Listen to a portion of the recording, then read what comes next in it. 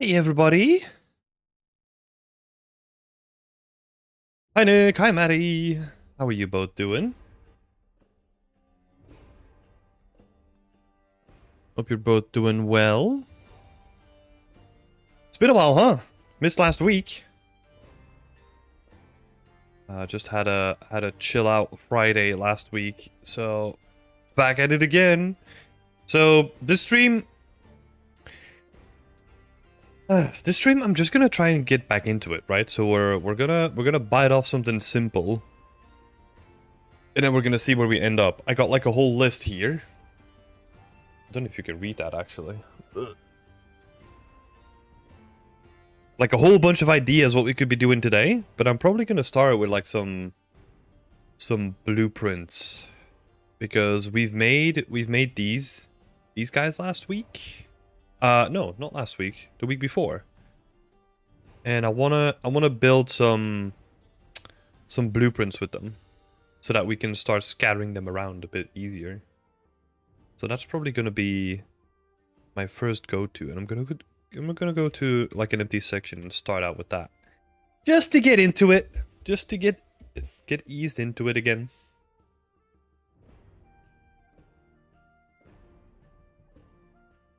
Hey Aloya! How do you do? I'm doing good, thank you so much.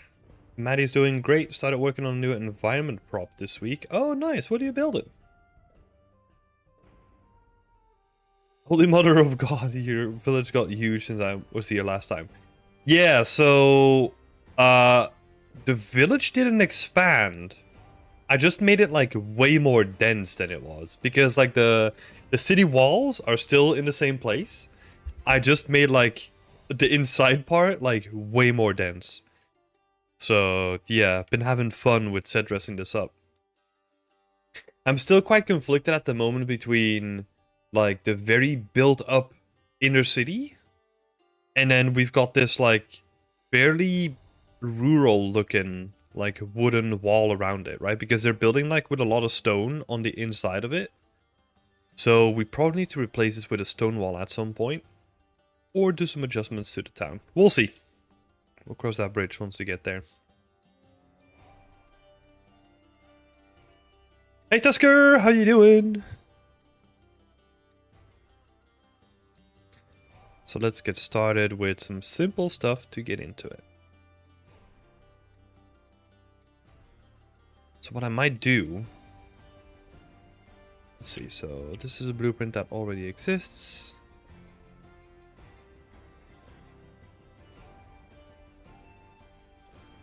So what I'm gonna do is I'm just gonna pick like all the stuff that I kind of want to work with, that I'm thinking about using. All of this stuff.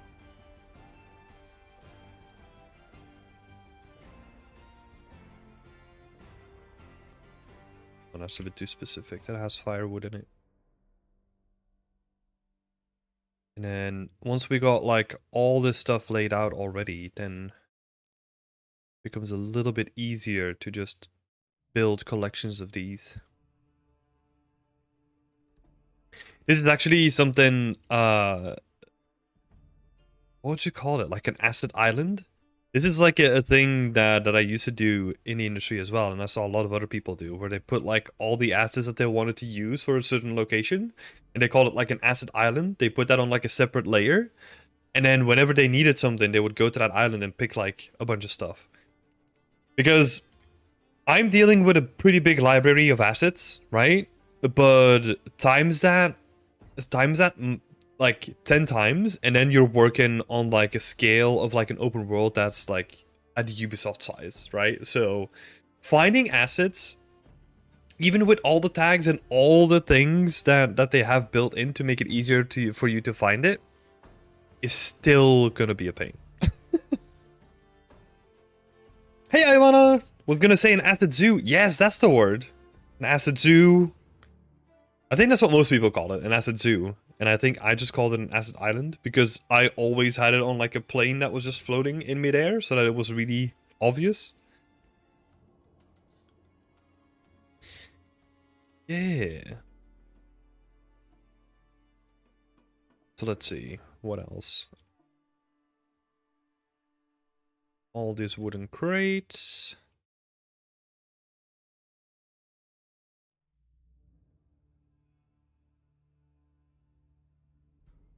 Hay bales, we've got all these.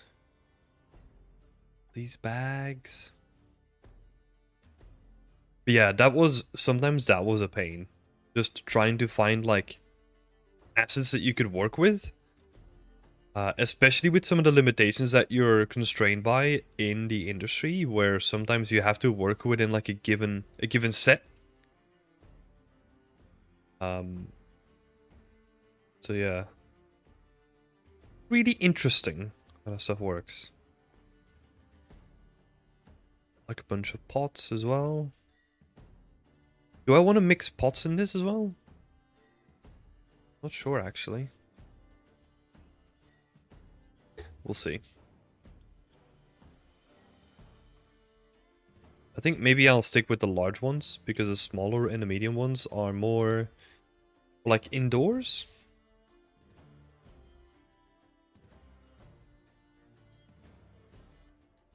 I mean, I also have this filter over here, right? That's literally obscured by my face, probably. It is. So, okay, let's see if we can show that off a little bit better. So I've also made these collections where if you click on a collection, it will show you like all the tools or like all the assets that I've put in that collection. So that's also what I could be using. Right, so this is for storage. So I have like a whole bunch of storage stuff in here. Also like a little handy tool too. Medieval Friday, let's go! Exactly. Okay, but I think that should be good. What is Maddie saying? Maddie is working on a Gothic arch, but I'm sort of going to add more statues that are crawling around it to try and make it stand out differently. Oh, okay. So it would be more like a very, very ornate, carved kind of arch instead of like your stereotypical arch. Tusker has a senior interview with Jagex later, so just calming some nerves. That's awesome. Congratulations. I mean, you got the interview, right? So that means that they're really interested in what you have on your portfolio. So best of luck, Tusker. Best of luck. Antonio's here as well. Hi, Antonio. Okay, now gonna see what we can do with all of this.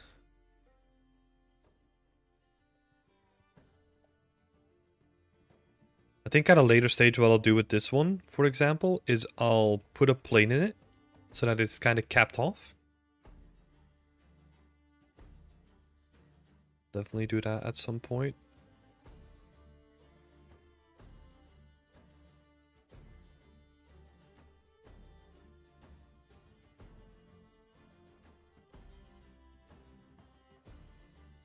Not too sure about the pots in the mix. I'm not too sure about that yet.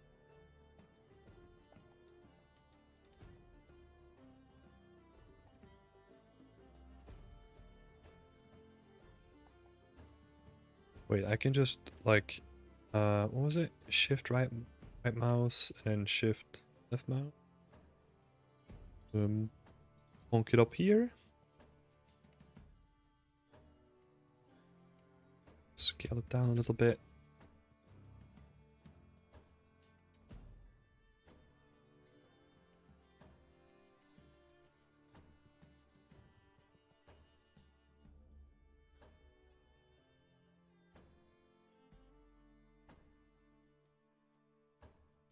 Did I already add like a plane in here?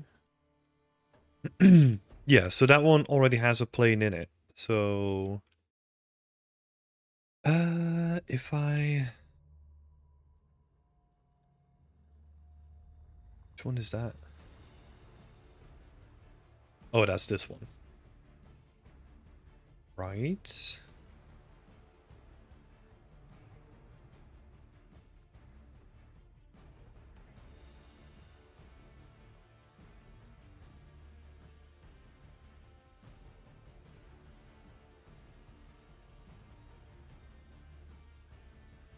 I'm just gonna try and like sort of quickly fill this all in.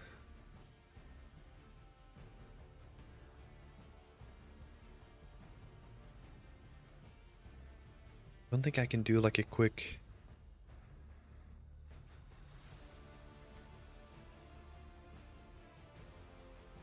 let's see.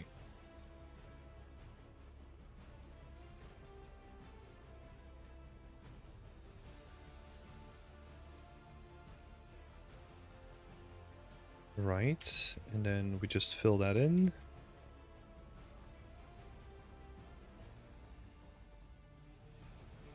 Yeah, that's all over the place, so... Oh, this epic music every time! Let me... Okay. Move that. Want some chill vibes going on, please? Aloya! Thank you so much for the question. Where did you learn to make good lighting and render things? I'm trying to learn good model presentation for my portfolio. Where did I learn that? Slowly but surely over time. There are some really interesting tutorials like Lighting Academy on YouTube, which is a pretty decent one. It's a little bit longer. I would also... Oh, this is not gonna work, is it?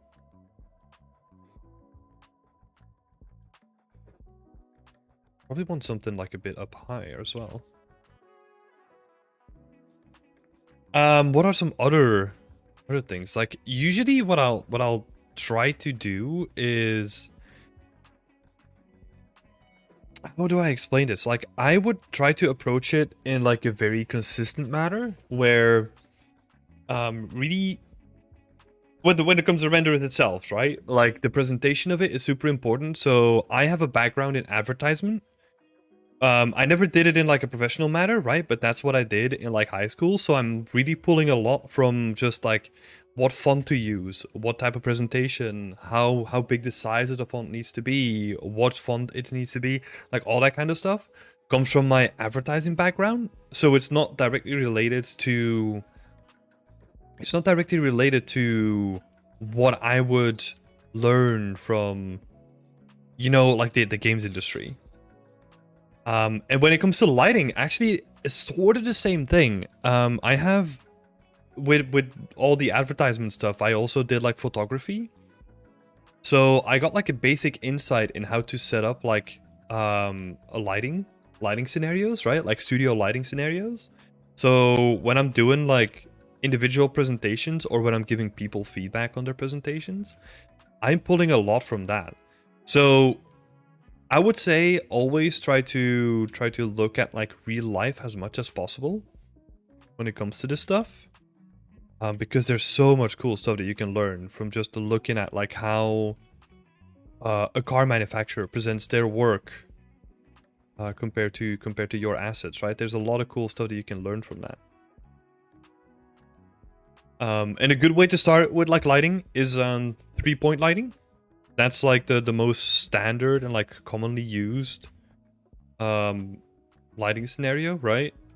Okay, this is totally not working. So I would start there with like a 3-point lighting setup where you have your key light, which is like almost at the same location as your camera. Then you would have your rim light, which is basically behind the object that you're trying to present, and it's going to show you like nice rims on the edges, right? So it's going to make it stand out from the background.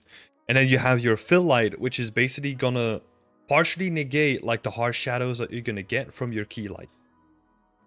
You're going to place that like to the side or something like that, because you're trying to negate the shadows that are coming from the key light, right? But yeah, there's a whole bunch of tutorials on that, like on YouTube. So just look for like key light, not key light, like 3-point light setup. You're gonna find a lot of stuff on it.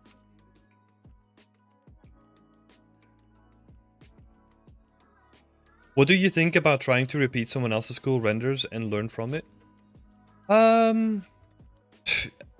Yeah. I mean, we all that would be a good, if you're stuck with how to present your work, that would be a good way to go about it, right? I this is me personally, right? Like I've always been like very insulated when it comes to this stuff. So I'll try to figure stuff out by myself on my own.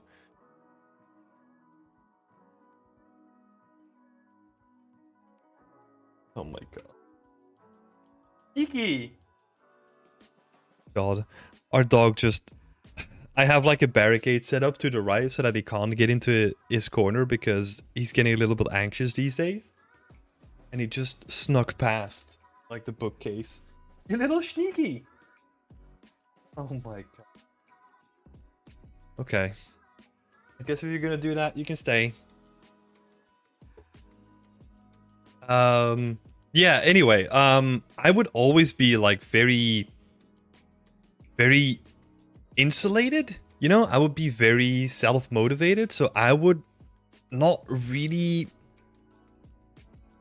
I would not really look at other people's work and try to replicate it. I would always be like trying my own stuff. And not trying to overcomplicate things either, right? Because I think that's where people go wrong. Like for example, that's why I'm so hesitant to talk about like fonts and like how to put your name and your title on your work, because a lot of people don't know how to use fonts correctly and how to make it, how big to make it. And with that kind of stuff, like it becomes really easy to like overdo it, and then it becomes like super tacky. So that's why I'm always a little bit hesitant to talk about like how to use fonts and how to present your work in that way. But yeah, I mean, it's a long way of saying like if that helps you, you know, because all the examples that I always bring up are always based on like my personal opinions, so take that into account. If it helps you get unstuck, do it. You know, whatever you need to do.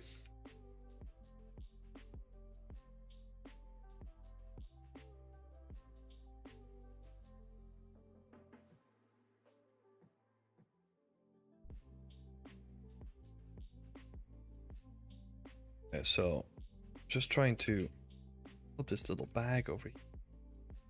I'm gonna push it like a little bit lower.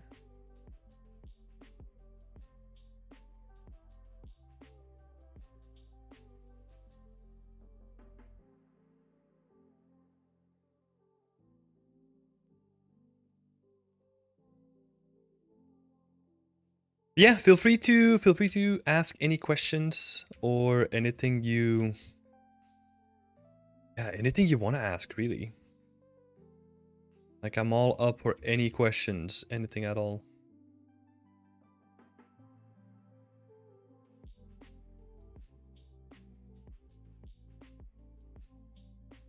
I mean, not literally anything, but you know what I mean.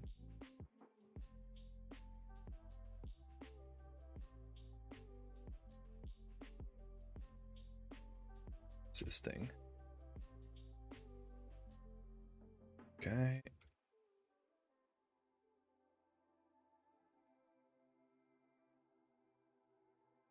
Yeah, the thing that I will say to add on to that point is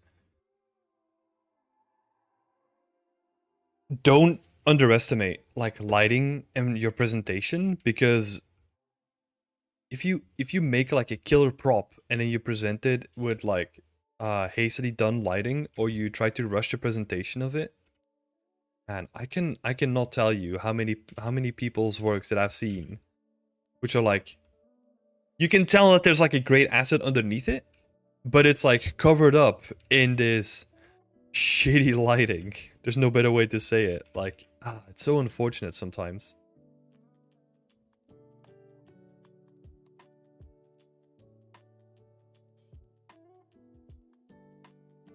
So, does that go?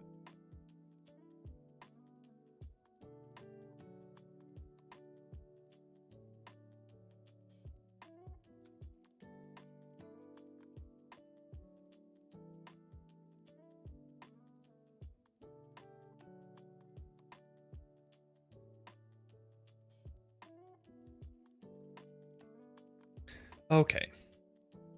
Now I'm just gonna quickly add something here because this was supposed to be like a little detour.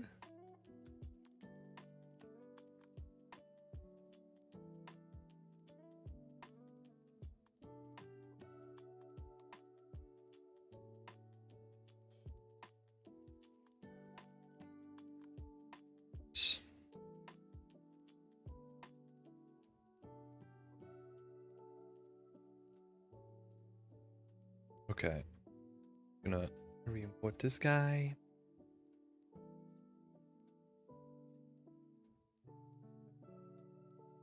Oh, I got like a bunch of ropes as well. Hi Christian, how's it going?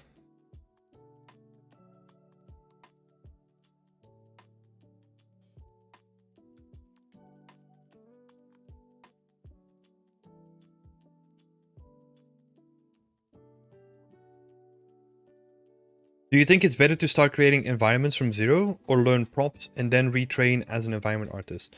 So if you start out with props, you don't have to retrain because props are a part of environment. You know what I'm saying? Like the workflows are obviously going to be different, but usually if you make like especially for working on portfolio work, what you'll usually end up doing is you'll make a hero asset, which is going to be following the normal prop pipeline in like a lot of cases. And then you just expand out by using environment art workflows. So I would say it's always better to start from the asset creation, right? Because that allows you to make like high quality looking individual pieces. And then at some point, once you're comfortable with that, you will start expanding outwards. And if you want to make like a diorama or like a bigger scene, that's where you're going to learn like all the environment art workflows that will make you make stuff in like a more optimized manner. And yeah, that's the way that I would approach it. And that's the way that I've always recommended it to people as well. Because the truth of the matter is that if you're doing environment artwork,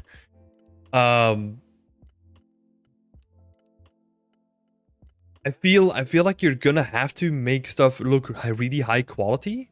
And if you can't do that with like a simple 0 to 1 texture, you're gonna really struggle doing that with like a whole bunch of technical stuff on top of it. Because yeah, if you look at the overall prop pipeline, right, like the let's say high to low poly prop creation pipeline, the texturing and like the high quality side of things, like it's much easier to achieve because you're only focusing on like a single aspect. Where if you want to make stuff like this look really good, you have to make a trim sheet, so you have to know how trim sheets work.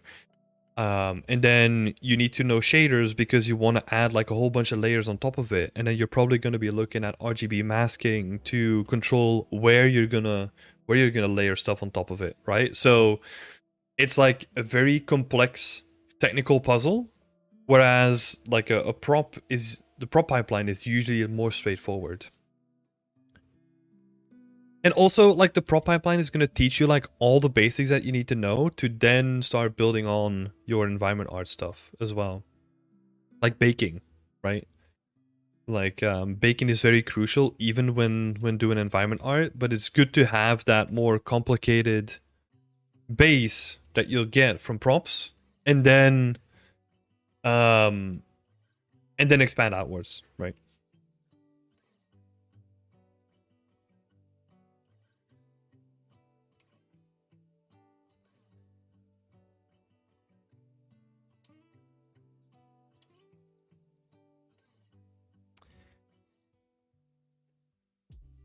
That is a shitty looking row pile. What else can we add here?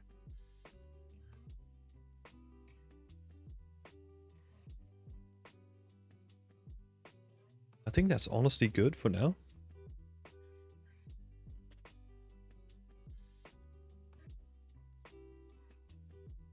All good here. Just recently, I've started to take the series from the beginning. Started to look more on the Unreal Engine side of things.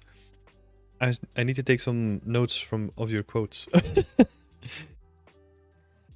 Yeah, and feel free to ask any questions as well, right? If I can help in that journey. Feel free to ask any questions.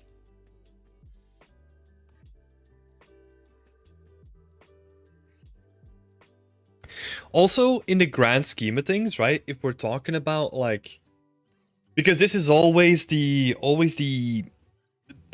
side that I look at, right? Is I'm looking at how employable my advice will make you, right? And I feel like it would be actually be interesting to talk to other professionals about this because I've never really done that. But I feel that the more technical and the more in-depth your knowledge is going to be, let's say on the prop side of things, right? The easier it's going to be to get you employment, right? Because let's say there's a whole bunch of people who want to do level art, just set dressing, right? I'm not even talking about like making assets or any of that stuff. It's going to be very tricky to find you a job because your job is so easily replaceable by someone else who has that base level knowledge of how to make an appealing scene, right? But let's say, and especially because you're competing with people who can make an appealing scene and then also have made all the components of that scene themselves, right? So that's why even though level artist is like a specialization in the industry, right? Where a lot of people think that level art is rightly so, right? Like the description is more about like how you compose a scene and how you put pre-made assets together in like a cohesive way. However, I think for your personal career, if you put all your eggs in that one basket, you may even get the job.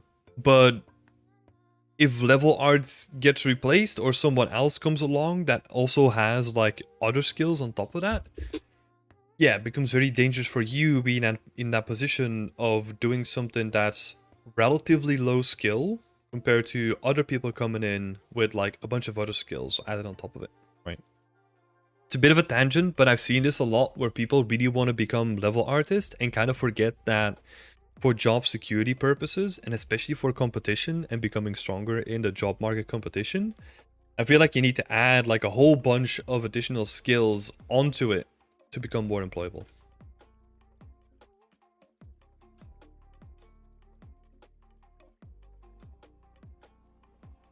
Already a lot of material in the book on Patreon. Oh yeah, that book is almost 250 pages long now. Maybe even more. So enjoy.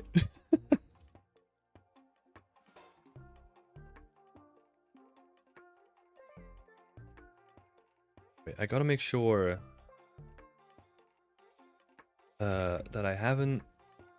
Yeah. Don't want to duplicate like all the RVT stuff constantly.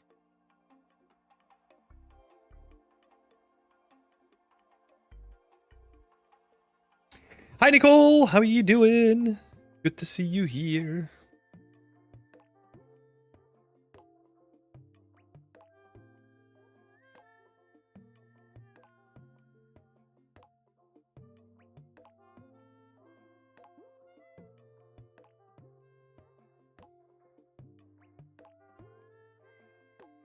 Yeah, that whole conversation is such an interesting but tricky topic sometimes. Because I feel like a lot of people have their own opinion on it.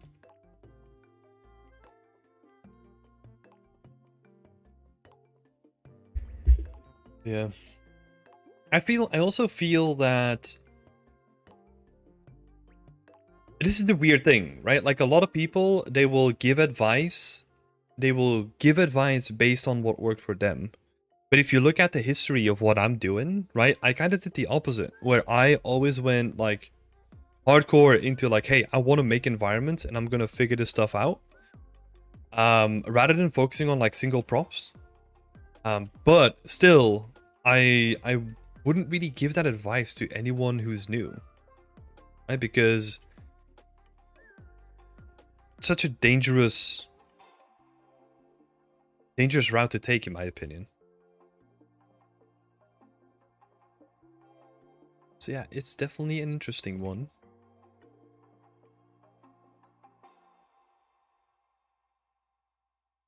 Just working on a few props from an indie game I'm helping out with. Props are looking good. Hey!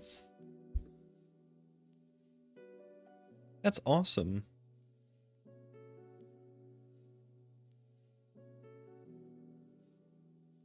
So yeah, I was actually looking at your work, Nicole. Because I've been gathering like a bunch of people's work from this month from the community. And your work was in it, right? Because you posted, I forgot what the game was called, like the black and white like indie game that you were helping out with.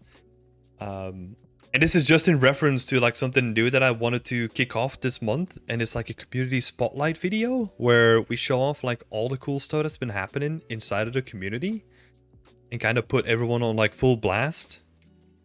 And yeah, your stuff is gonna be in it too. That's why, yeah, that's why I wasn't that active on doing personal work as well, because I've been playing around like a lot with those new things that we got coming up. Do as I say, not as I do. Yeah, 100%. Like, I feel it's weird, right? It's weird, but I think it's also the best sort of advice, because I feel like the people that give the advice of like, hey, look, this worked for me, so you gotta do exactly the same thing, and you're gonna be in that position, don't take into account that the industry is constantly shifting. Right? So I would feel kind of disingenuous of saying like, hey, this is the way that you should do it based on the experiences that I have, because those experiences are usually like already out of date by the time that they're gonna give advice about them. In a very general way, right?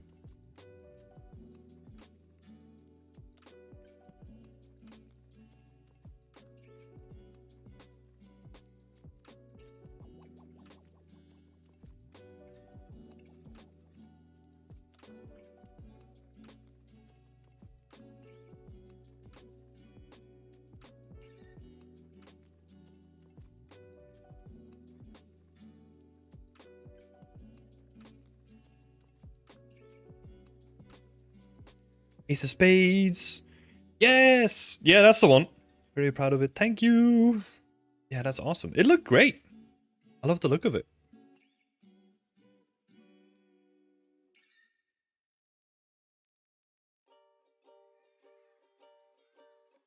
What do we have?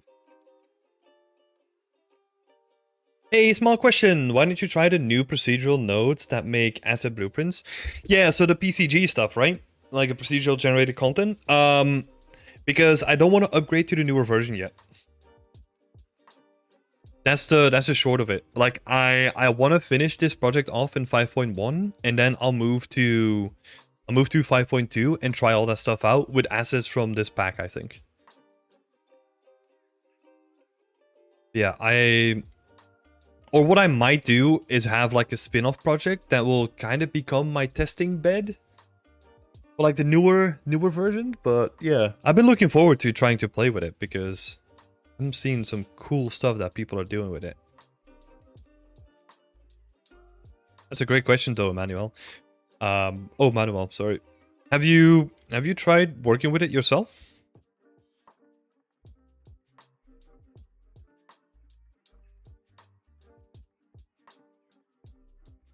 I remember back when I started learning game dev stuff, I was told to aim for QA before going into a profession that I want because it's easier to get in that way, but now that has changed.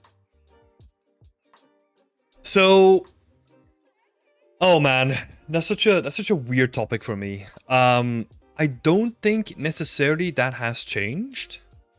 I think QA is still like, I think it's still like an easier way to get into the industry, right? Because you don't really need to know like a whole bunch of like technical things to get into that profession, right? But I also think that the advice of like, hey, look, if you want to get in game dev, like focus on QA first and then pivot to art, I feel like it's such terrible advice. I think that's, oh, I hate that advice personally. Because if someone comes up to you and says like, "Hey, I really want to make art," and then you tell them like, "Oh yeah, but become a game tester first," it kind of feels like you're sending them down the wrong path. You know, like it might be easier, but then you're stuck in QA for like a couple of years because now you're doing a full-time job and you have to do art on the side, right? So it becomes way more difficult to then make a pivot to art, where usually before you land a job in QA, a lot of people are still students, right? So they have like more time. So I would say focus on the thing that you want to do before looking for an easier way to get in, right? It's almost like saying there's also the opposite side of the coin, right? Where a bunch of people will say like, "Oh, if you want to get a job now, become a VFX artist or like a technical artist or something like that." Because those are like what are they called? Like bottleneck professions where there's not a lot of people coming in. But they need a lot of people, right? But also, if you don't care about doing that, why should you focus on it? It's always how I felt. Like, I don't want to be doing something for like a couple of years where it was never the thing that I wanted to do in the beginning anyway, just to get a job. I don't know. What do y'all think of it? Like, does that make sense or not?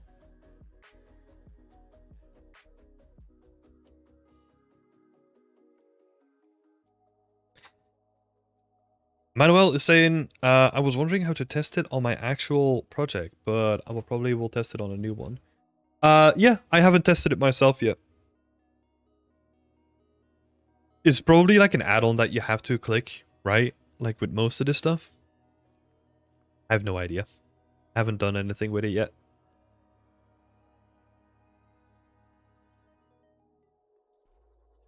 Yeah, I've always found that like a really weird conversation where it's like, oh, if you want to get into games, go into QA first. Because it also does this thing where, and this is the issue with like a perception of QA at this point, right? Is that QA, um, QA is seen as like the stepping stone. So it's not really seen as like a genuine profession where people that want to do QA have like a career path by themselves, right? It's always seen as like this stepping stone of like another profession. Which is also why this weird perception of QA being that is there. And I feel like the sooner that we get rid of that, the better QA is going to be all.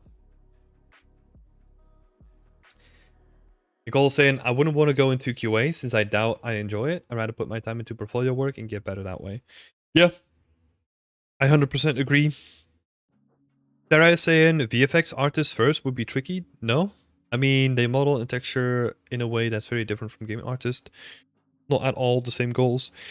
Yeah, I think the example that I was bringing up, because you're definitely right? Like, it's way more tricky to get like a VFX artist position, but there's also the conversation where people, they don't really care what they do, or they haven't really figured it out yet. So they're looking into easy, like not an easy way, but like the quickest way in the industry.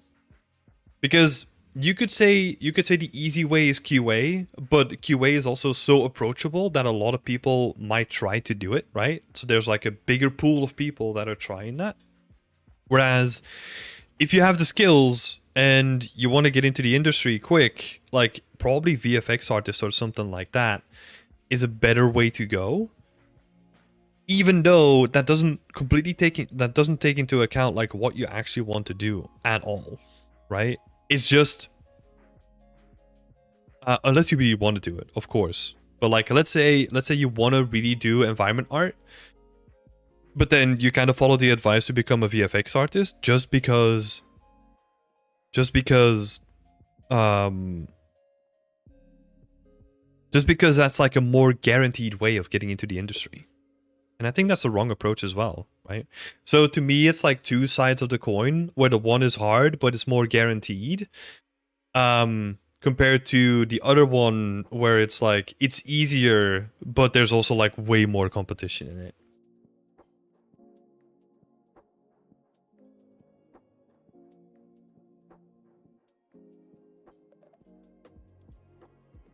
It makes perfect sense. I think that the advice was aimed more for when the industry was smaller and studios were more groups of friends than major organizations. Still pretty strict today. But I assume that in the past it was a lot less likely to get into a studio with without a social connection inside.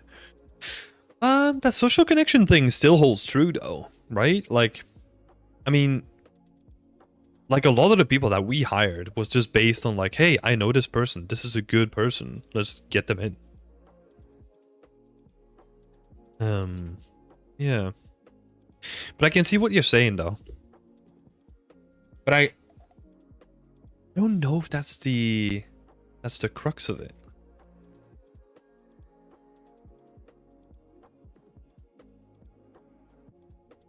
I guess so. To a certain degree, it might make sense, right?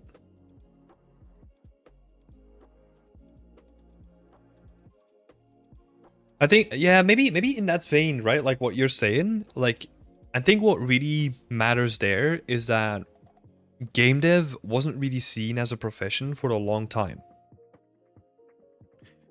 Right? So maybe that's why people were just excited, because you hear that a lot, right? Like from like the old school people in the industry that have been there for like 20 years, let's say.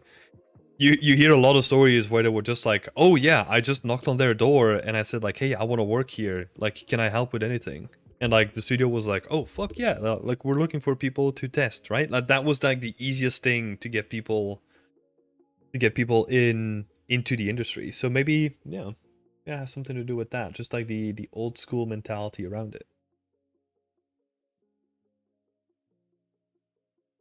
Man, that's also crazy. Like if you listen to like some of the old school people and how they got their jobs by just like sending in, what is it, like sending in like CDs, like digital resumes on CDs, or like even just like knocking at their door and seeing if they have like an opening currently. Like so many crazy moments there.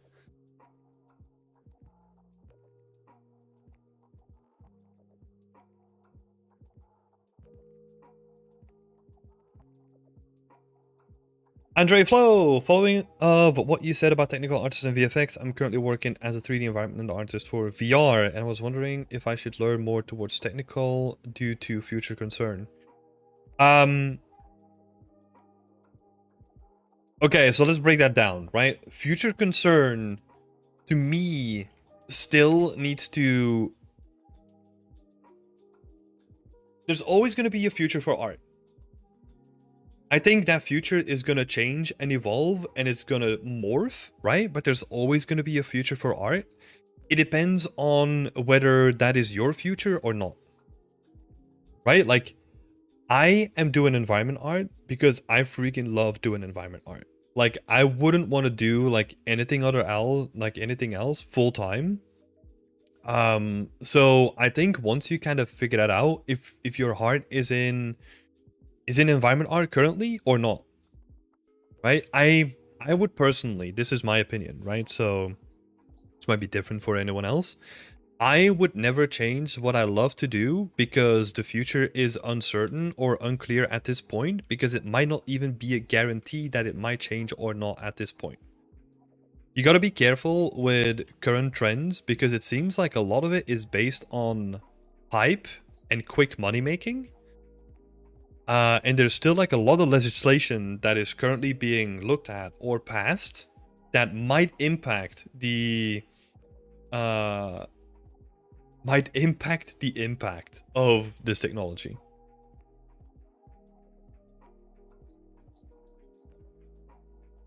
So once, yeah, maybe this is like a passive approach to it, right? But I'm looking at it in a way where, look, I'm just gonna keep doing what I do, what I love doing the most,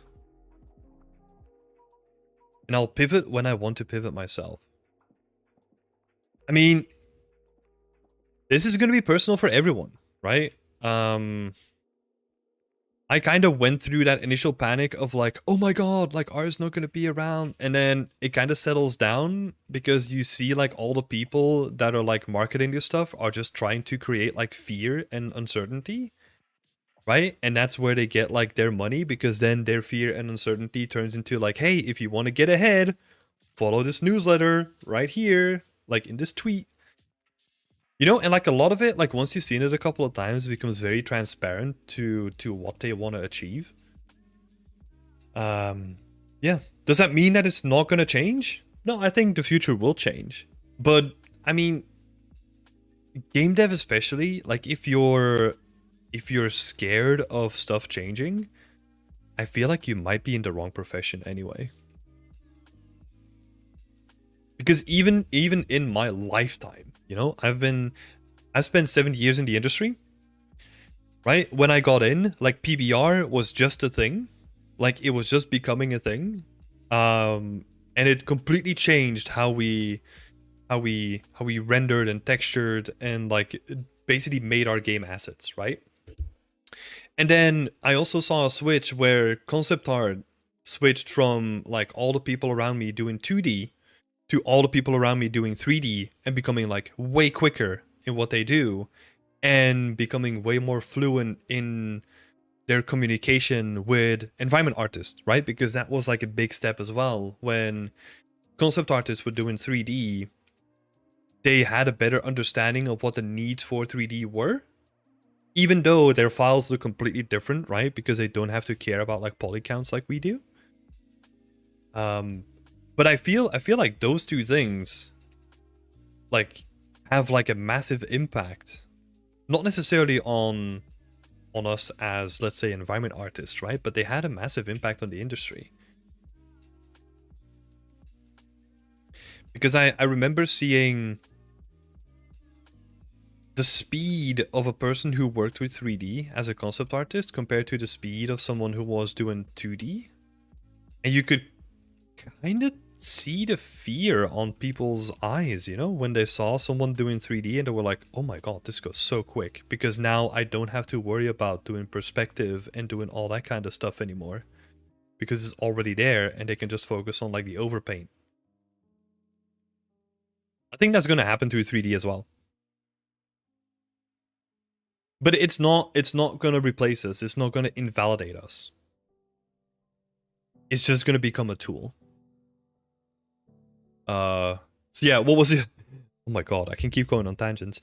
How do you see environment artists develop in the next years? And what skills would they have to develop, and how would their daily work change due to AI and all of this new tech? No idea. And I think that's where the fear comes from, right? Like it's the uncertainty of what might change. Like I can make like a couple of guesses, right?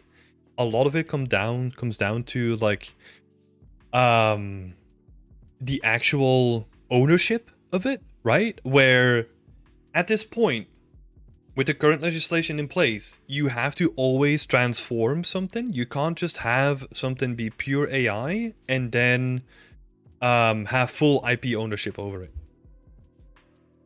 or like copyright ownership over it, right? So that means that companies will always look for a combination between AI and people in the future, which you can technically already see happen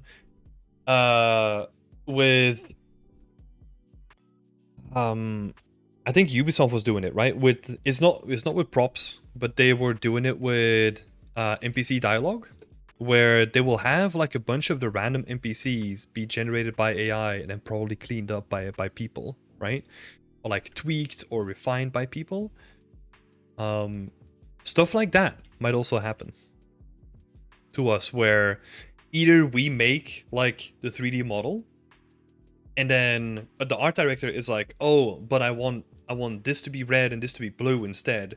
And then instead of you doing it and changing it, like you can just like draw a circle and tell it to be red, right? Or like tell it to be like bigger or like a different shape, like more rounded or whatever.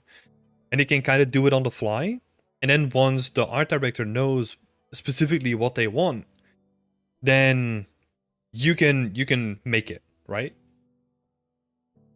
I don't think, if done correctly and if done in a way where it doesn't destroy your creative purpose of why you wanted this job in the first place, then we're going to be good, right? But there's also going to be a lot of cases where it will completely destroy the creative input of the individual artist working on it.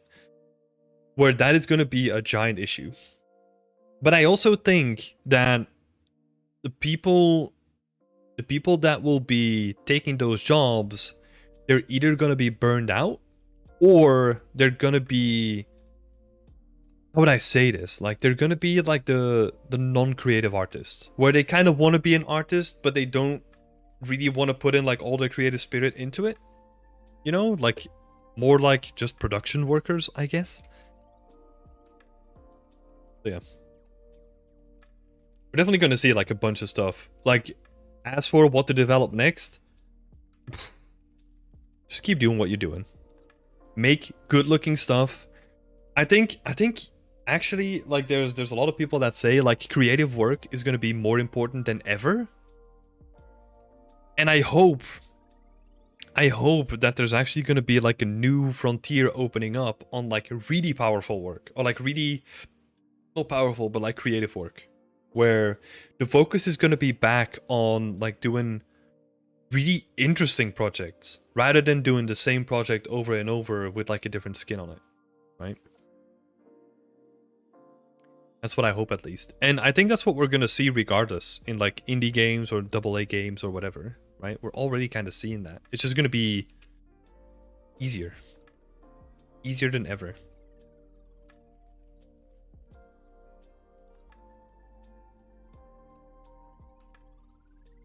Did you try the end button when locating props? No, because I don't have an end button, because I'm on a tactical keyboard.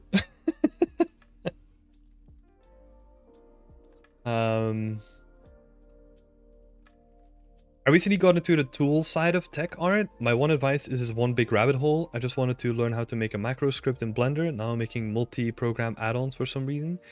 Yeah, at some point you just have to stop yourself, right? I mean, it depends. It depends what you wanna do with it.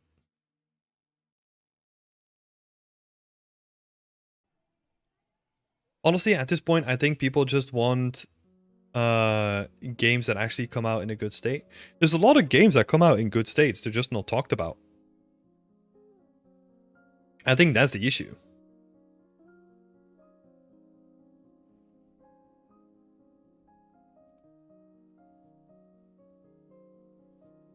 It's just, yeah, the really big AAA stuff, or like quadruple A or whatever they call it now. Yeah, there's more. There's more moving pieces there, right? Like the complexity just spirals out of control, like exponentially. So, freaking crazy, man. Okay. Let's make one more. Let's make these all into like little clusters, and then let's see what else we can do.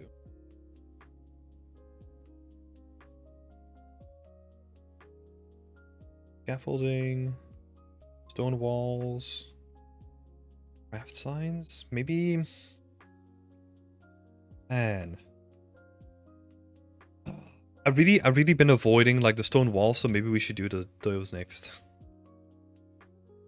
I just really don't do them, but I'm using them all over now, so I don't have a choice.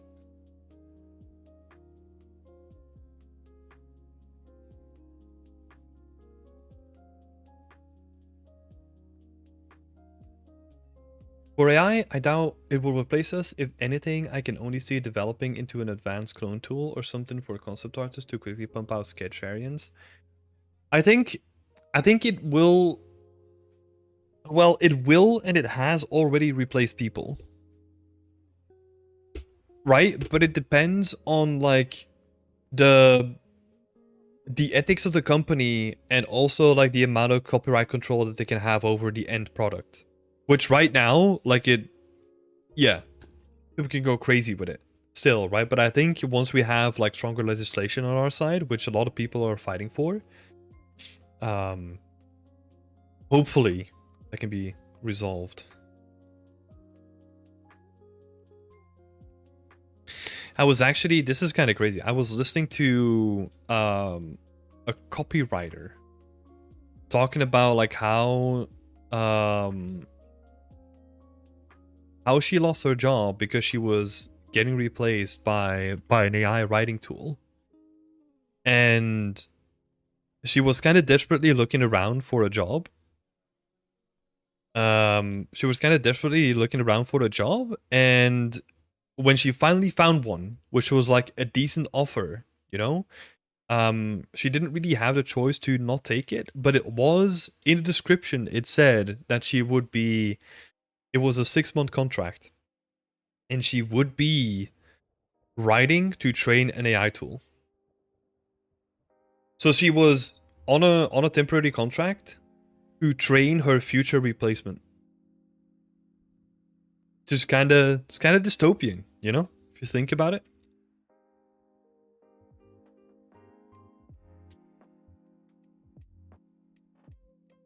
And yeah, she couldn't really say no because she had to put food on the table. So it's crazy. So there's another thing that I've been thinking about all this, right? Like I would probably, and I said this in the community Discord as well, where I would, if I would get an offer that would try to get me back into a studio for whatever reason, right? I would honestly try to negotiate for like a clause in the contract that doesn't allow my stuff to be trained by an AI. Or the opposite way, where if they do, then I get residuals based on it. I would really consider that now. If I were to sign like a new contract,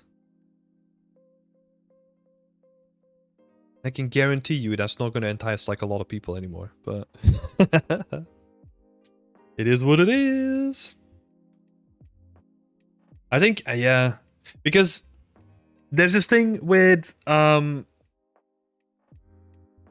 this thing that would happen, that's happening with actors as well, right? And this is like an old thing by this point, where you scan an actor these days, and there is a clause in their contract where if they happen to pass away during the production of the movie, that they can still use the scans of those people in that current movie. And there's even people that have signed contracts for like the next couple of movies for the same thing. And it's like a clause in their contract that they have to get paid extra or whatever, right? Or they get like a bigger share because they got scanned. And yeah, the company might be making use of that in the future.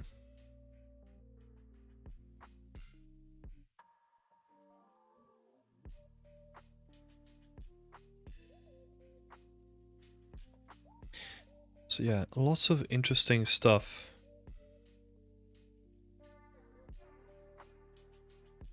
Oh, completely different question though. Who's freaking tired of all this AI talk? Raise your hands in the chat.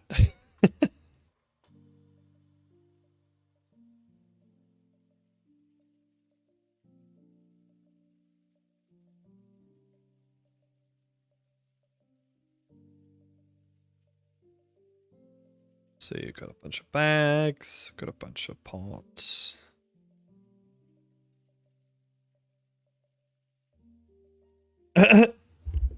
Yep. Definitely tired of it. Yup. I get it. I get it. No bat. There's people coming out of the woodwork to just say that they're tired of like all this AI stuff. I get it. I do find it interesting to talk about, right? But it feels like sometimes you're just going in circles on this topic. That's the annoying part of it. Manuel is saying there have been many discussions about what would happen if machines take our jobs, and most people with knowledge on the subject discussed about universal basic income, right? Yeah, but we'll see. We'll see what gets there.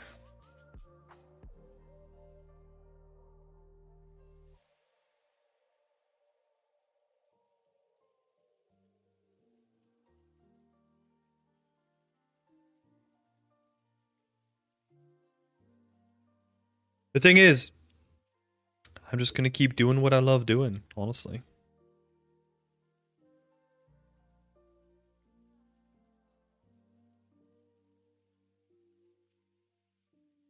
Nicole is saying it's like, I get it, it's happening, but nothing we can do about it. No, I don't think that's a thing, right? I think that's wrong, where we can definitely do something about it in the way where we can steer the future of it. And I think a lot of people have already resigned of like, oh, I'm gonna lose my job in like 20 years. I'm dead. You know? Like I mean, that's like a little bit of an exaggeration, but I think there's definitely ways that we can make a better future for ourselves. And there's people fighting really hard for that currently. But yeah, that's the thing, right? Like they wanna make you seem like that's the case, because then everyone's gonna give in to using the tool or using the AI to get up to the same level as other people are using it, right? So it's like a zero-sum game, and they kind of need to play it like that, because otherwise they don't convince people to actually use those tools. Very, very sneaky tactic. And obviously, like, every social media platform is chock full of people that are trying to like peddle you the latest tool, so that's also not making it easier.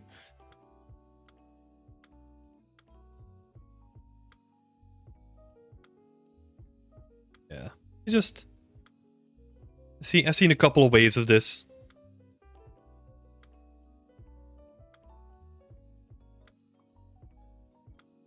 I'm hoping so. I want to be optimistic, but I hear so many people complaining about the same thing.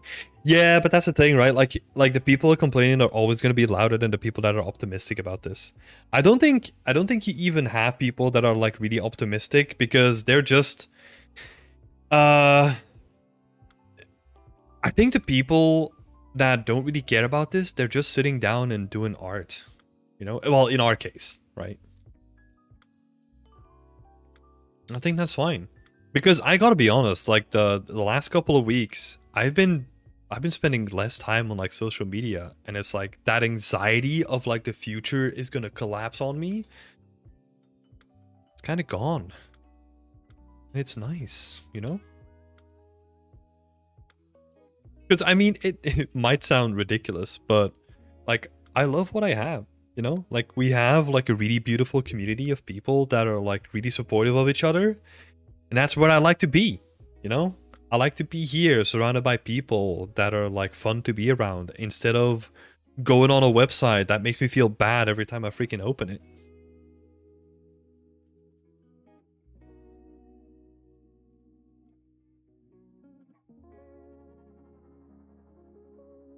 Apiraid. Hi Tim! Last time you showed me your tree generator, I started creating my own now. It really fired me up more than I thought. Oh, that's awesome! If you get like a good one going, show the results at some point. I'd be curious to see it.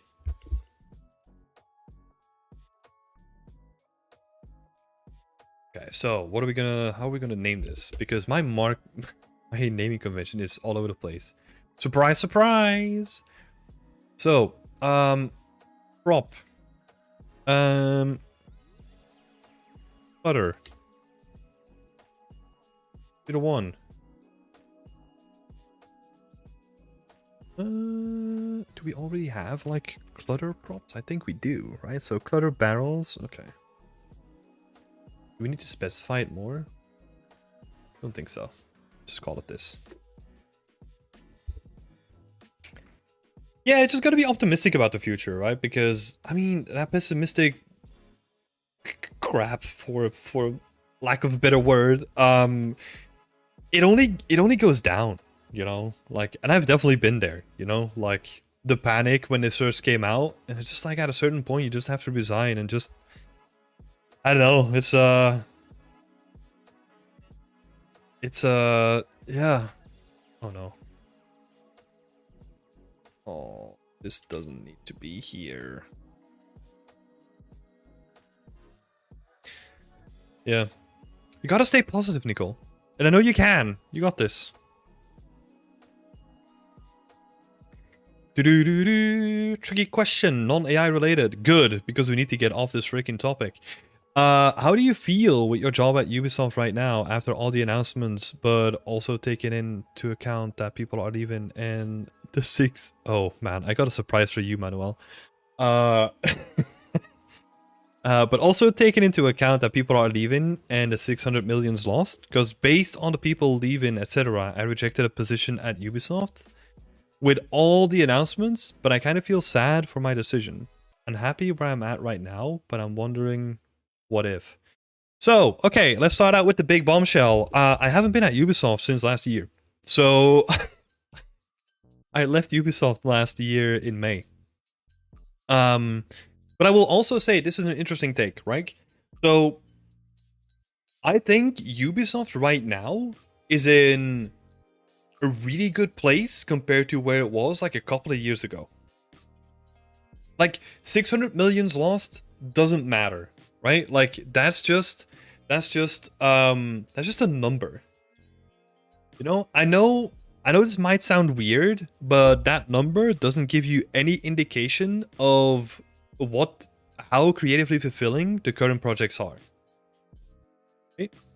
And even with some of the absolutely sad news where they had to cancel like 6 games, like 5 or 6 games or something like that.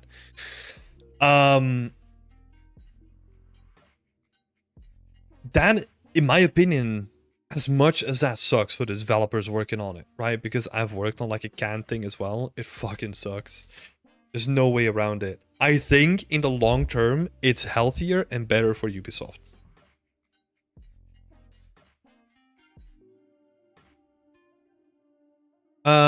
Your previous company? You mean Frontier? No, Wait, my previous company? So kind of lost. So yeah, I'm no longer working at Ubisoft, right? And before that I worked at Frontier. Yeah, but yeah, no, like all the Ubisoft stuff that's coming out, I think they're in like a really good position right now. And also,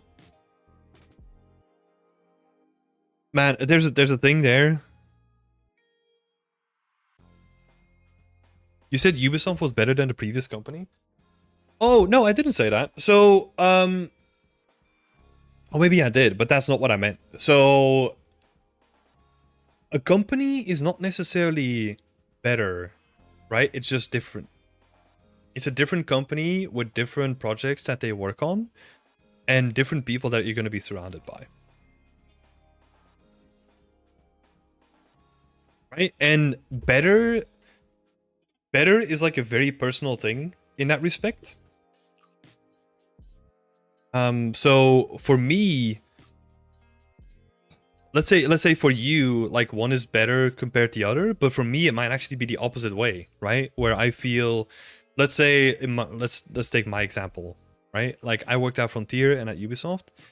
A lot of people, there's probably people that have made the opposite switch and actually liked it that way around. You know, so better is like a very personal thing. That's all I'm trying to say.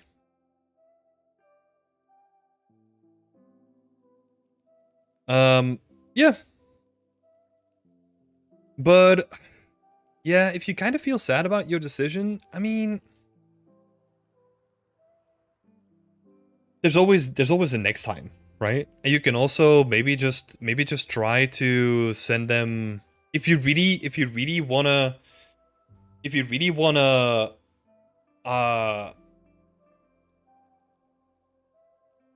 maybe there's still an option, right? Like if you're really interested in working at Ubisoft, you could maybe still reach out to them and say like, hey, look, I know that I rejected you, but maybe there's still an opening for me because I'm really interested in still taking the jump, right? Can also be an option. I see. Well, I'm asking because I'm actually at Frontier. Yeah, I mean, there's also another component to this whole thing, right? Like the Frontier that you're working at is nothing like the Frontier that I worked at. Because you're working in that big building, and I worked only for a little bit in that big building. Like the amount of people that I was working with was like 100 to 200 people. Like even before that, it was like smaller than 100, I think. But now Frontier is like 800 people, right? So it's a completely different company. Completely different. So you will have to make that judgment call for yourself. I honestly really can't help with that. I think the thing that I will say is that you can always try, and if you didn't like it, you can always go back. That's the way that I always looked at it, right? Like if I switch it up and it really sucks for whatever reason, I can still switch it up, right?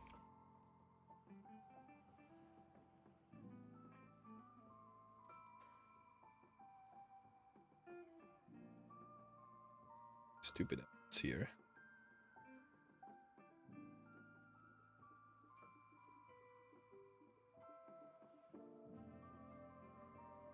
Hold up.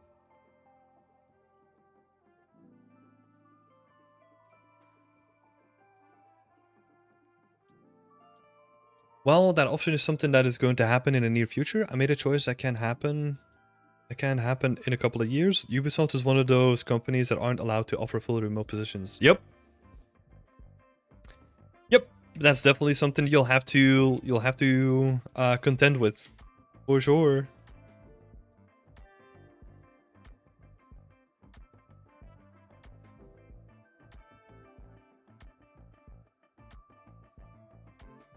And we made a big investment to move to Cambridge. Yep. You don't have to tell me. That's why we left. One of the reasons why we left is because it was so freaking expensive.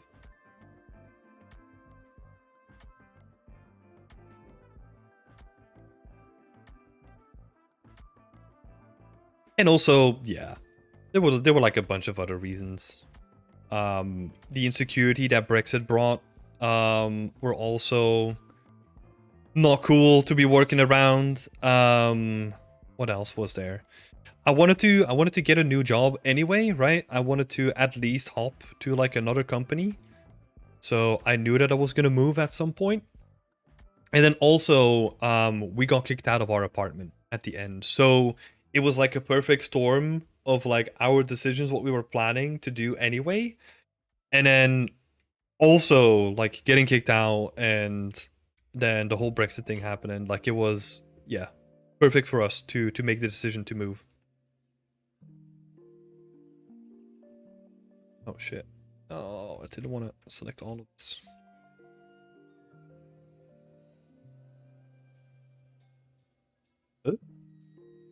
What? Okay.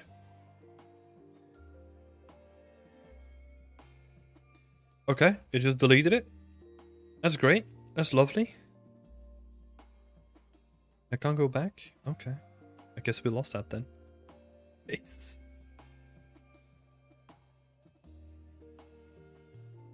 Oh.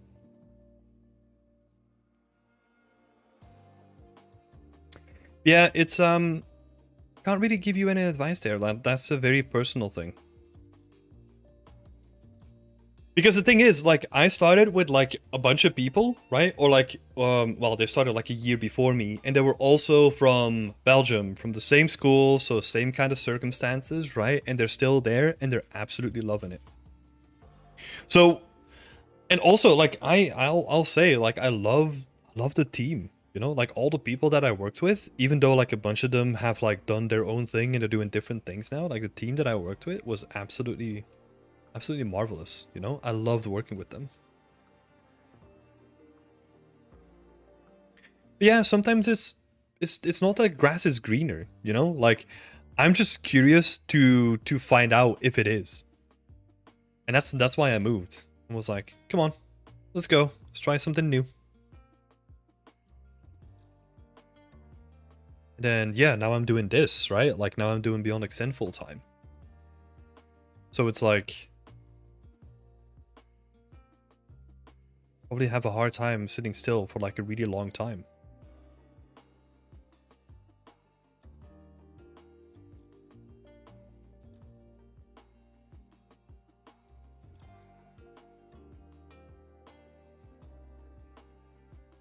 I think at this point, all companies have their good and not good things. That has always been the case, I feel. It's like, It's that's a point that Abdi Raid brought up as well, right? Like it's very subjective. Like it's very personal, very subjective. And the only way to figure that out is to go there and figure it out, right? It's kind of annoying, but that's probably the best way to figure stuff out.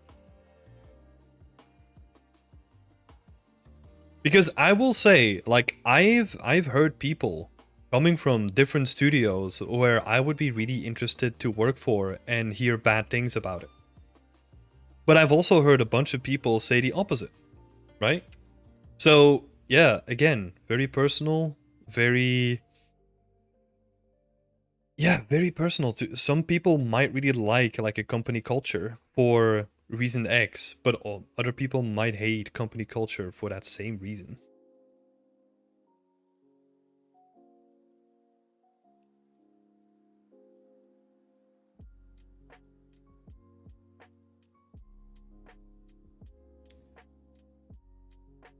I'm gonna take a couple screenshots of this.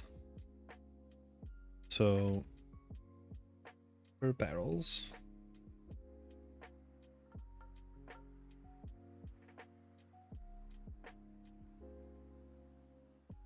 Doo-doo-doo. Set actions, capture thumbnail. Let's go. We want to go a little bit closer.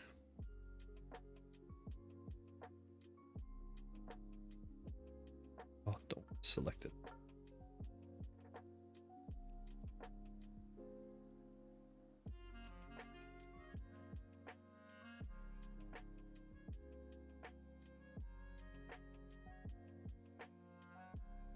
Dunk.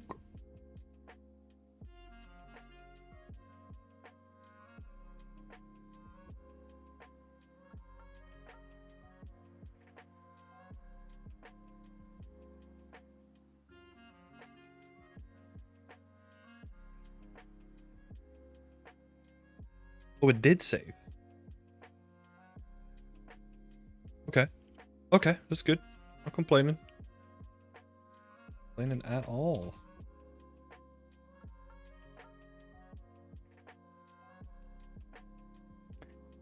Nicole is saying, this is kind of why I prefer trying to get a job at an indie studio. I really wanted to work at UB, but AAA with large amounts of people and not as many remote roles kind of put me off with my anxiety.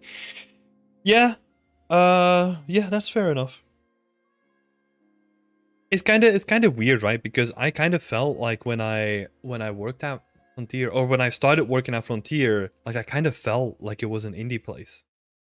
Like the team that we worked at wasn't really big. So I kind of loved that, you know? And then I saw the company grow up, and then they have like a massive new building now. And they have like 800 people, and like it's a different scale, right? But that's also one of the points that really attracted me to Ubisoft, right? Because Ubisoft, well, Ubisoft Berlin specifically, let me rephrase that, because people look at Ubisoft as like this big conglomerate with like 20,000 people, and it's crazy, right? But actually, like there are different scales to it, where like our studio, right, when I joined, it was 30 people.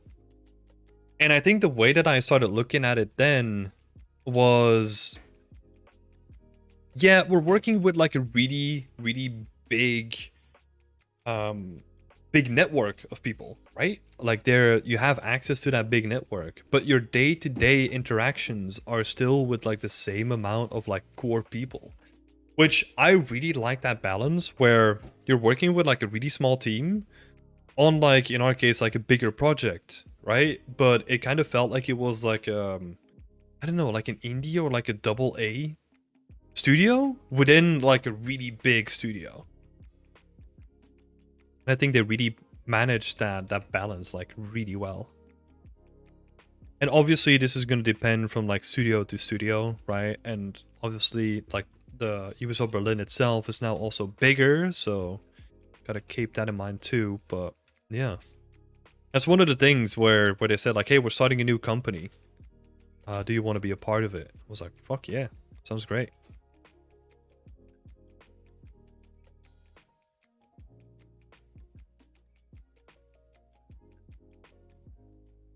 Okay, so we have like a whole bunch of new clusters that we can work with.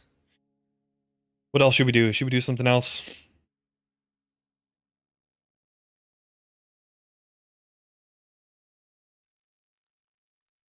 Trim sheets. I actually want to make some adjustments to one of our assets, but I'm gonna grab a little bit of water before we do that. Let me find the asset first, and then we're gonna get started. It's one of those torches. Standing torches.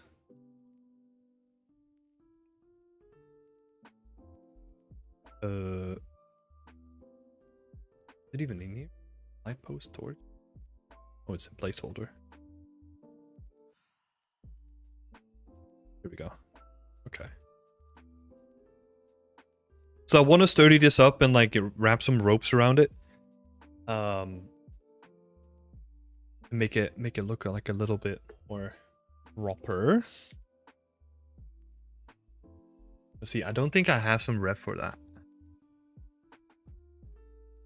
Got some lights.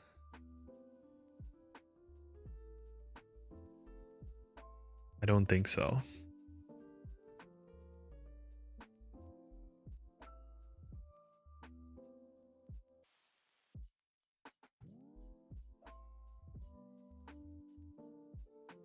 Where did I get inspired from? Was it Diablo 4 playing that recently?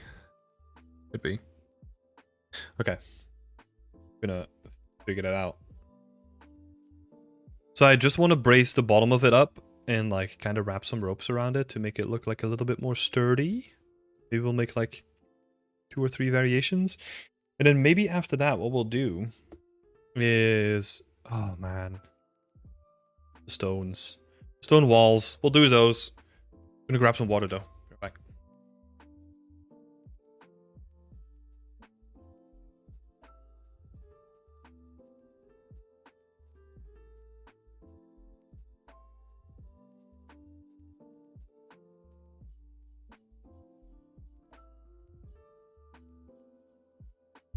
Oh. Nicole has to go. Been great watching. See you around, Nicole. Have a great day. I've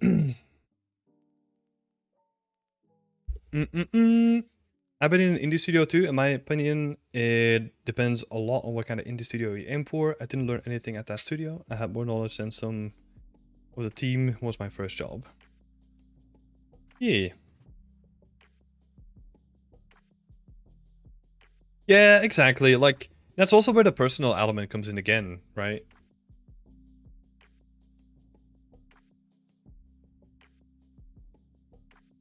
Because I've been around people that are like really content if they have like a nice working condition, right? Even though the project might not be creatively fulfilling or anything like that, right? But they're still content with what they have. And there's also people that are like, hey, I really want to push myself, you know? So I'm gonna go the extra mile. And if you then start running into these roadblocks with your company, with your current employer, and there's no way that those roadblocks are going to get removed in the future, that's where friction becomes the issue. And that's when you might start looking for like a different place, right?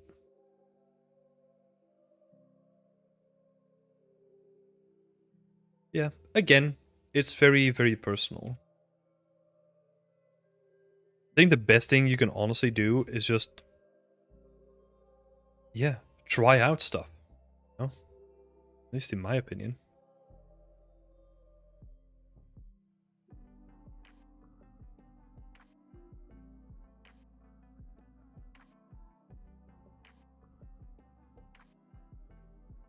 So something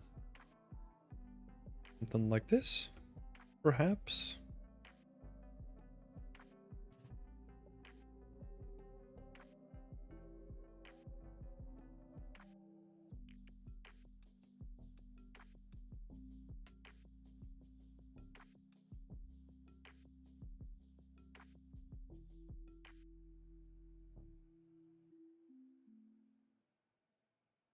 Mm. Yeah, but it's an interesting one though. I think everyone's gonna encounter that in the industry, where you will get to a point where you will have to decide whether you want to stay or not, right? At least that's what I feel. Like everyone will get to that point, and some people will stay, right? Which they really want to. That's their choice, and yeah. But I felt like I really needed to go out and like expand my skill set.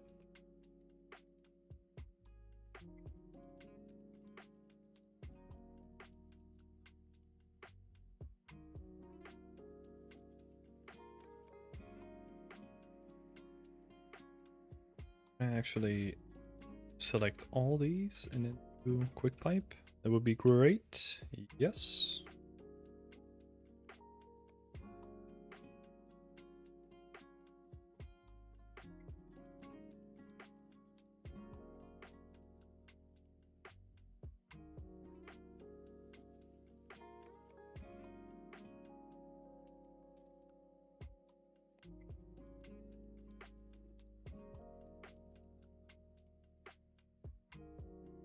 Okay. I'm gonna do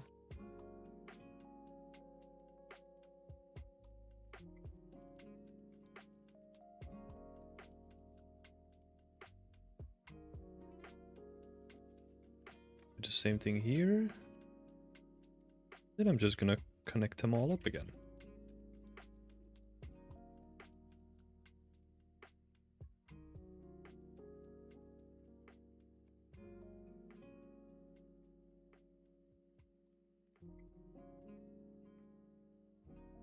Right.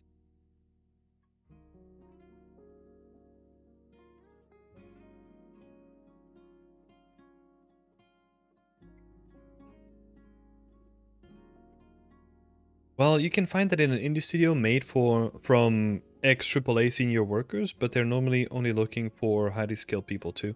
Yeah, that's the current trend, right? So I feel that the industry with like the whole working from home and like COVID and like the entire shakeup, I think a lot of people are pivoting where they're starting their own companies, which are like more lenient on what they allow people to go through, right? But in the beginning of setting up a company like that, you want to have more senior people because you need to make sure that the quality that you're putting out there is going to be, yeah, is going to be stellar, right? But that also means, I think, in my opinion, is that what we're going to see in a couple of years is going to be really interesting because now out there for like juniors, it's hell. Like finding a job as a junior currently is not pleasant. Um, but I think in a couple of years, like we're gonna see the inverse happen where most of these studios have pushed out um their first what is it their first product, and then we're gonna see that they really want to strengthen up their numbers by hiring like a lot of junior people too, like not a lot but like there's gonna be more juniors that will join those studios too.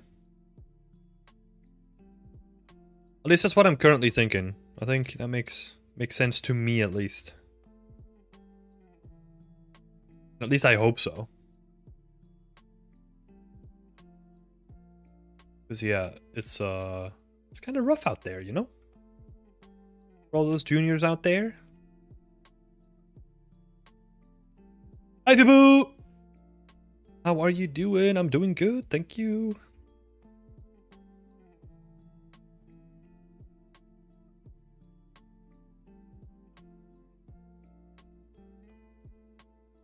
Yeah, I find it really interesting. What was the latest statistic that like in the UK only 3% of applications are for junior applications? Right? Or like are for junior people? That's so nuts. That is so nuts to me. Not make a segment. Why not?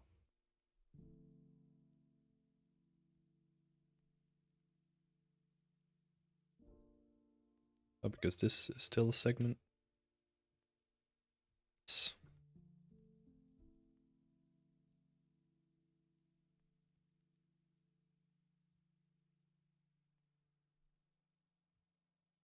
Okay, so we got this stuff kind of sorted.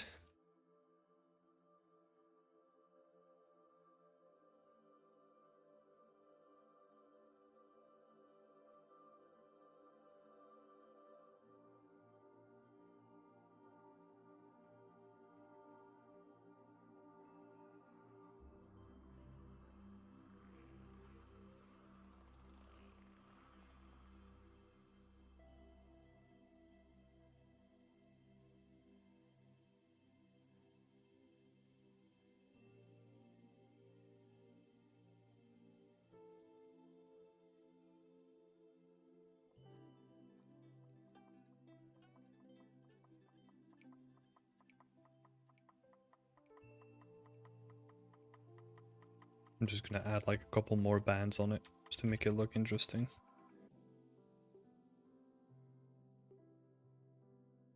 Right? What's happening on the top here?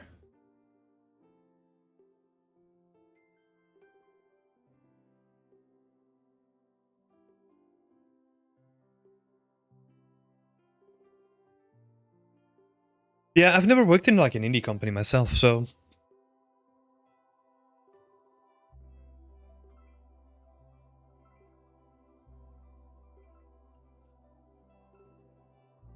don't really have any opinions on an indie company myself, so.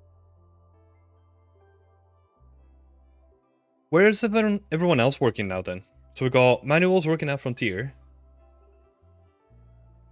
Well, if you have work, right?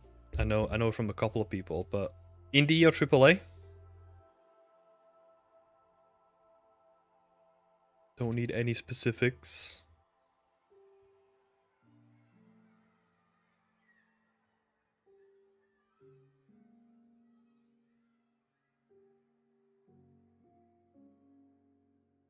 It might also be time for a little bit of coffee.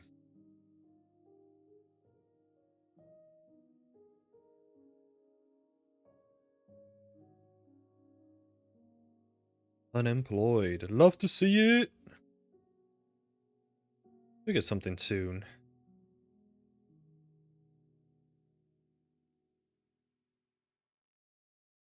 Wait, what? Oh, this isn't.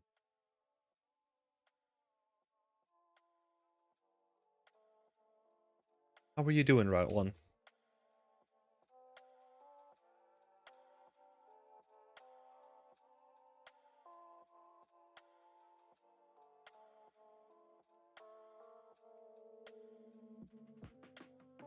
Oh, don't want to do that.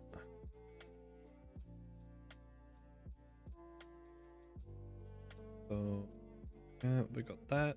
And we need rope on here as well.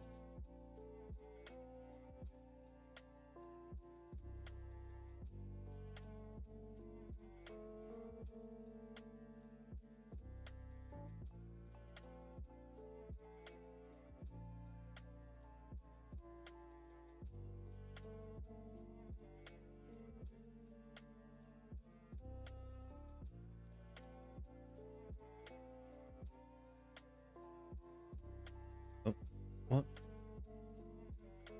Oh, okay. Naming convention. Okay, just fixing the trim. Nice one.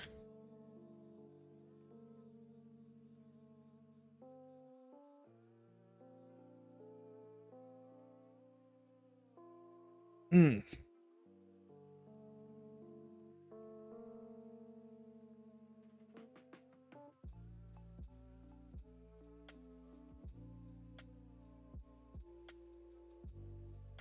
Because, yeah, this torch looks really boring at the moment, right? So I definitely want to spice it up a little bit.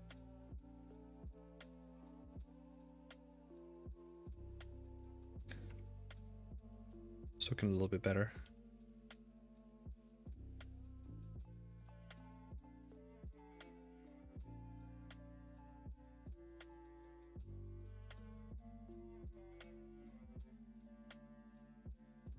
I'm gonna be more annoying to place, but that's okay.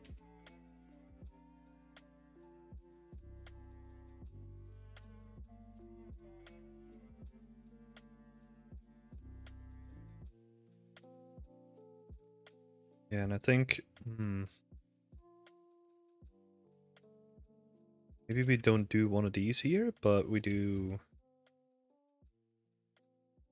put them here, I think.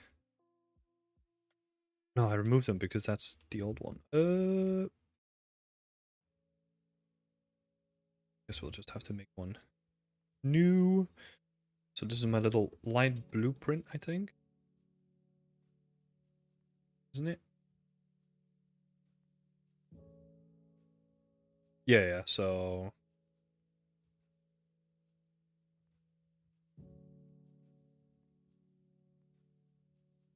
gonna see. So oh, there it is. Lantern. Cool. And then we're just gonna move the light back into place.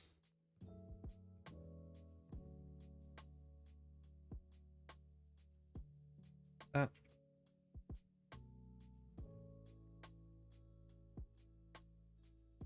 Would be cool if we just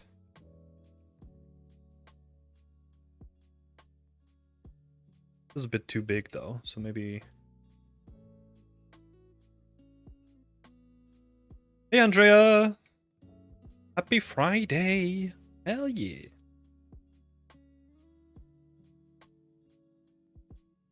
It's good to see you back. How are you doing?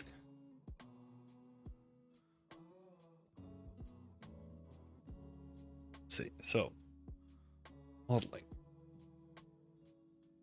A little bit better. Oh, I didn't unwrap it properly yet. Okay, that's why.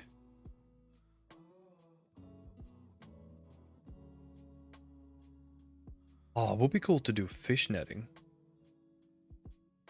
Okay, now add that to the list.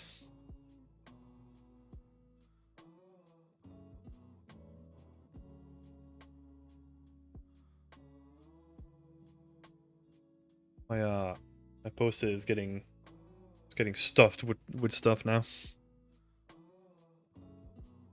Let's also get one of our new blueprints in here, right? Might as well use them.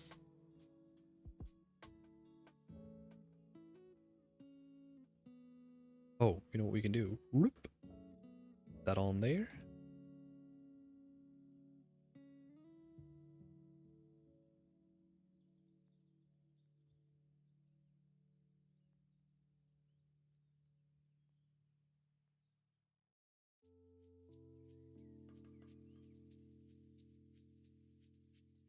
Doing alright? Can't wait for the weekend. Yourself? Yeah. I'm doing good, thank you. Don't know what we're gonna do for the weekend. We might go out shopping. I know, exciting, right? We actually don't do it too much, so I think what we might do is go out shopping. Have a little bit of lunch somewhere. Be good.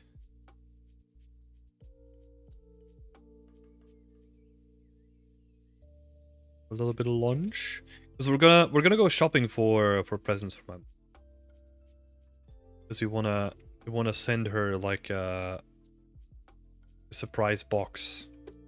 I mean, it's not a surprise. She know that it's coming, but she doesn't know what's in it yet. So.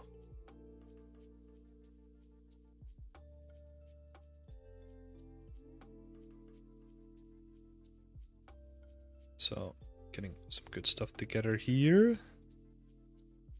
This needs to. Dunk.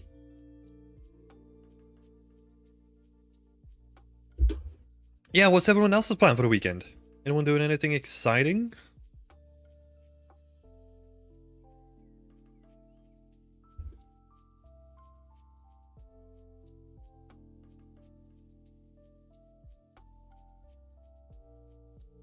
Okay, so we got this little torch up here. I also want to make like a lantern. Like a what's that called? Like a yeah, I guess like a lantern, like on a pole. When it's the weekend, all I do is game from the time I'm done running errands in the morning till it's dinner time. What are you gaming then? What are you playing?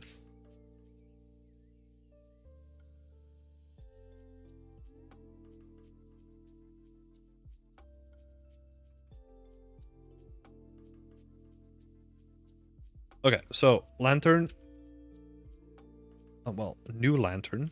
Good to go. Oh, these things. Yeah. I was kind of building one already, it seems. So this is what I can continue, I guess. Just gonna build that real quick.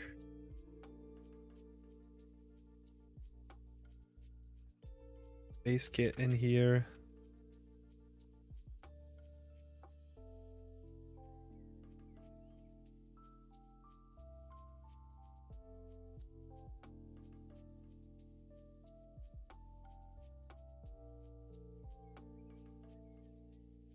I've been playing some Diablo.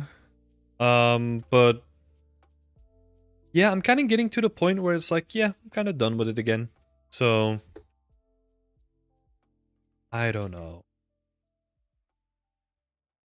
I'll probably play it like a bit more casual now.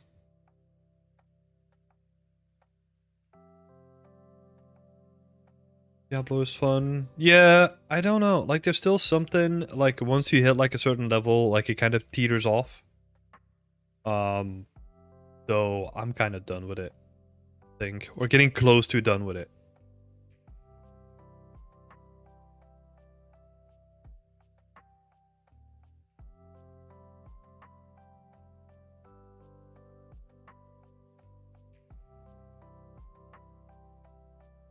Definitely didn't create Tor as my character. Oh my god. Yeah, I was trying to play a barbarian, but so I started with like a ranger, and then or whatever it's called, like a rogue. And then I switched to necro, which I leveled up to level 60 now, I think. So doing all the end game content, like I'm getting close to torment. What is it? Like tier 4 torment. But yeah, I think I'm getting close to done now.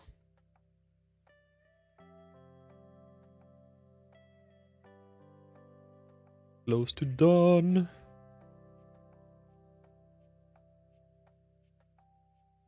Well, well, well. Hi, Adam. Did you just wake up?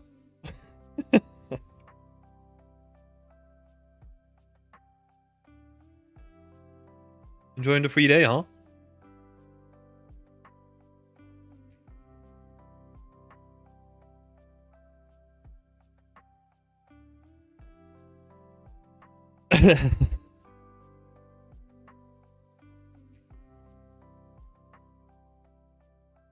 I have no sense of weekdays and weekends lately. Been like that for a while. Yeah, same here. I also don't really care too much about it anymore. You know, like the only thing that's a differentiation for me is whether I get to do stuff with my girlfriend through the day or not. That's like the only distinguishing factor. Like the rest of it is mostly the same. And I honestly don't mind. Don't mind at all.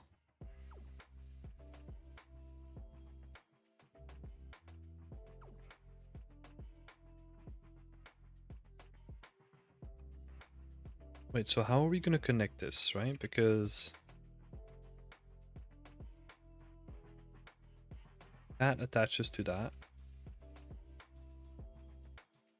Maybe what we'll do, we could do, it's gonna do this, right? And then do the opposite here.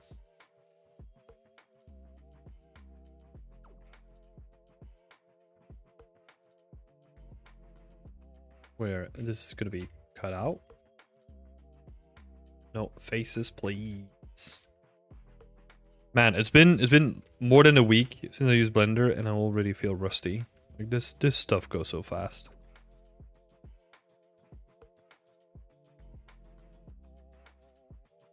Seam. right? So we have that cutout going in there.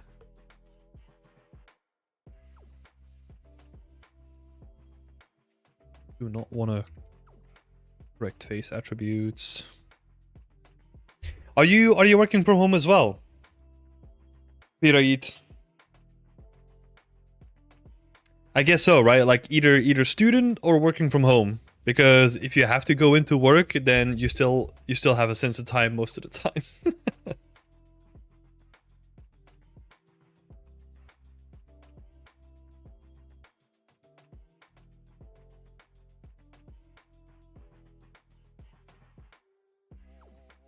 Yeah, exactly. Like, I mean, yeah, like honestly, like that's what I said before, right? Like I'm in a really good place right now. Um like we're setting up like a bunch of new cool stuff for the community, which I'm really excited about. I'm organizing, like I have like a bunch of meetings through the week, right? With like a bunch of things that we're already doing anyway, which is pretty fun. And then through the weekend, like we might go out or play some more games. Like we'll play games together. Like we're really enjoying Grounded at the moment. It's freaking awesome. I recommend that if you're playing it with your partner. Such a fun game. Such a fun game.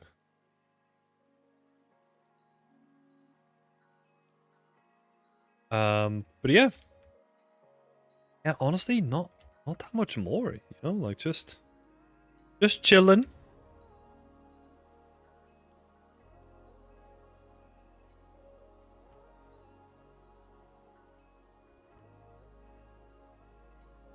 That's the way that I like it.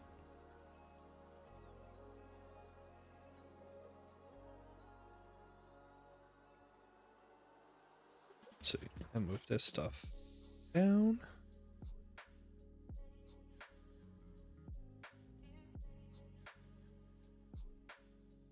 This kind of looks ridiculous. Oh, is that too much? Would I even do that? So,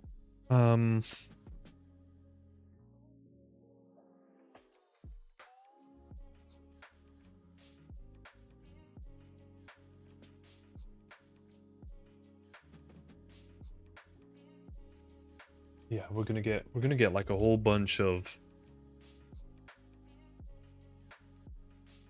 just stone base on those.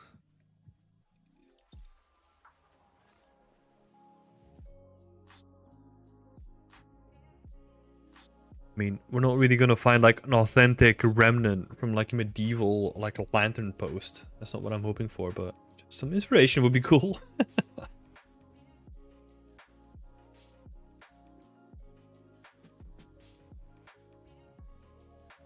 Right on point. Studying. Hell yeah. Yeah, so on that respect, we're kind of in the same zone, right? Like, just sit at home the entire day, doing what you're doing.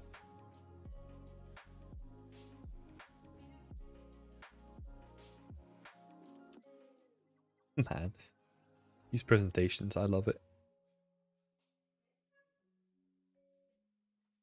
Okay, we're just gonna have to make do with something like this. Then I'm just gonna have this floating up here because I don't. Yeah, well, we'll do something quick. We'll do quick pipe.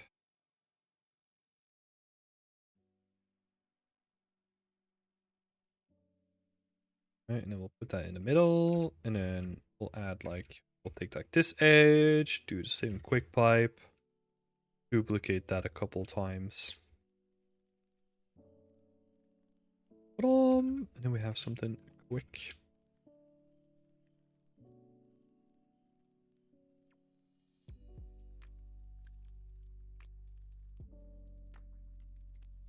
Yeah, I feel like with Diablo 4, like just to go back to that point, I feel that once you get to a certain point, like the end game doesn't really excite me that much, you know?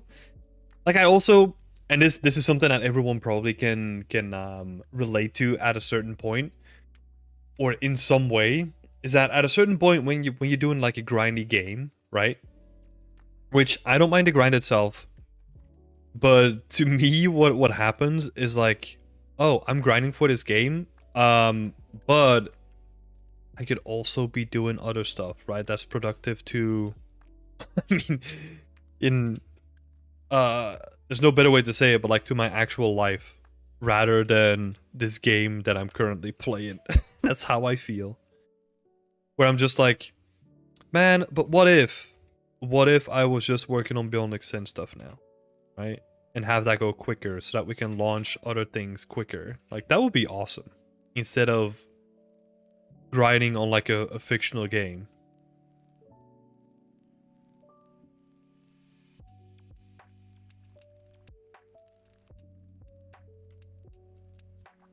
I check out games just to check out the environment art and I'm done. Yeah, oh my god. Yeah, for some games that I'll do that too, right? Definitely not denying that, but also I don't have too much money. You know, I don't want to spend much money on that. You know what I'll do? And this is like the cheap version of that, right? Is like I'll watch other people on YouTube play it and then sometimes I'll zoom in. That's my approach to that. More and more, especially when it comes to like the big blockbusters, right? I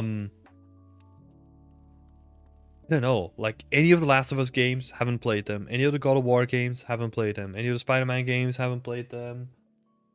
I mean, yeah, those are all PlayStation, right? Well, not necessarily anymore, but yeah, any of the big stuff, I'm just like, I'll just watch it.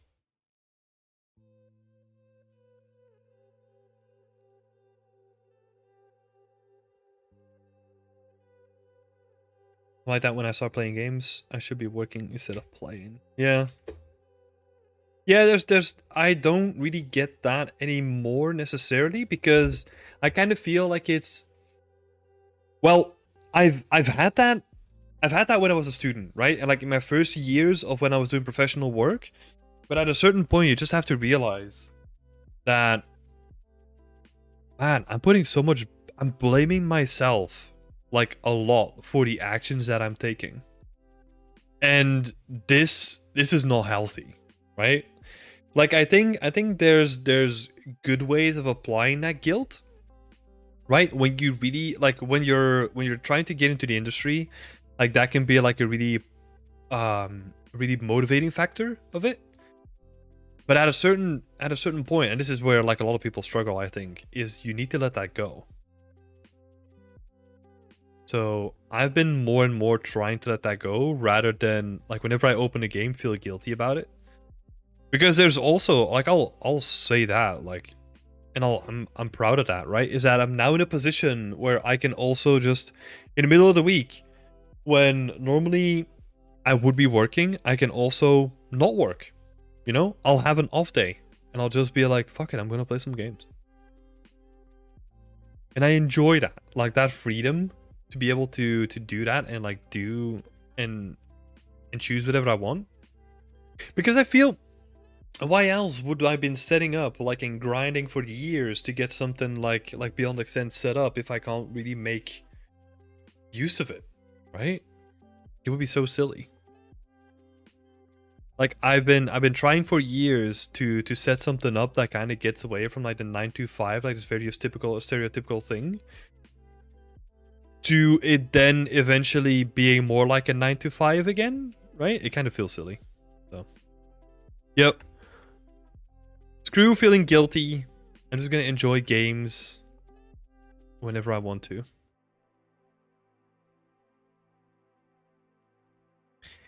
And obviously, there's gonna be a balancing act to that, but yeah, just how I'm feeling.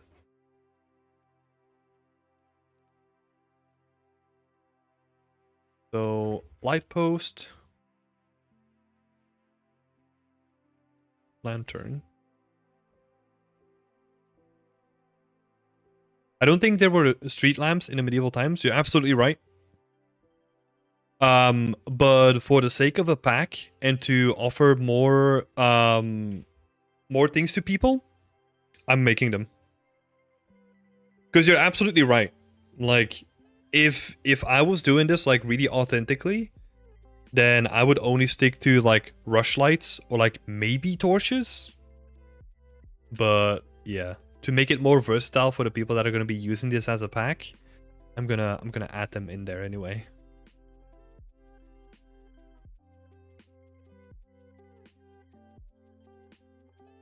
But you're definitely right though.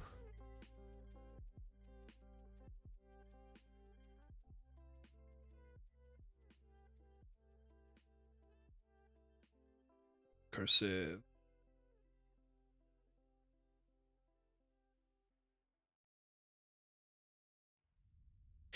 Andrea is saying, I feel we should allow ourselves to have fun and not to think or do work without feeling guilty. Yeah. And I think it's healthy to get to that realization point, right? Where you are just having fun with a game and you're not really thinking about like the consequences of your actions like the entire time. Because that can be like a really unhealthy thing where the moment you stop working, you're just like, oh my god, like, yeah, the guilt comes in again, right? You don't want to be doing that like your entire life. 100% agree, Andrea.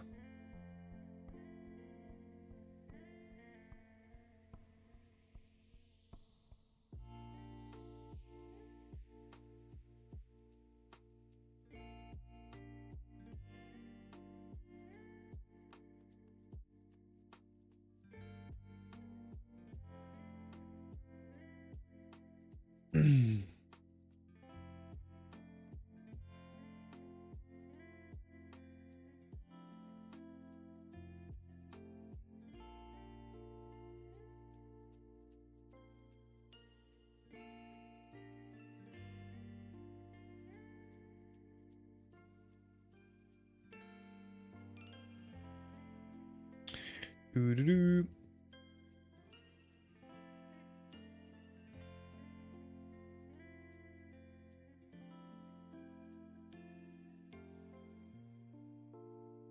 Yeah, that looks weird though.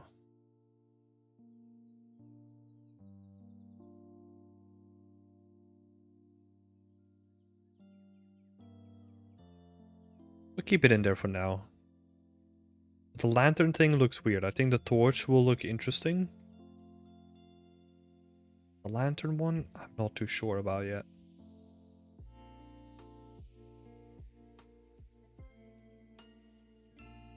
We'll see. Okay, we're gonna go into the thing that I've been avoiding for literal weeks, if not months, at this point.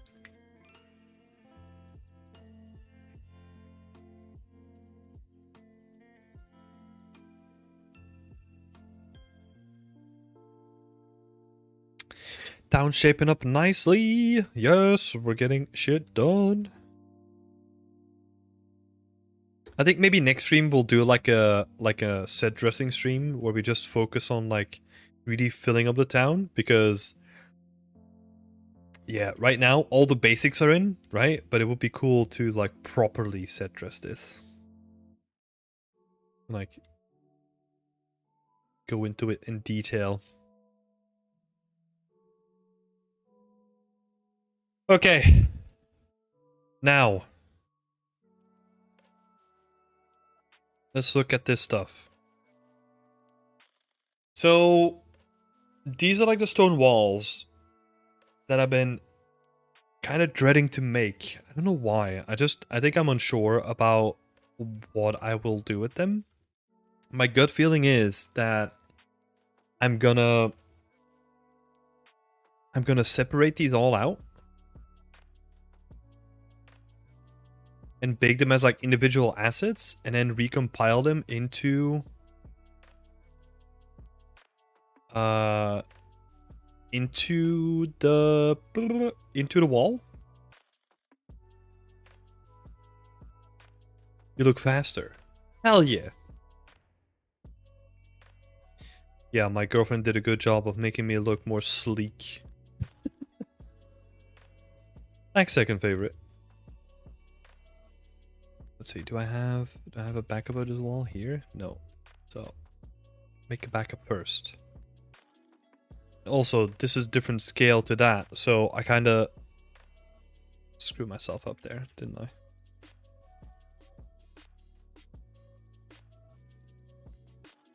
So let's see. Are these all... Oh man. These aren't... Oh... 30... Yeah, this isn't even the same wall. Yeah, I think so. You're absolutely right, Adam. So I'm that's why I'm gravitating towards it.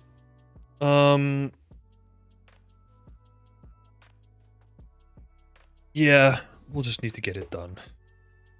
Screw it. These blockouts are probably not going to be usable, so what I'll do is I'll just kind of start from scratch.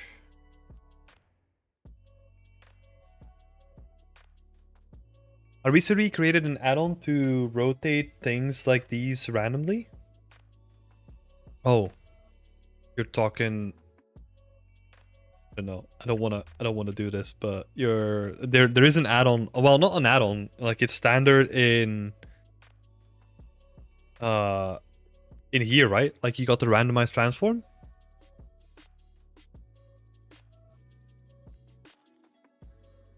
I don't know if you knew about that.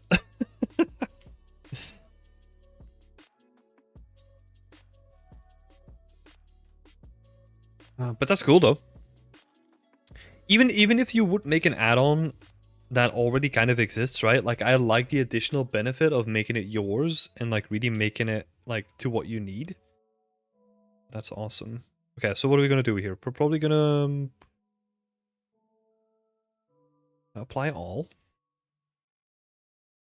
Do that first. Right, and then just gonna do this on one. We're gonna... Oh, I'm thinking about decimate. That's not it. Oh, it is. Never mind.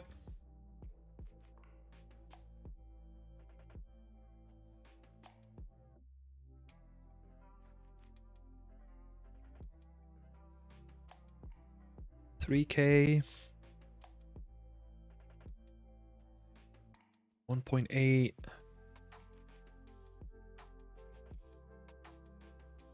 $700.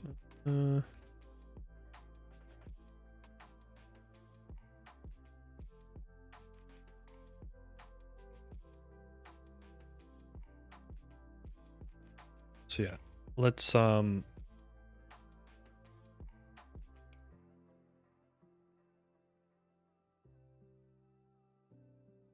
I have a backup here, so not to worry.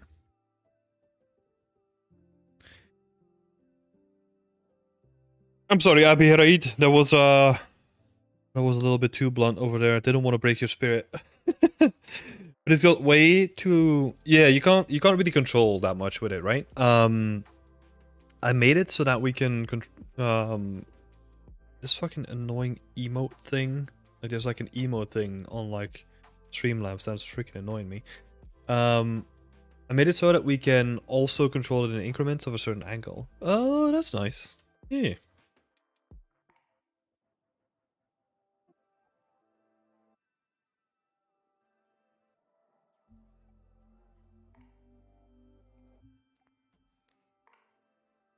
Don't get them confused.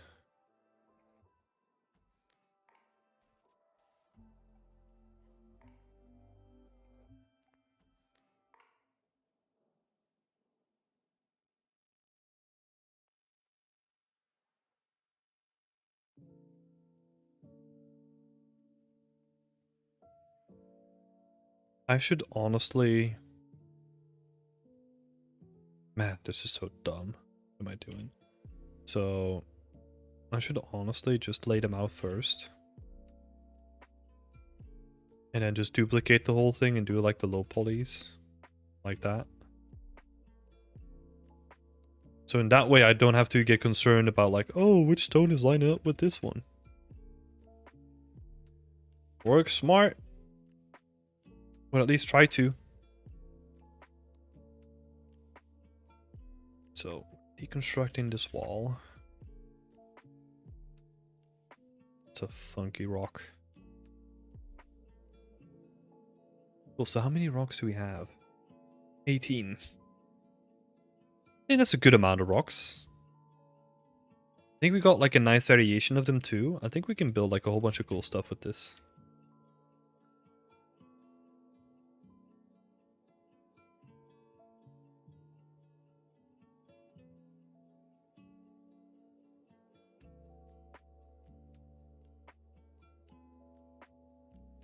Right, and then now what we'll do is I'll just duplicate this.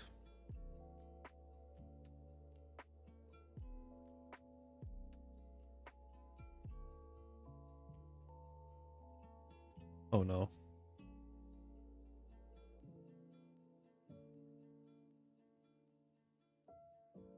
Yes, yes. There certainly is a way where you can just snap it to like the nearest grid and you don't have to do it like the dumb way like I'm doing right now. Okay.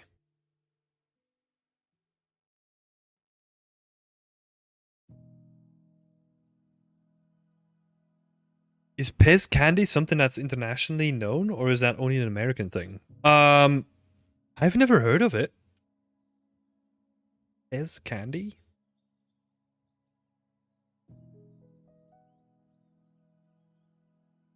They're from Austria. Pez. We have it here in Sweden, says Adam. I have no idea. Well, I'm not a candy guy anyway, right? So let me have a look.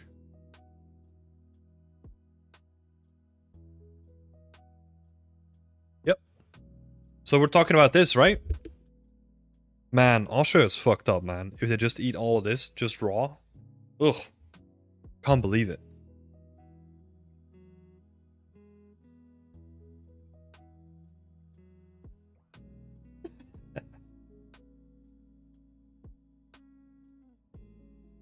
The dispensers with the cartoon heads? Oh, yeah. Oh my god, but oh my god, that's ages ago. Yeah, we have those here as well. Definitely in Belgium. I remember getting those like once or twice as a kid.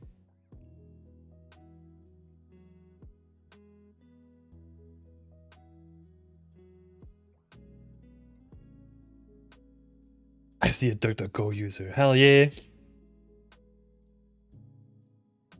Thanks everyone for helping me Google. Andrea is asking, I don't know if you'll be able to answer this, but whenever I try to render an image in Unreal Engine 5, it looks flat, despite it looking good in the viewport. Do I need a different software to enhance the render? That's weird. Why does it look flat? Are you just doing like a high resolution screenshot? Like if you go into your viewport and then you go here and you just do like high resolution screenshot. Is that what you're doing, or are you doing it through what's it called? Movie render queue.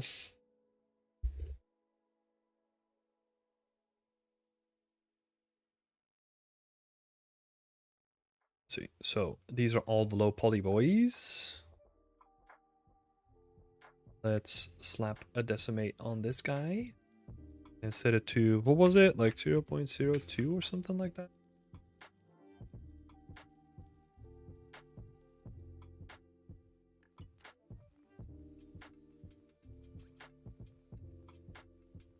And then we can just select all the other ones. Oh, nope. Copy modifiers, that's what we want.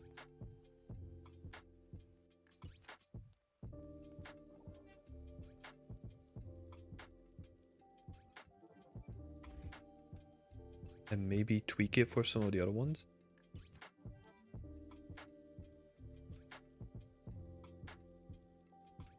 Do I have my high poly like very orange? Yes, there we go. Let's go. Link materials. Yes, make them shiny.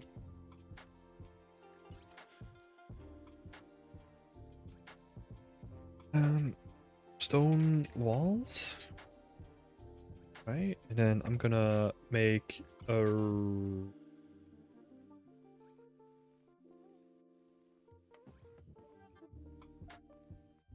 new color here, and then we're gonna move that into one wall folder.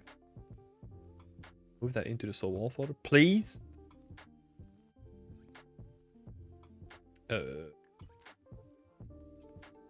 Collection.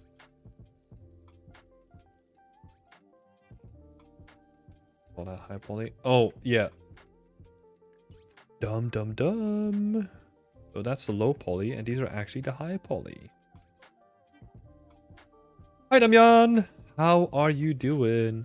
So yeah, now we have them overlaid on top of each other, so we can actually set this to like not selectable, and now we can only worry about like having the low poly.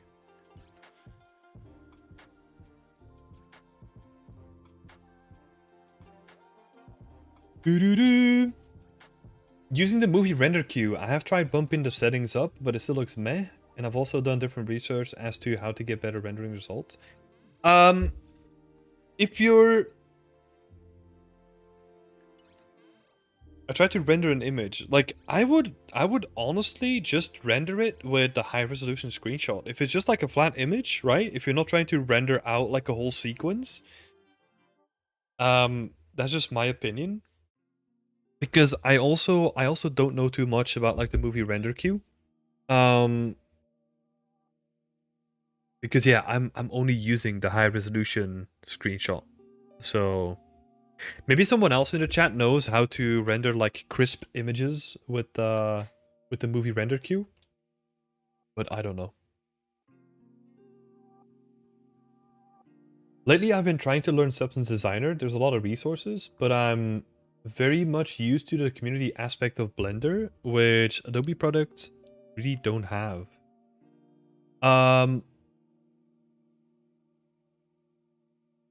Yeah. I mean, yeah, Blender has also exploded, right? And it's also like an open source kind of thing, so it makes it easier to build like a community around, I feel. Man, I hate that sentence. Just Substance Designer and then Adobe products, like, still doesn't match up in my brain. I'm still used to it just being like algorithmic instead of Adobe. Yeah, I don't know. Like, you'll probably have to look for communities that are specific to environment art, right? I don't know if that is your question. But yeah, I feel like you're gonna struggle regardless if you're looking for a community like Blender one has, like on other products. That's gonna be a tough match to beat, I feel.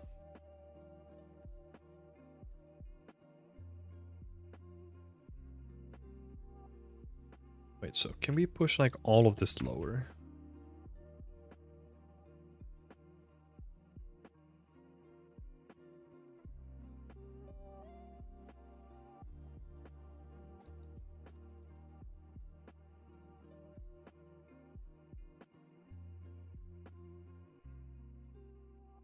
Yeah, it looks like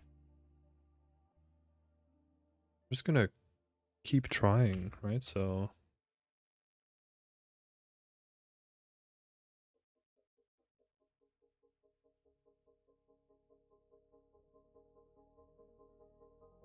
yeah, some of these will definitely need more, like this one. You definitely want like the shapes to be like better defined. Some of the other ones, like this one, has still... Maybe the ones with like a more bespoke silhouette, like let's say these guys. So they're like 0.03. Maybe this one.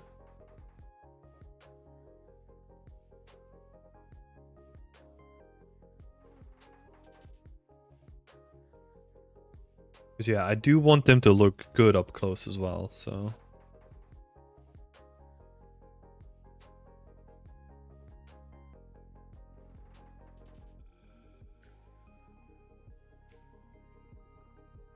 Damian is on the job. Also started practicing sculpting in my free time. That's awesome, Damian. Hope you're having fun. What are you sculpting?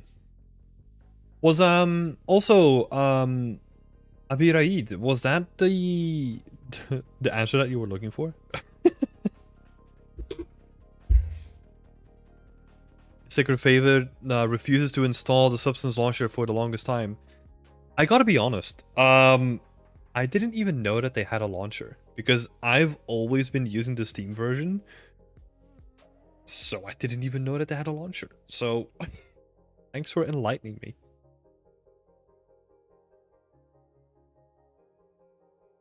Hi Samantha, how are you doing? Welcome back.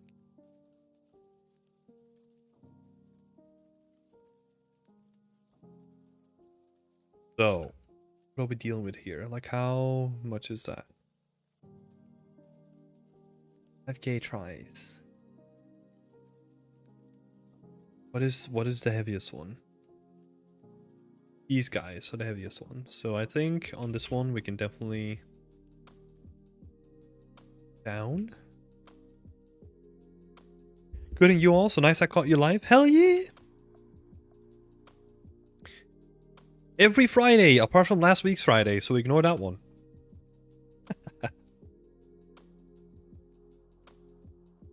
I'm doing great, by the way. I'm kind of on, well, not the struggle bus, really, now that we kind of have a plan, but I've been delaying, like, working on these rocks for, like, ages, so it's good that we're finally getting cracking with them, because so uncomfortable. When you have something you know that you need to do, but you just don't want to do it. Ugh. Hurts. Oh my god. Chaos of my scene.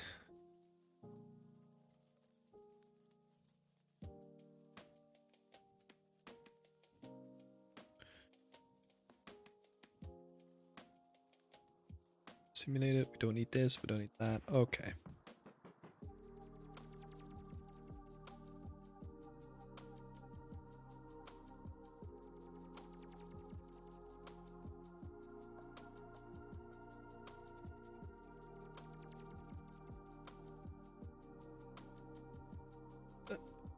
Watching this helps treadmill time.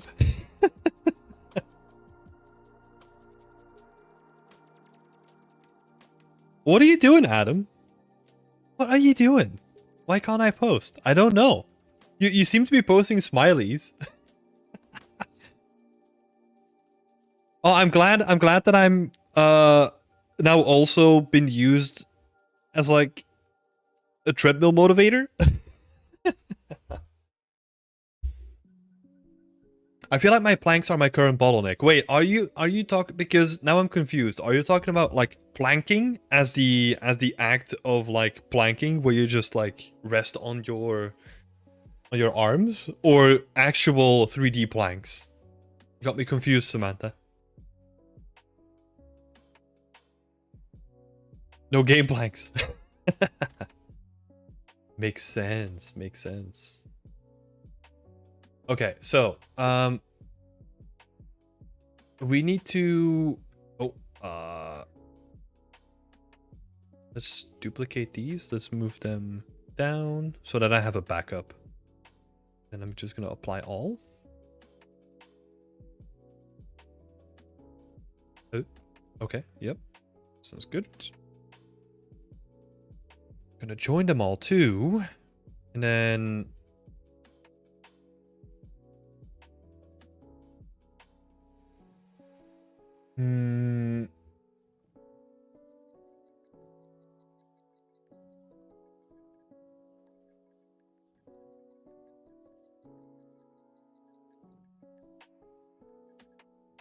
what are we doing? Yes, unwrapping. I was just milling it in my head. Man, I want to be as lazy as possible, not gonna lie. So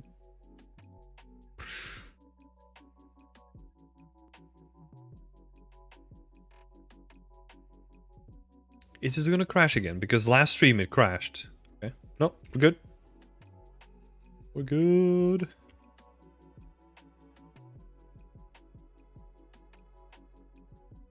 Yeah, but smart UV project. Oh, that's disgusting.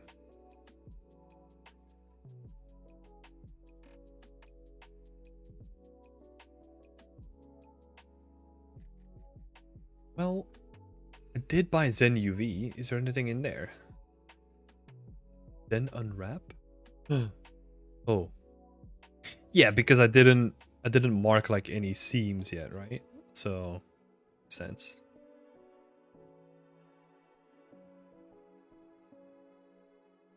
I wonder.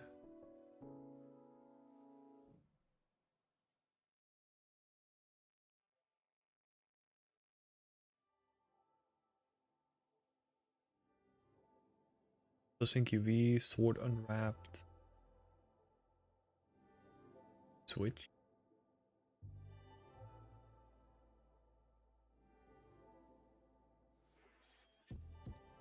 Oh.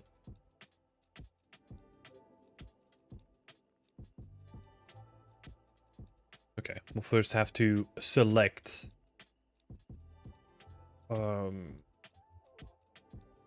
sharp edges. Let's do that with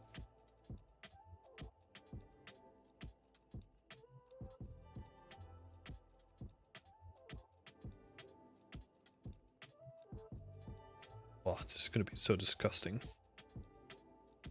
So do I want to just one seam for like one rock?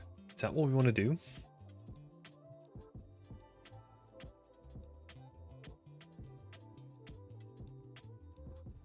Aside from Discord communities and tutorials, you can hashtag game art and substance designer on Twitter. Yeah, that's a good shout. That's a good shout. Oh, I see what you mean now. Yeah. Yeah, I will still say like Discord communities are probably the best way to go. Right? Like a lot of them will have like some way to like reach out to people that know a lot of stuff on Substance Designer. There's also a link. Oh man, I can't remember his name. Shit. Anyone in the chat will know this. There has been a Google document set up with like people that are available to reach out to. Like as in people that are working in the industry where they've put themselves on that list with like their contact information where you can reach out. What's the game dev contact list? Yeah, that's a good one to use as well. There's probably going to be people in there that are like just pros in like Substance Designer as well. Yeah, Joe Hobbs, that's it. It's the person's name. Joe Hobbs. Okay, what if we do this first? This is nasty.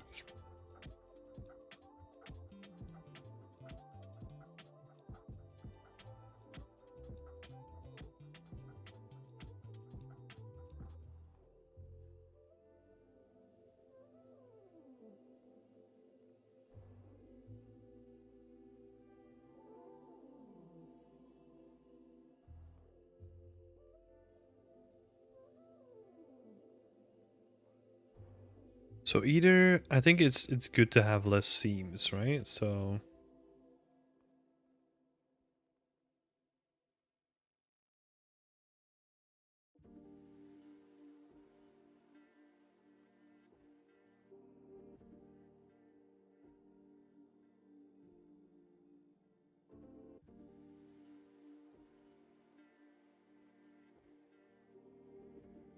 you one nice and the other nasty. Oh my god.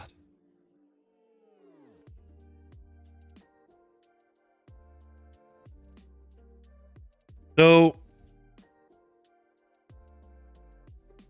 yeah, I don't want to be spending too much time on this because the reason why I don't want to spend too much time on this at this point, because I want to see if we need to go higher in terms of geometry, because I want to test them into the engine, right?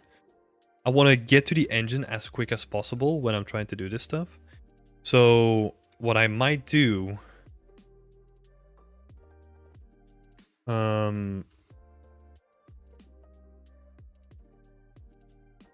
I might do.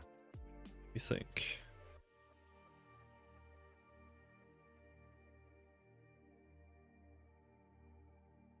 Just clean these up really quick.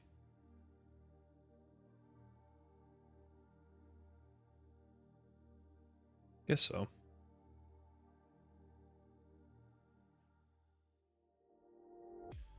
Let's just clean them up really quick.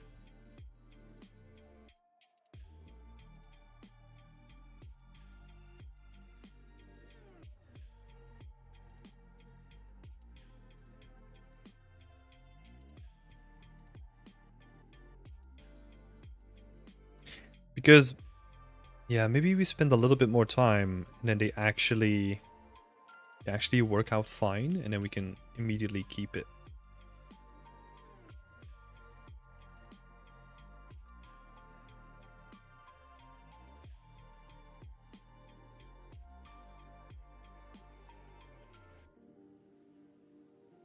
Gotta cut here.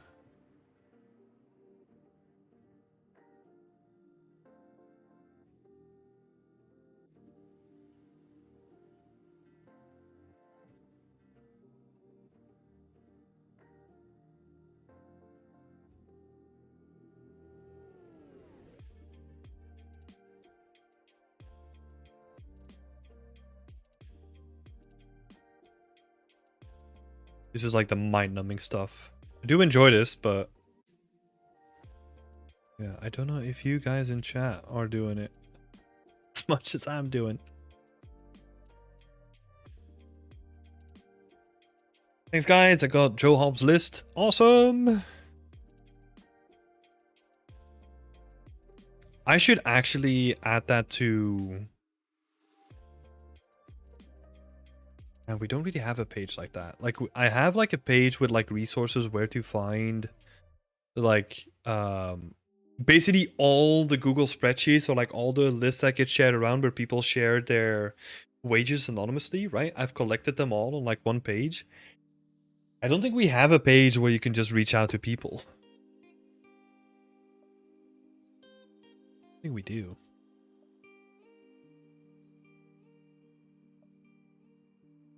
I mean, it's also different, right? Because, I mean, we've got the community. No, not Mark Sharp. Get out.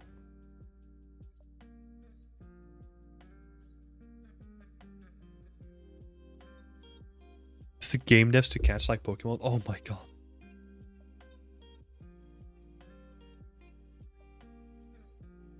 Yeah, can you imagine like the anxiety of game devs when there's like constantly people walking up to them and like trying to catch them like Pokemon? Oh my god.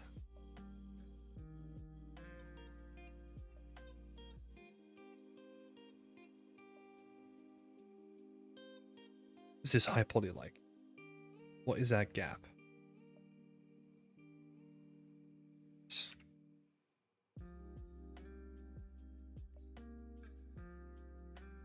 Based on... Hi, Sunny Day! How are you doing?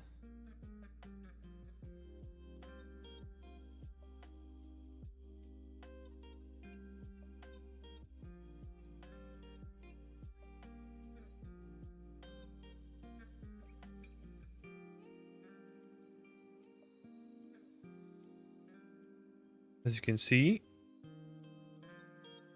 we're adding some seams. Nothing excited about it. So tired. How are you? I'm good. I'm actually, I gotta be honest, like getting back into this, like I'm actually excited again. Like before the stream, I was kind of like trying to figure out what I was going to do on stream. And it was kind of like, yeah, there's like a whole bunch of stuff that I still need to do, but I don't know what I want to be doing. I mean, not that I'm necessarily excited about like marking seams on like a bunch of stuff, but hey, that's where we are, right? No, I'm actually having fun. I'm actually enjoying the stream.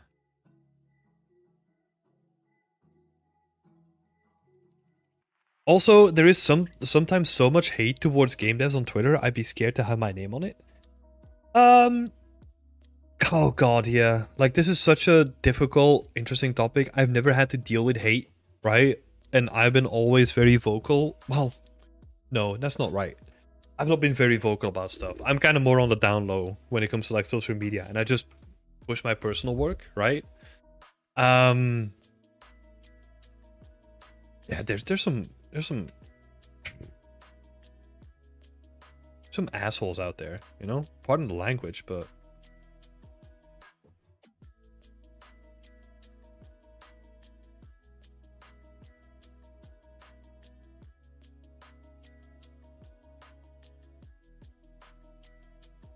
yeah, I'm fortunate that I've never had to deal with anything like that, nor have I really spoken to anyone that was really close to me that had to deal with that. So, kind of lucky, I guess. Maybe I kind of jinx it now. Here's hoping. Hoping not. You're right. So many a-holes out there. 100%. Yeah, and I think yeah um the internet also allows for that, right? Because usually it's people. Well, okay, a little caveat. Usually it's people, or it might not. It might not even be.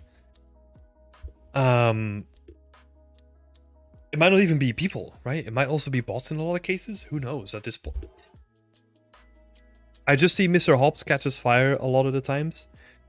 Well, okay. So this is an interesting one, right? Because I do have a thought on that, that there's also a lot of people that are quite antagonistic towards other people online for no good reason. That's also the reason why I don't really follow Joe Hobbs anymore, and there's other people on that list too. I kind of hate that we're talking about this person specifically, because I do really see that there's like a value in what they say. Is just that sometimes they say it in such a blunt way that some people need to hear that stuff, right? But also, like, if you're gonna be putting it out, you're gonna be attracting people that are gonna react in the same way to you as well. That's how I feel. So yeah, it's, man, if you, what is that saying? Like like if you, well, it basically comes down to like, if you throw a ball, you need to be able to catch it too, right? So yeah.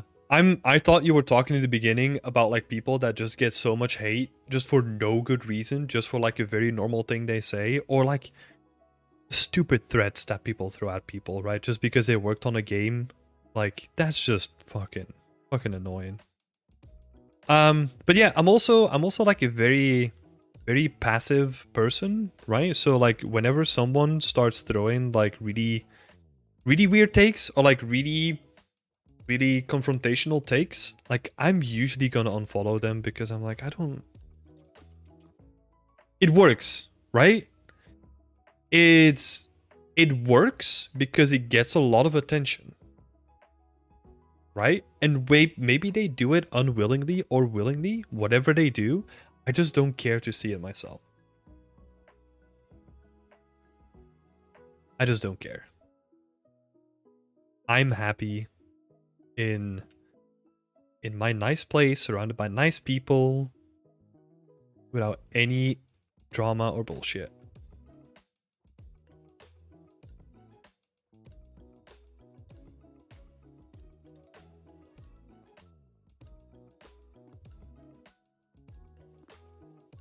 Like your take. Yeah, I just don't, man. It's such a, I feel like it's so stupid in a way where life's too short. Hey, like, I don't know. Like, it sounds such a stupid, like, stereotypical take, but that's what I feel most of the time. It's like, am I really gonna spend, like, hours of my day trying to correct people who are genuinely, like, in a lot of cases, wrong, too, right? But, like, if they don't want to hear it, you're not gonna convince them by telling them on Twitter. You know? Like, what? Like, it's so weird to me.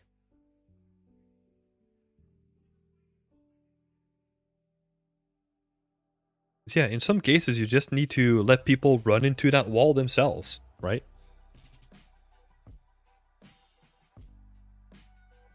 How much do you use accelerated keys in Blender? Like right mouse button, left mouse button for clear seam, for mark seam. Barely any.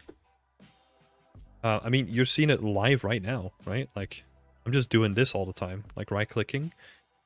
I'm really underutilizing the hotkeys that I have on my mouse as well. Getting better at it, but yeah, underutilizing it still.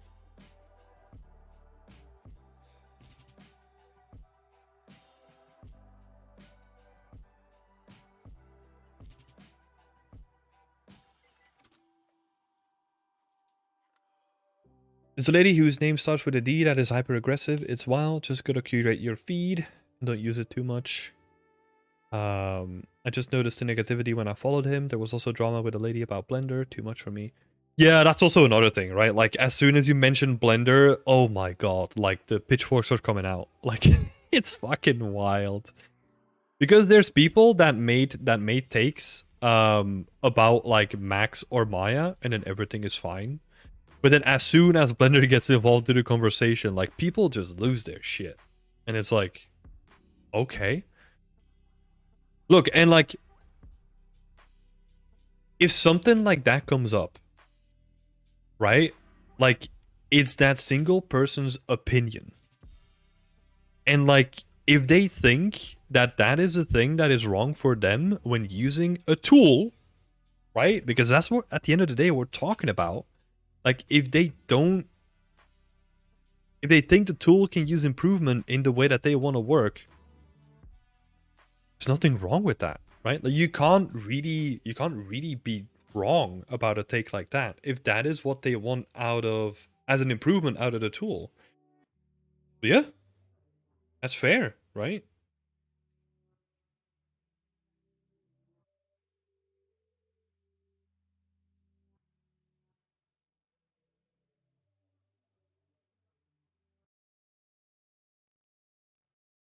Yeah, it's a weird place sometimes.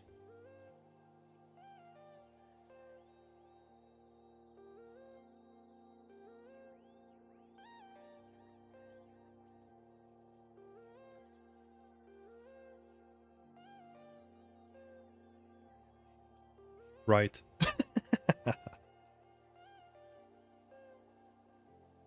I am not really made for all that kind of stuff.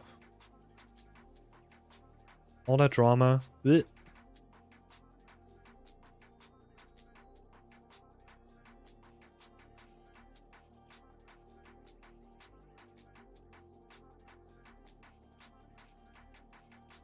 But Blender isn't industry standard. Yeah, I love that. I love that.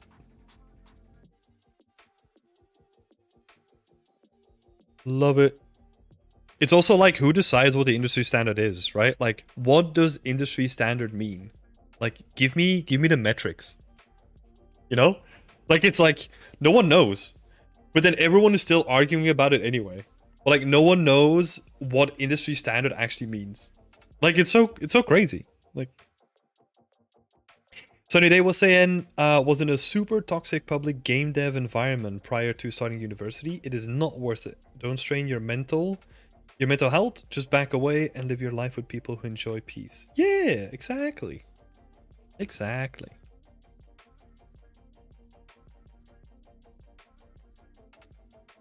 A friend of mine actually surprisingly said it like really eloquently, like last time when I met him. And he said that he wants to be surrounded by people that build him up, not break him down. And I was like, hell yeah, man. That's it, you know? Like,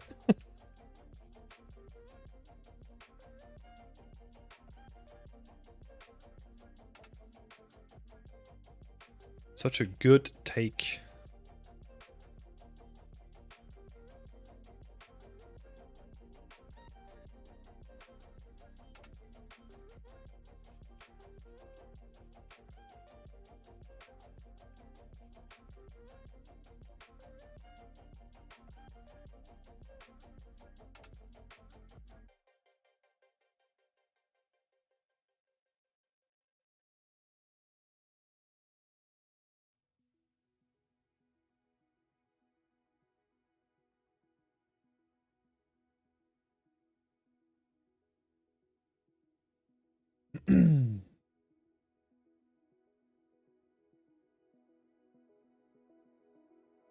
Switching back to the PC, then back at watching rocks. Hell yeah!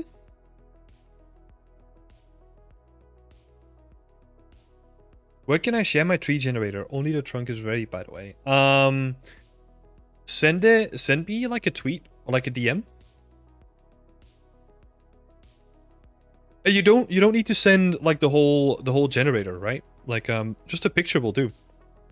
I'm just really curious to check out like the results of it and how it looks.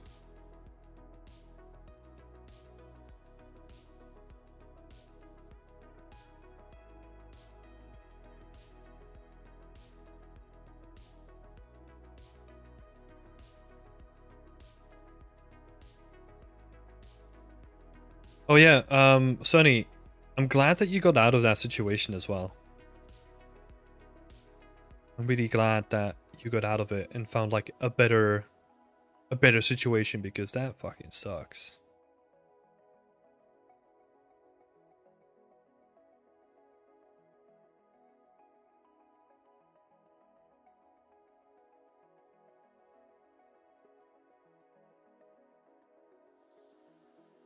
No, don't edge split. Look.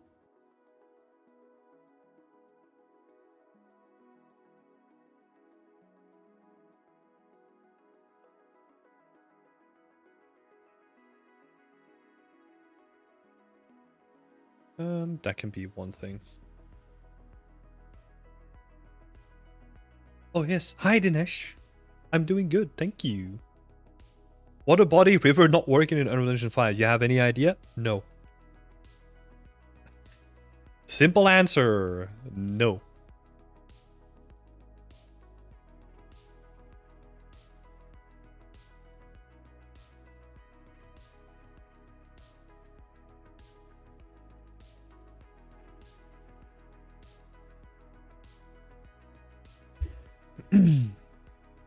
But hey, it got me interested in 3D art, so there's always positives among the negatives. Yeah, I think healthy, like happy and healthy people are always gonna find a silver lining in whatever they do.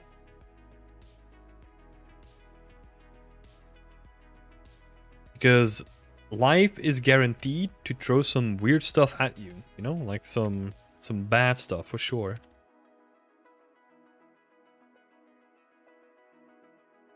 You know, why is this split? Yes. Thank you.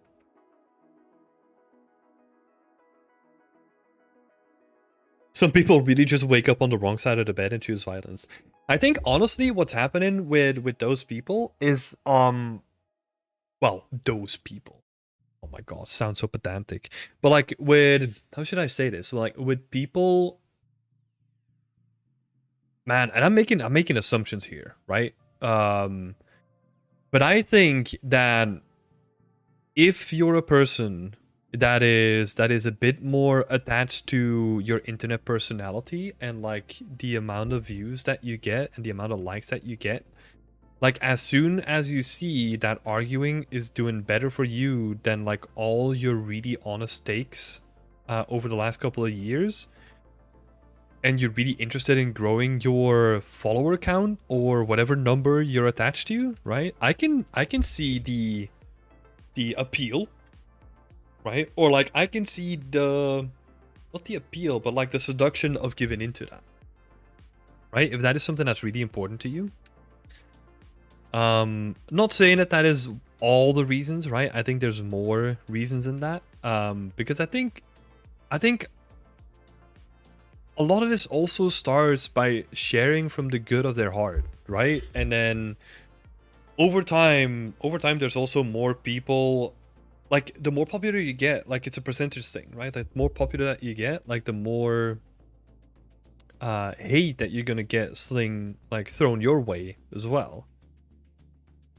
So yeah, at a certain point you're gonna get haters, and if you then put like a lot of attention on those haters, then you're only gonna attract more, right? So yeah, it's kind of like a tricky situation.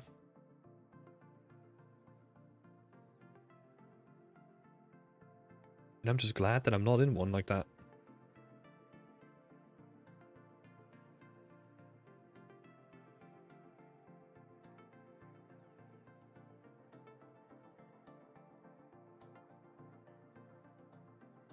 But sometimes people also just don't associate well with others, different personalities and all that. Yeah, 100%.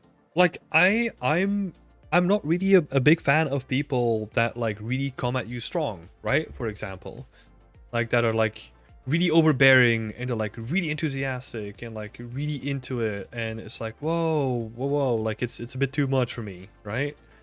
Um, that's one example, right? So you're probably not gonna associate with those people regardless of whatever they do, right? Because they just have that vibe. And that's not to say that it's bad, right? It's just personally for me, I don't really like that. Does that mean that I can never be friends with him? No. But it's like understanding each other and then working, like you kind of give and take, right? Like you pour some water with the wine or whatever the saying is.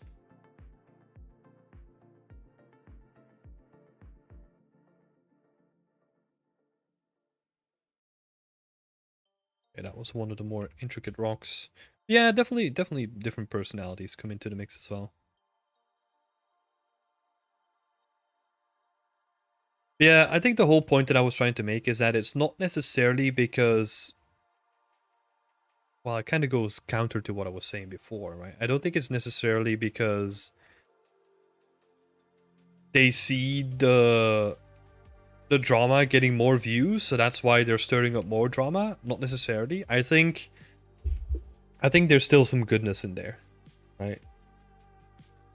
But it's just, yeah, it can also be just hard if you're constantly berated by people that are trying to tell you that you're wrong, even though like it's not necessarily, right?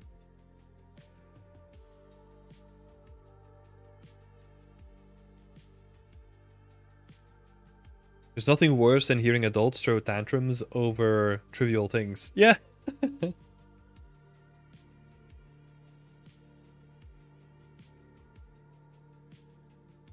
I agree.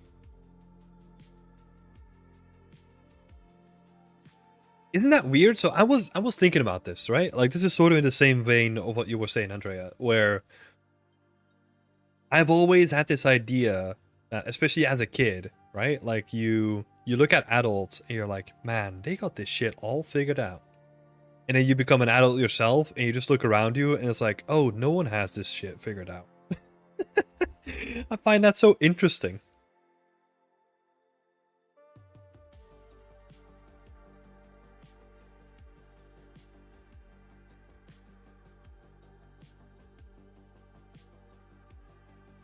I was in our voice chat one time and someone came in and trashed Wayfinder even though they knew nothing about it, and so I stopped coming to voice, lol.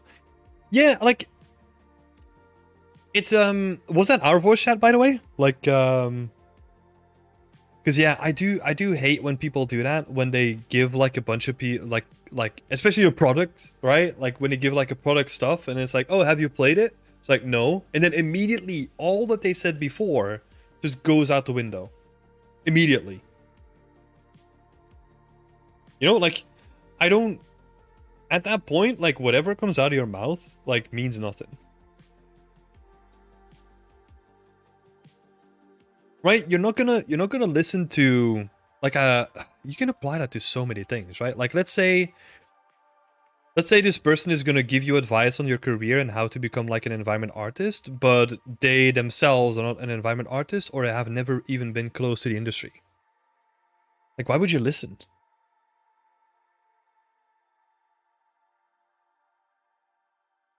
So I think, yeah.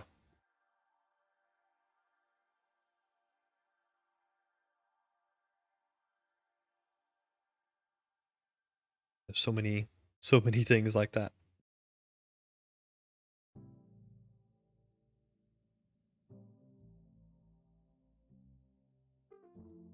But that's actually interesting though. Like, I feel like some of that stuff would be actually good to put into our server rules, you know? Maybe not as specific as this, but like yeah, because I wanna, what I really want to avoid is that you trash like a development of a game even though you technically know nothing about it. Right? Because I think as soon as people start looking into something, and they really put their time and effort into like figuring out like what's going wrong, let's say with the development of a game, right? I think that's going to also create empathy for like this the turmoil that people have to go through to just get like a game out.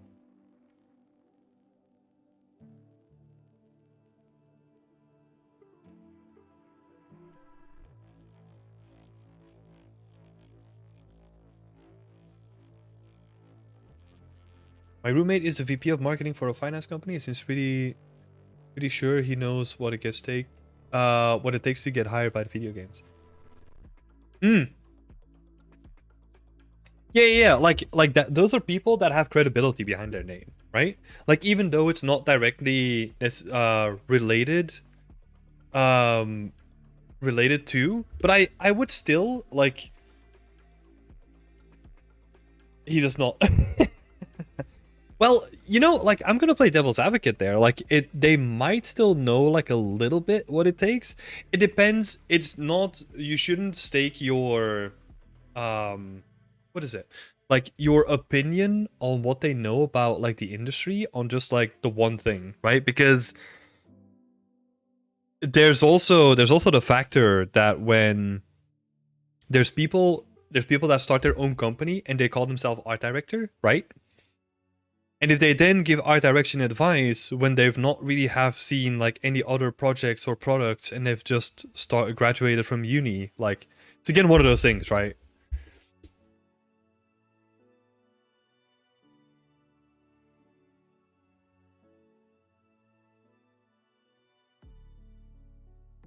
Yeah.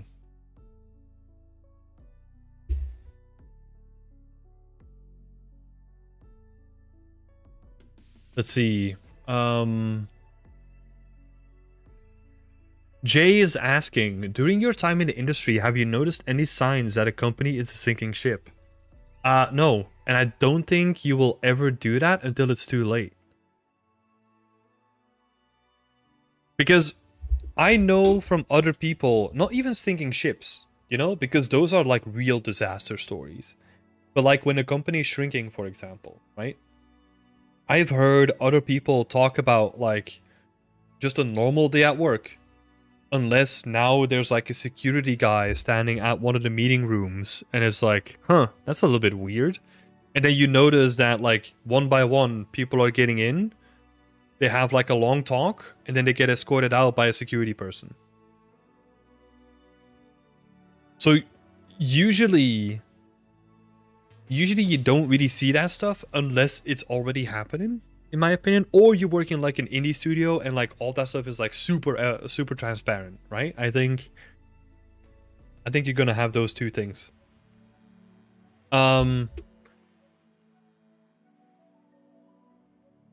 Because what this happens? Well, I'm talking about like a situation that is not in Europe, right? Because we do have good like labor protection laws, so yeah. But it definitely happens. I would say less and less now. Well, I would hope that it's less and less now, right? Because I think you rub it in.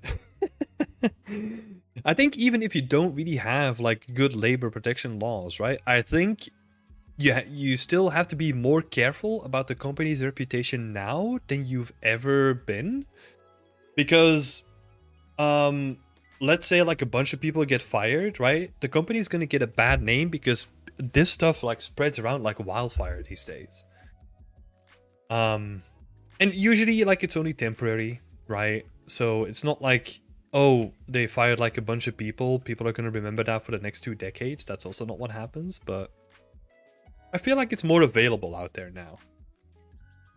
Where especially if you're already like a game developer yourself, I bet you that, and I've had talks like this myself as well, right? Where you talk about like someone's history and they say like, hey, I worked at company X, and you're like, huh, wait, weren't they going through like a lot of difficulties? And they're like, yes, oh, let me tell you about that, you know? And you hear all the ins and outs of what happens at that company. And that can also really help you like look at future future employment decisions too. There's like a lot of interesting stuff happening there where there's like a bunch of information that you get once you're inside of the industry by just talking to people. Very interesting. I think here in the Netherlands we have good protection. Yeah. Yeah, I think in all European countries I would say.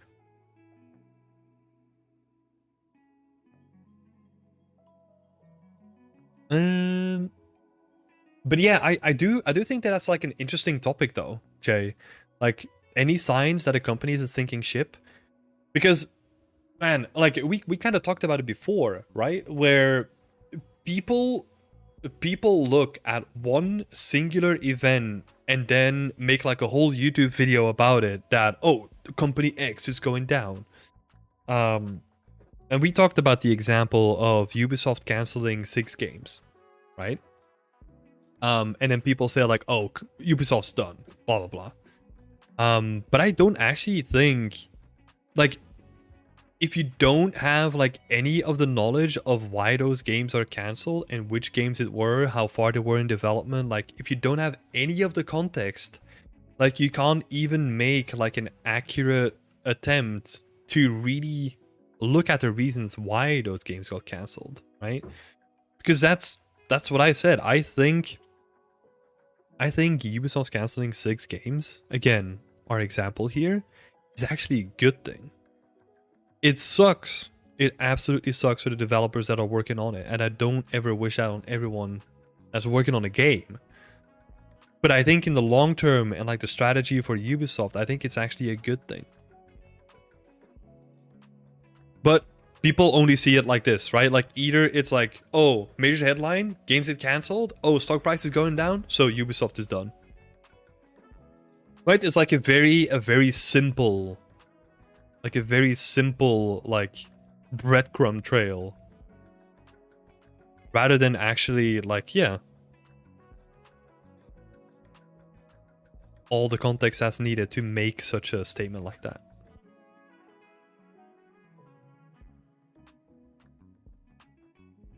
And Sunny Day is also saying Hello Games had a comeback, and that was seen as a sinking ship. So even sinking ships can have hope sometimes. Yeah, I think it depends on how in those situations, right? Like it depends on how good games are supported over the long term. I mean, the most successful game in Ubisoft's catalog right now, especially when it comes to monetization, is Rainbow Six Siege. Right? And that game sucked in the beginning. It was only because they supported it for such a long time that it really became like their pride, right? But that's also not going to happen with every game, so you need to know when to call it quits and like when to keep improving on like a game, right? And that's, oh my god, I can only imagine how tricky that situation must be to make that decision. Oof. Don't want to be in that meeting room. No thanks.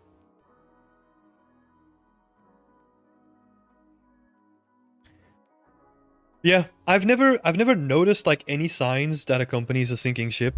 I mean, I've also been very fortunate to work for good game studios, right? Like the future of Frontier looked really bright. Like at any moment when I was working there, I had a lot of fun. Same for Ubisoft as well.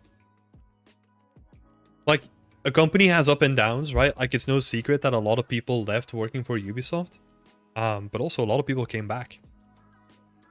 After a year. That was also a thing. But that's not something that people focus on.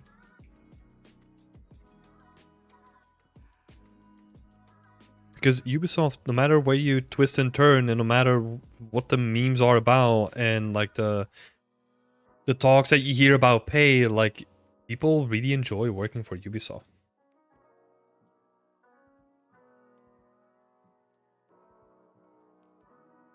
Hey Timothy, how's it going? I wanted to ask you what Blender's add-ons do you use? Barely anything.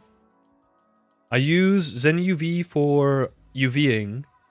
I use loop tools. I use quick pipe.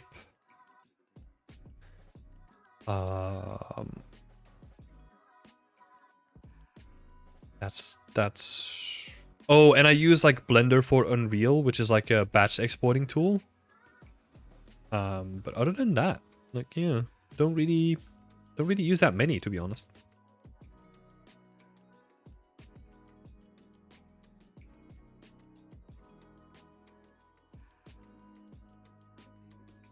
It is interesting to think about like all the companies that had like legitimate reasons to like not exist and they're still around.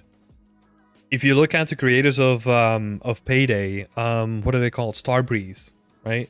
Like their office got raided like let's say 5 years ago or something like that because oh, I don't know specifically, right? So don't quote me on this, but like I think their two CEOs like got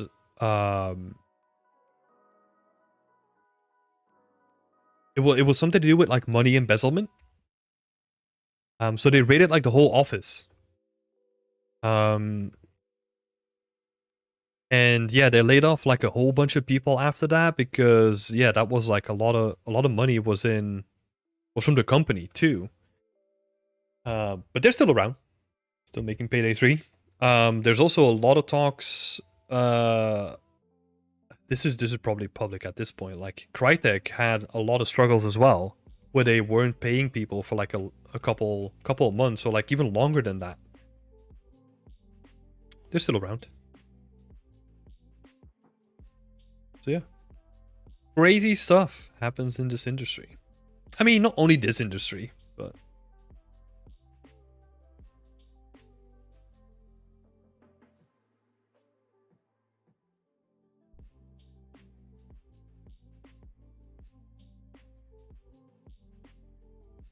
and I think, yeah, that's also the counterpoint, right? Where we're currently seeing like a bunch of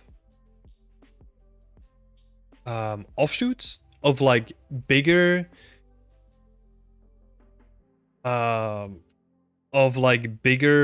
bigger companies losing people because they want to start their own company, right? So you have like a bunch of smaller companies that are started with like X blah blah blah developers. We're gonna see some wild shit happening there as well because making a company is freaking hard. I do wish them all the best though.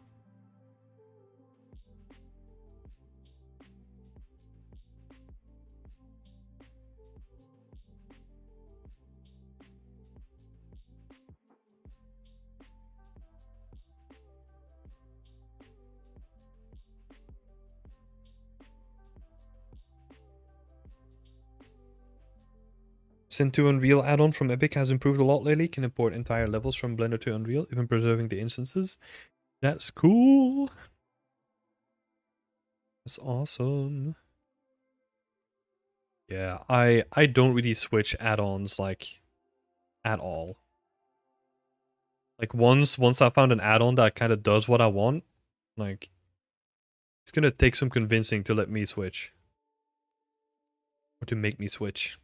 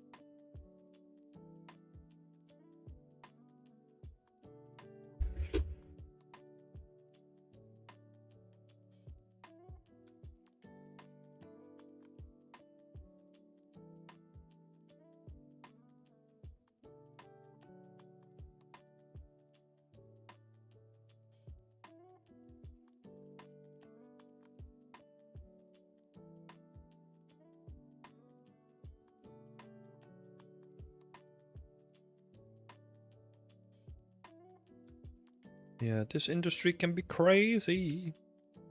But also, like, yeah. I mean, I feel like a lot of people look at this industry and it's like, oh man, it's too crazy for me. I don't know if I can handle it. I gotta be honest, like,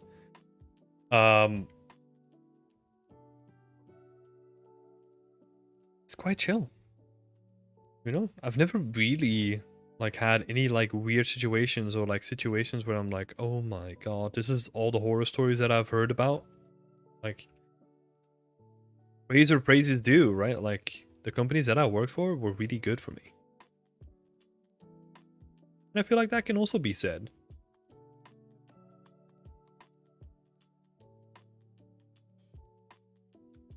Do I use SpeedTree?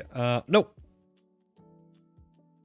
I try to avoid almost anything that is either subscription or paid in certain ways. So I'll do the crazy thing where I'll build my own tree generator inside of geometry nodes just to avoid paying like a small subscription fee for a couple of months for SpeedTree.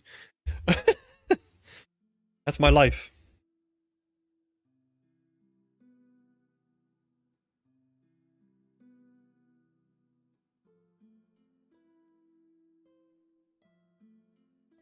Yeah, I'm picky with the softwares that I'm using now.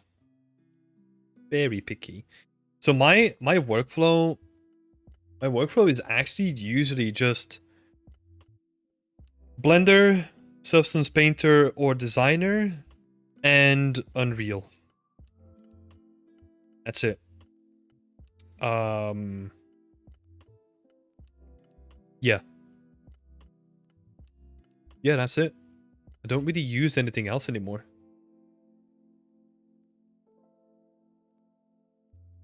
I was at a crazy company with horror stories. It was still fun, but now I feel like I survived and I'm ready for a lot. Yeah.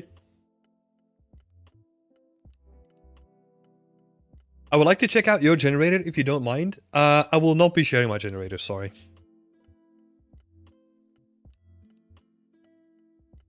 And it would take me too long to explain it to like the whole thing. Plus, there's like a bunch of janky shit in there, so.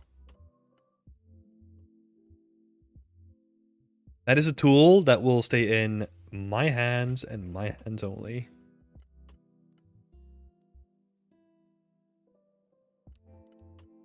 Things are just too expensive when it comes to using different softwares, but so glad that Blender and Unreal Engine is free. Yeah, and well, so here's the weird thing, right? Like, I grew up and I wanted to do like digital painting, right? So this is before 3D and all that kind of stuff.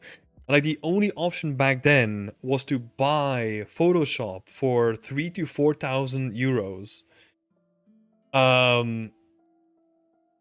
To get Photoshop, right? That was the only option. So I can definitely tell you that right now it is good if you want access to those tools, right? If you really need Photoshop, like for example, if I was doing like a lot of photo editing, I would probably get Lightroom or Photoshop or that suite, right? Because the tools are very standardized. Like you can also share it like easily with like a lot of other people. All that stuff is very easy to share. Because yeah, that's what it comes down to, right? And that's one of the biggest differentiators between like the competitors now. Even though like I'm using them right here, right? Like Affinity, like the whole suite, you can get that for, man, if you get that for 50 to 100 euros for like all of it for like a perpetual license. Right, so there's definitely competitors out there, but they will still struggle to compete with like other, like if you're sharing files with a team, right, then everyone needs to get that, where it's probably likely if they're like an editor of some sort that they have the Adobe suite already.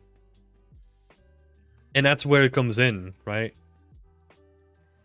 Same for our industry too, right? Like you can use Blender, but there's gonna be at this point for sure, there's gonna be companies that if you apply to them, you'll have to switch to Maya or Max because their tools are still embedded into it. But yeah, having access to like the actual tools when you can start learning them for free is freaking amazing. So happy.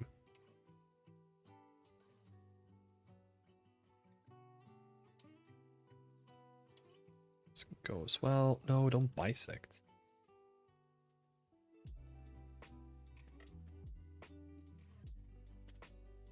Maybe if you pay Timothy a description of 20. No, no, not even then.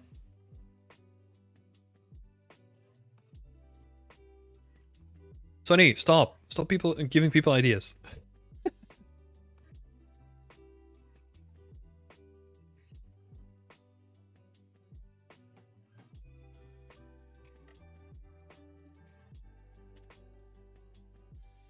was gonna steal some logic from making my own.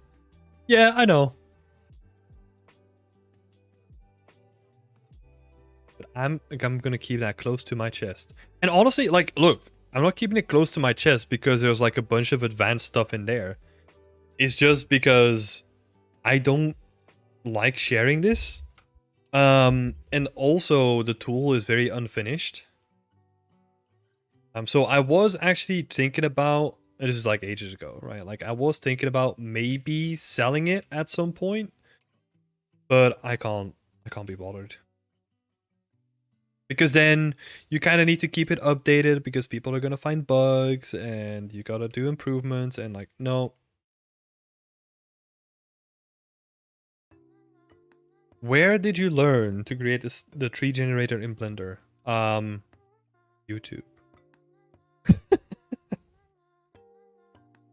Nah, it's honestly like a cobbling together stuff from YouTube to then make something else.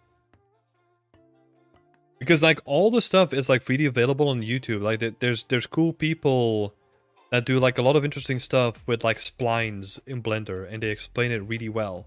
So that was my starting point, right? Because like obviously like I'm gonna do a lot of his splines.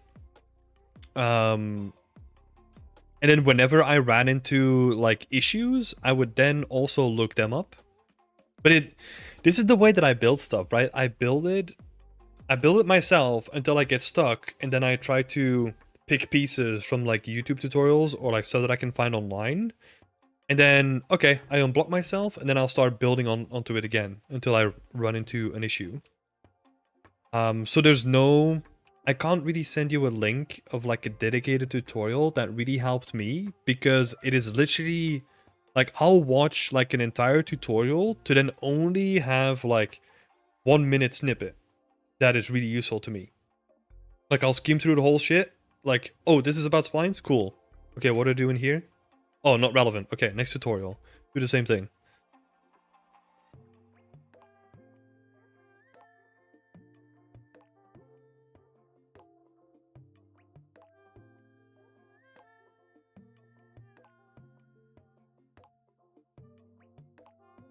Making a cactus. Yeah. There's you're gonna find like a whole bunch of like amazing tutorials, I can guarantee that.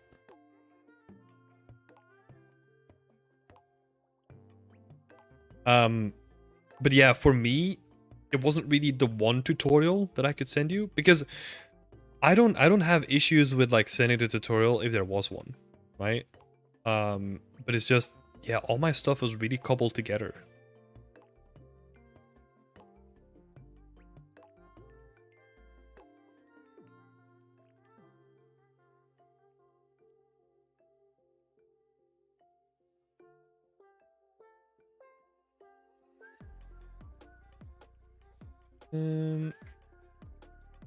B1.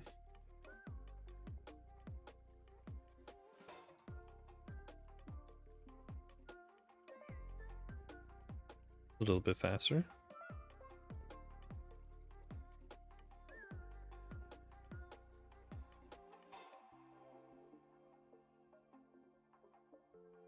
Where is that going? That's going nowhere. It's also going nowhere. No.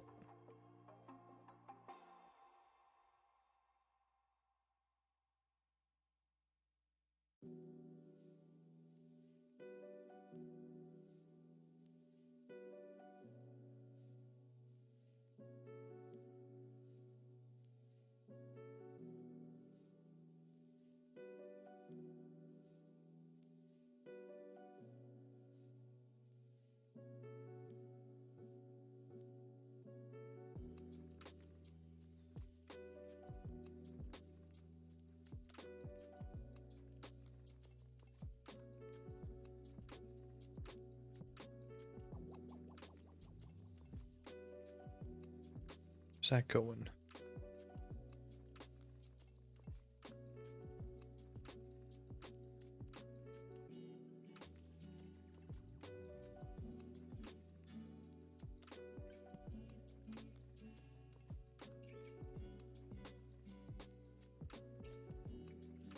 Kinda did all this stuff. It's looking good. This one's looking good as well. What do we still have to do? This one?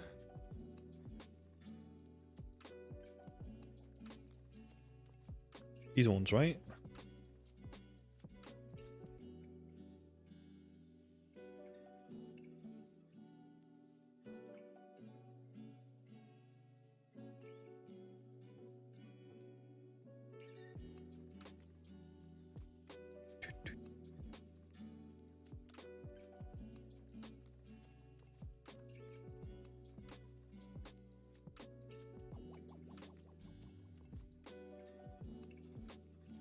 I should have actually saved some of the tutorials.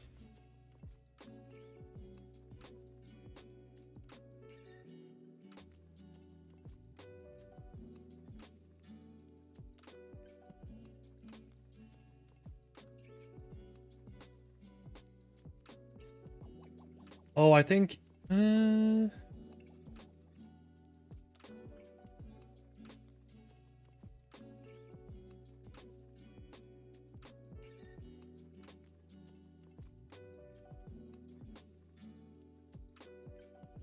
There was a playlist that I shared around like a couple of months ago, which was really helpful. But I'm not gonna find that right now.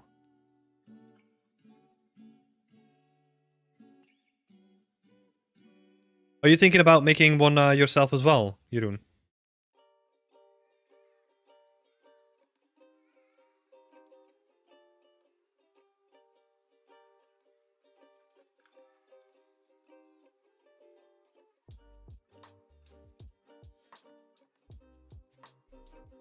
Maybe.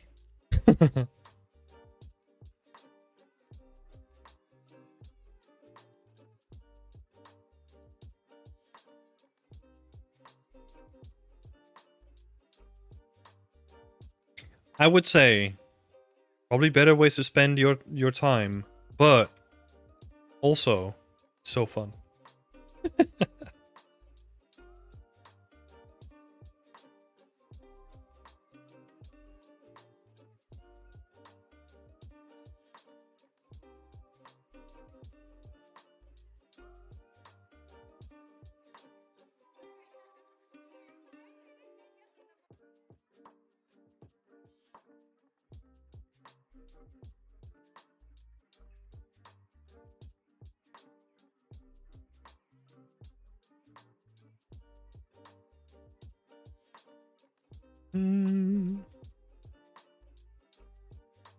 Nearly there.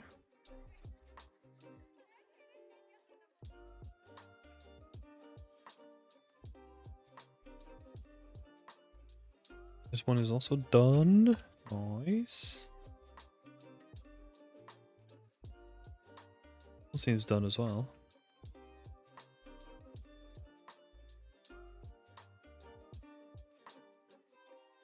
I have to start with the basics. Yeah. What was the first? What was the first thing that I made in GeoNodes? Oh, I think like the very first thing was like a grass scatter node or something like that. Just like where I could control like the scattering of grass, I think. Very simple. Like it's only like a couple of nodes because like there's so many built-in ones that are really good for that.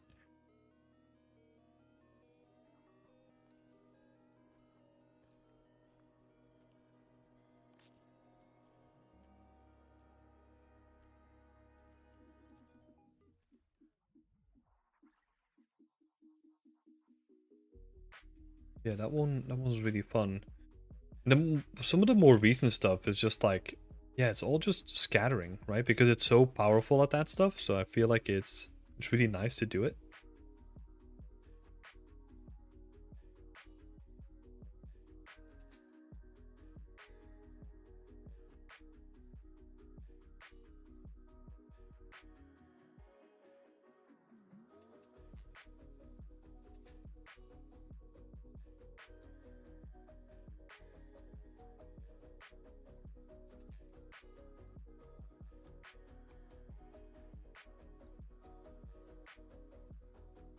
That's also the fun thing with geometry nodes. At least to me, right? Like, I don't do a lot with it. But when I do, it's like literally to solve a problem that I'm having. Like, oh, I don't want to keep scattering these like randomized hay clumps on top of my roof. So I'm just gonna make a geometry node thing for it.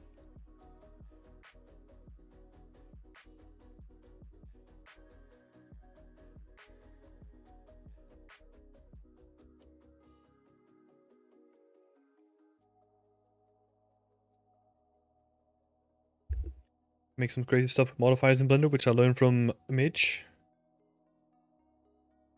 Tsunave, I've never heard of her, but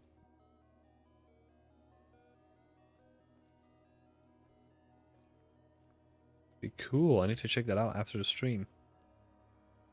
Yeah, but modifiers themselves are so powerful as well. Like these rocks, right? Like the high poly for the rock was also just like a stack of modifiers. Like by just like voxelizing and like remeshing them and all that stuff, you can get really interesting shapes that work really well for organic surfaces like rocks.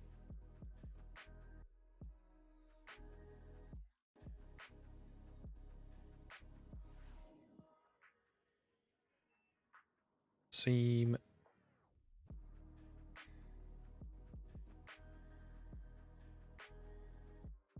I'm assuming you're gonna smooth the edges of your rock before export? Yes! So I'll smooth everything apart from the seams.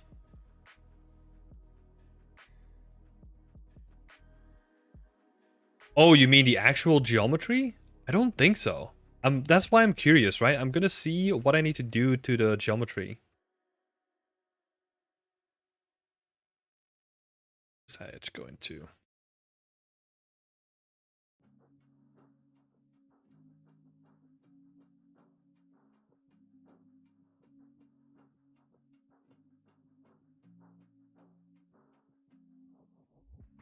Right, I think that was the last one, and I'm just gonna select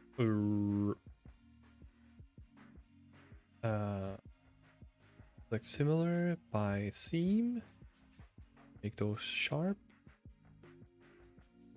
Shade auto smooth. No shade.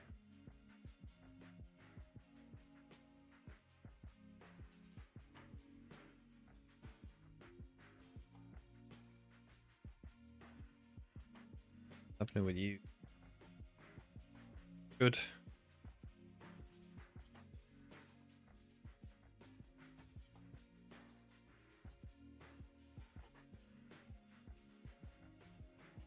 Are you creating collider geometry or LODs for the models, or is that generated in Real Engine? Yeah, I'm probably gonna go with generated. Apart from like the more intricate models, where I'll have to make like my own geometry. But as much, I wanna avoid as much of that stuff as possible doing that myself, because yeah, that's a pain if you want to be really optimized and good about it. Do you know if there's a way that the outline you have not only shows the object that you have selected, but shows the entire collection, sub-collection that the object is in? No, I don't know a way how to do that. There might be a way. I just have no idea.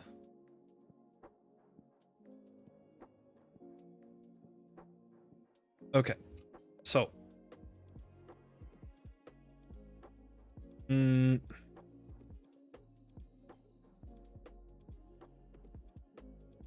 Rocks, high poly. No, low poly. Let's not get confused now. And then select.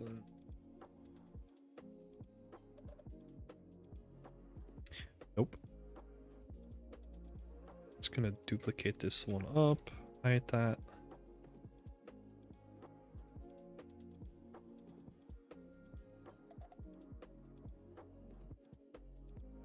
I'm sure if you're asking me the question, Damian, for simple geometry, you better to create like an UBX colliders. They're so much more optimized and it doesn't take too long for the simple models. Yeah, I could do. But also I don't want to. What I might do is I might set something up. We'll see. We'll get to that bridge once we get there. I honestly don't know. Like, I'm probably gonna keep it to like just the standard collisions now, and then I'll see what we need to do later on. So boring.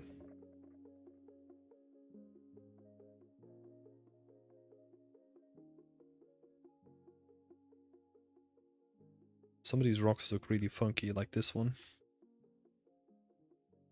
Some of them look good. Not so good. We'll see. Will be fun to create a geometry node for that. Yeah, so I already have some of that set up in my tree generator, where it will like create collision for that as well. But it was very basic, you know, very basic. But there's cool stuff that you can do, because there is like a convex hull node in geometry nodes that can help you with like a lot of this stuff, and then you could potentially even optimize that convex hull.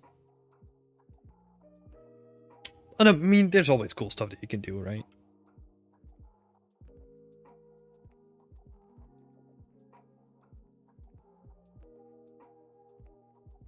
So. Some pets. You're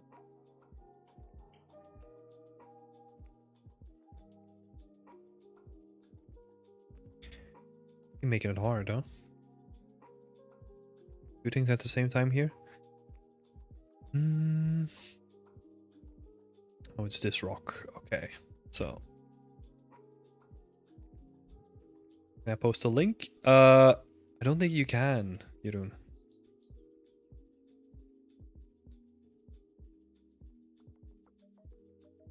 I think links are blocked.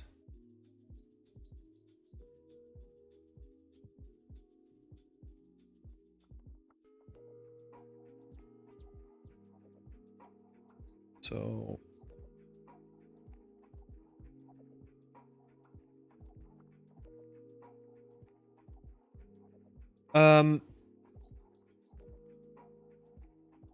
You know what? I wanna try something. I've never done this before. I don't know if this is gonna work, but I wanna bake it inside of Unreal. Let's see, so do I have like a test folder or something?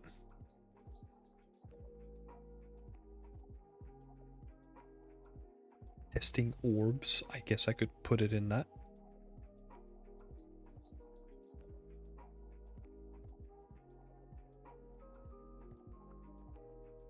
So, rocks high poly. Oh, this is... I'm gonna put it here. Nice and organized, I know. Selected objects only. And then we're gonna export the low poly.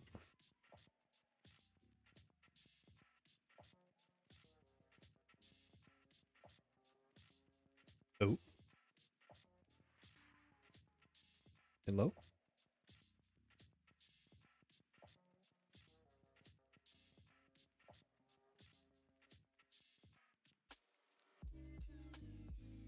Is that not working?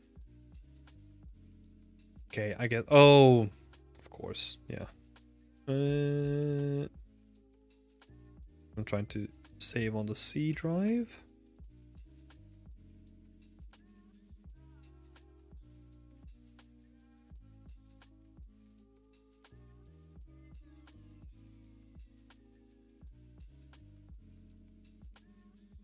I'm actually curious how that works. So we get both of these in.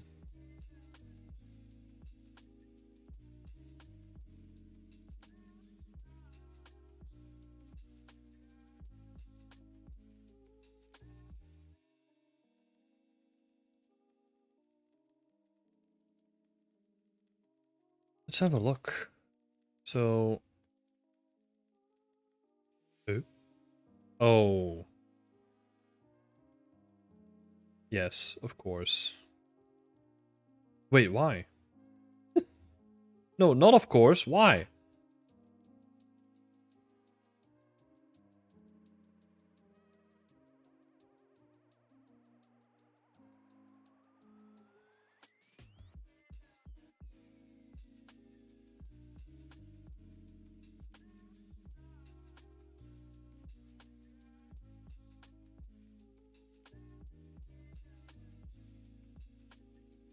Let's have a look.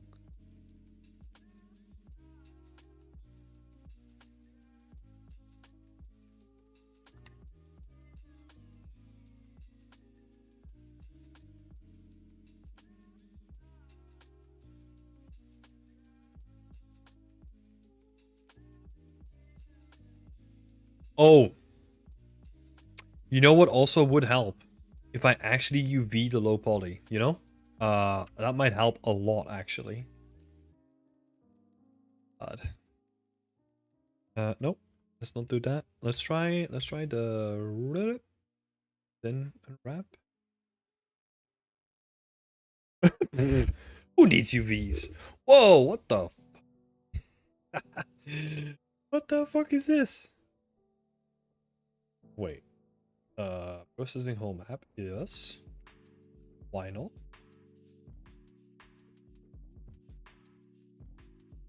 Yeah, okay. That looks decent, I guess.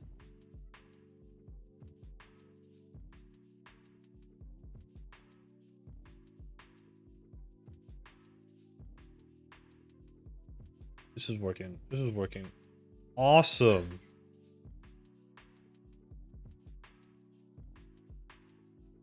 Looks like abstract. Oh, I know, right?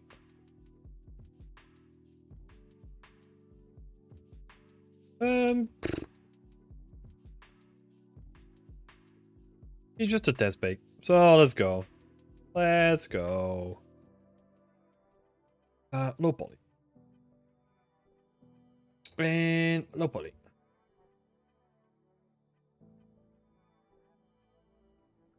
Should get Packmaster. Yeah, I had it, but I updated and then I couldn't. I needed to like install the library and I couldn't find it immediately and I just gave up. So here we are. Yeah, so big textures.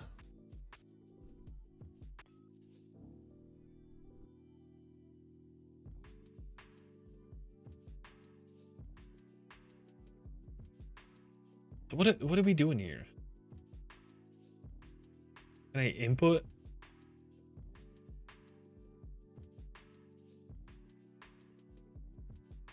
Bake input? And was I wrong? Can I not bake? Force normal map? Oh, yes. Yeah, this makes sense. This is baking textures. Okay. Vertices, bake textures from a target mesh. Also, maybe you can't bake it. Create deform.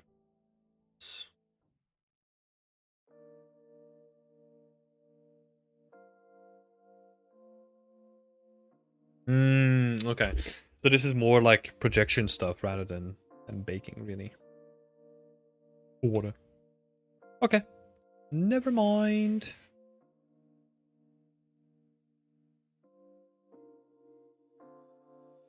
Whatever. Did we save?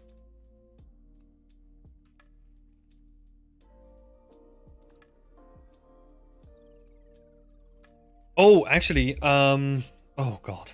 Here we go. You gonna save out any of these? Oh god, I hate this so much. Why is this happening?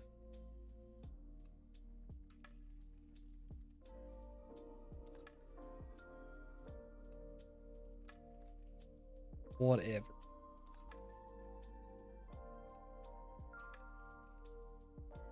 Stop.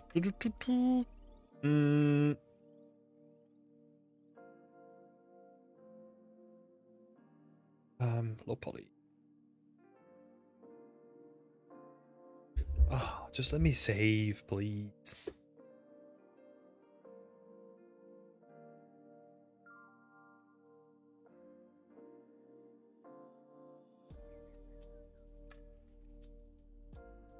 Big it on. Okay.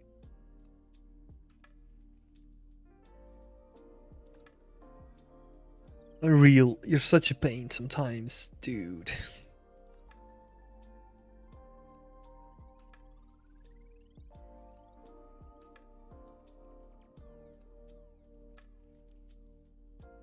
Is it literally not gonna save for any of these?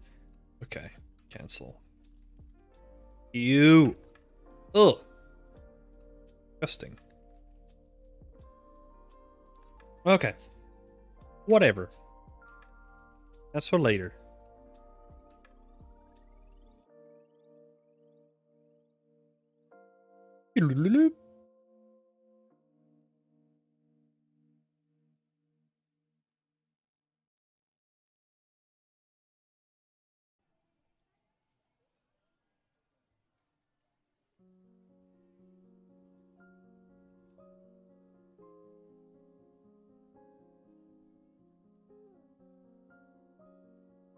Nice one. Is a toxic relationship. I feel like honestly, like a lot of the issues that I've been having is because this project came from 4 and then I updated to 5, and I think a lot of stuff like it's a bit jank. Not gonna lie. Can I?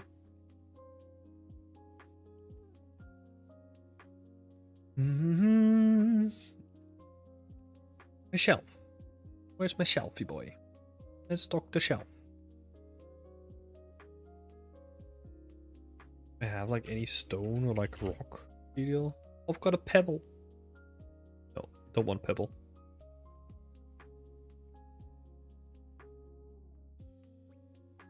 Be clean.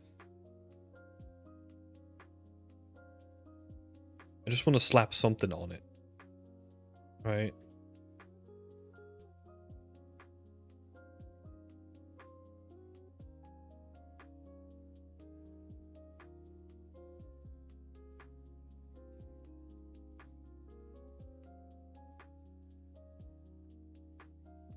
Doo-doo-doo-doo.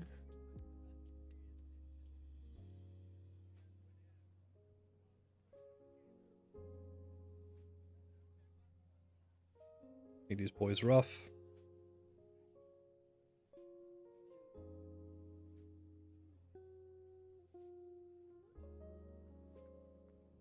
Base color base.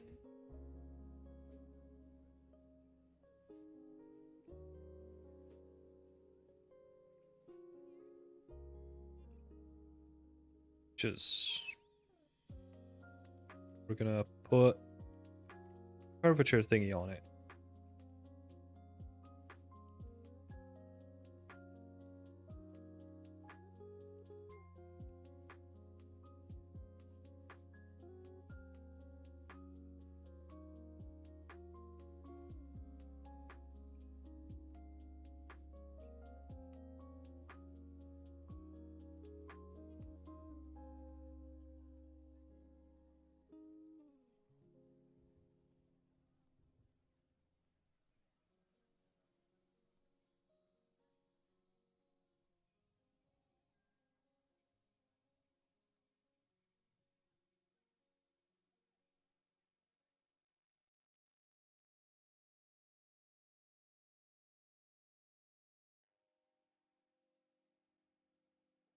Just want to get something going on here, right?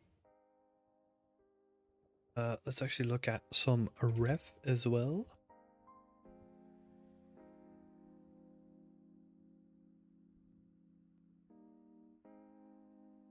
Do we even have any ref for like stone walls? I don't think so. Apart from like game ref, I guess.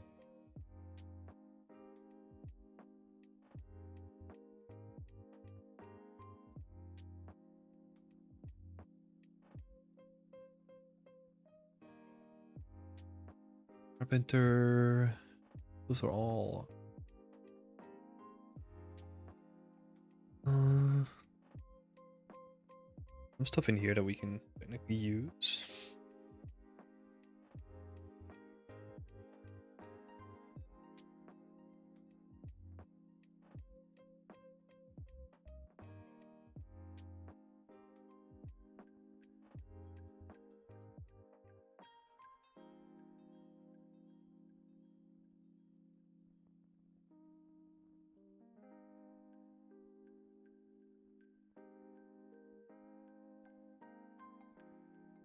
Mm-hmm.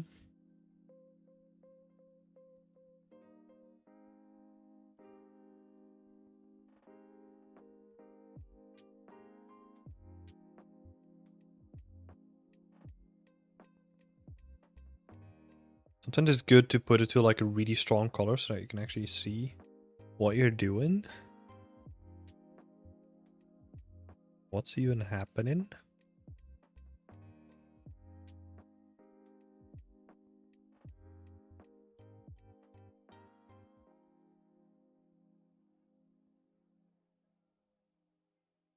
It's just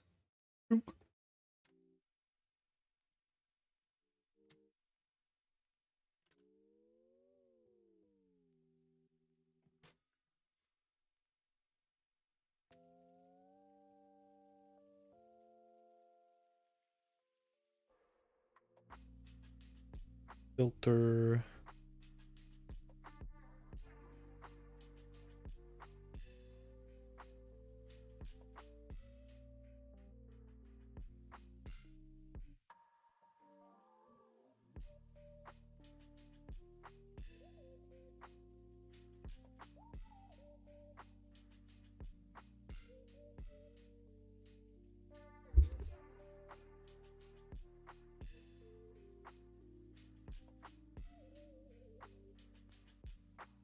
Custom noise.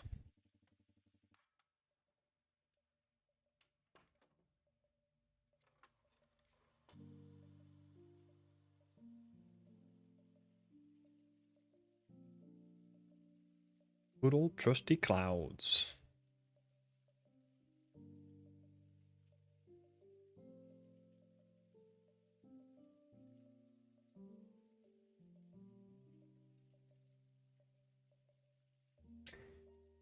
Thanks for popping in, Damian. Talk to you next time.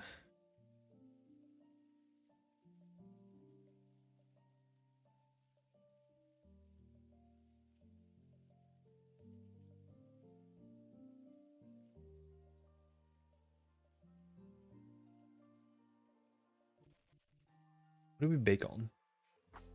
Okay. Sense.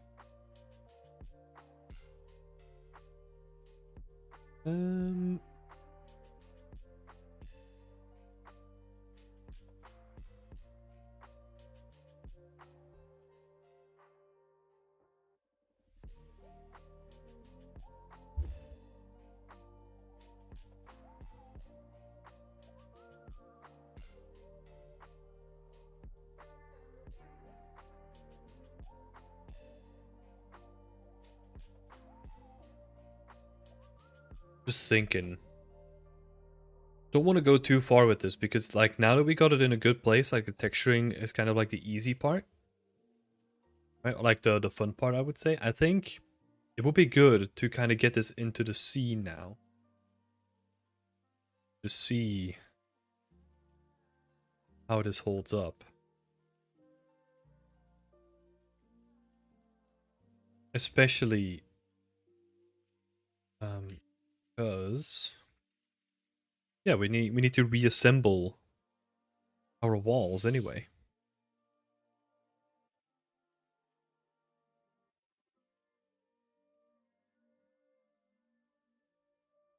Let's click on assets. Let's see if we can rebuild some of these walls.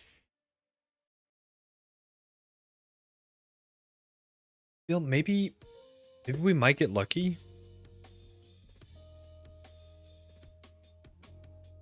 This area is such a mess.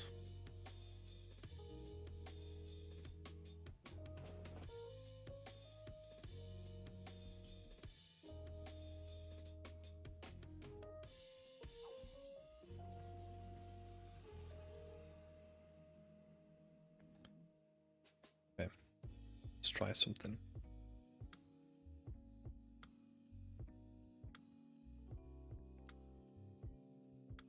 Excited to see the scene. Haven't you seen the scene yet, Samantha? I'm pretty sure you have, right?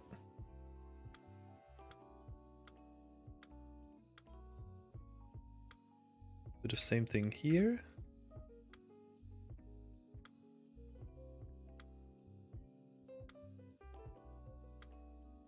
Then I'm wondering. Oh, so last time when you were making ropes. Yeah. We didn't do a stream in the meantime.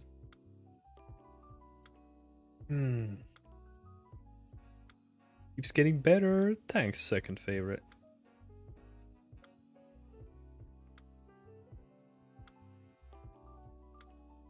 So was I'm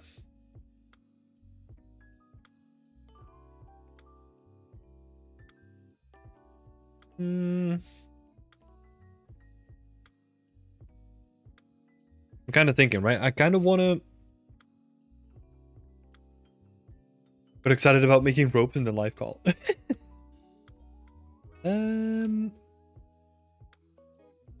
Yeah, so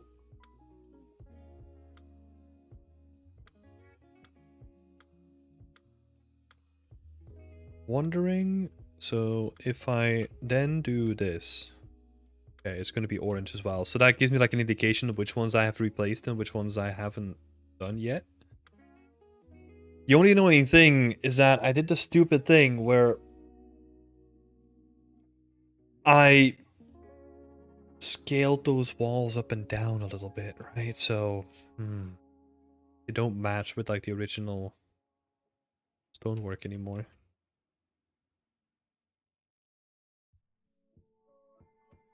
Nope. Place this one with that one, please. No. Keep doing it the wrong way. What? Yeah? There we go.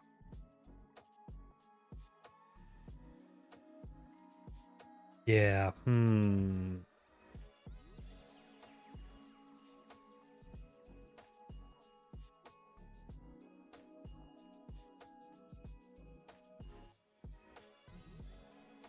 This might be a bit too janky.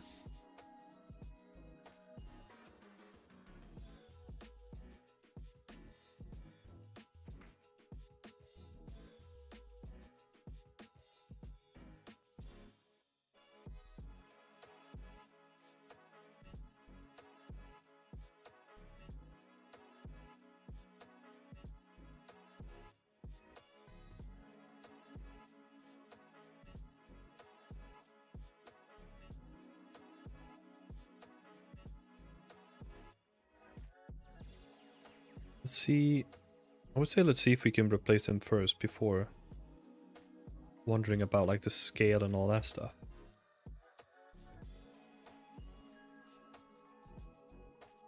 So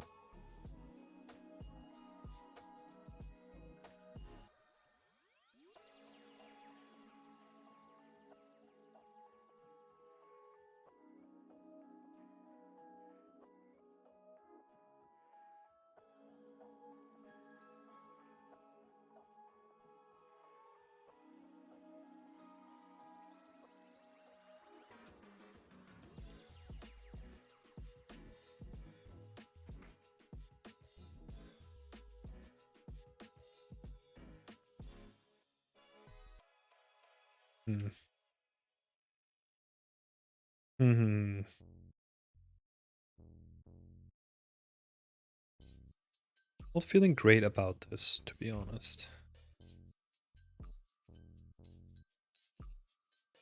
I think this might just be like the ugly face of this specific asset.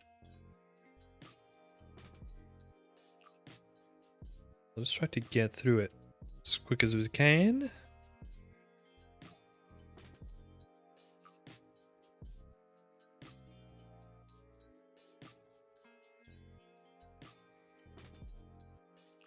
Cheese rocks. Exactly. Maybe it's a color that just has me disgusted. Let's eat it.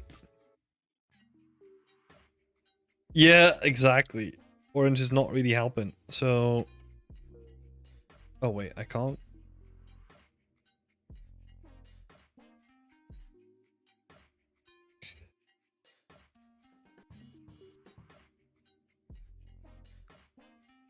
Move all material slots. Hello, can I please?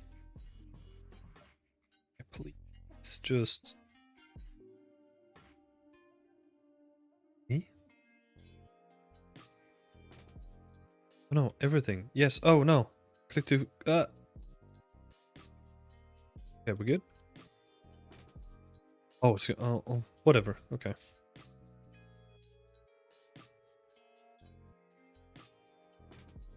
Why are they like slightly tilted? Is there rotation on this? No. Why does it feel like they're all slightly tilted though? What? So weird.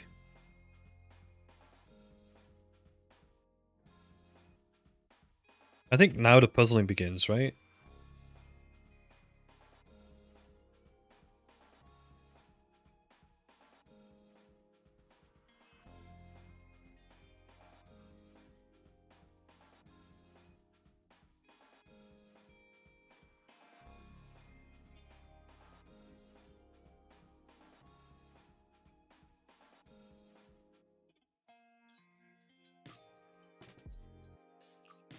Make this one smaller. I'm gonna rotate this guy.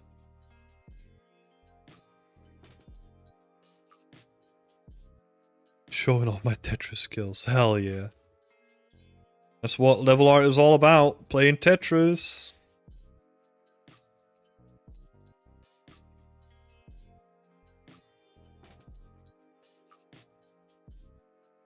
I always actually kind of sucked at the real game though, not gonna lie.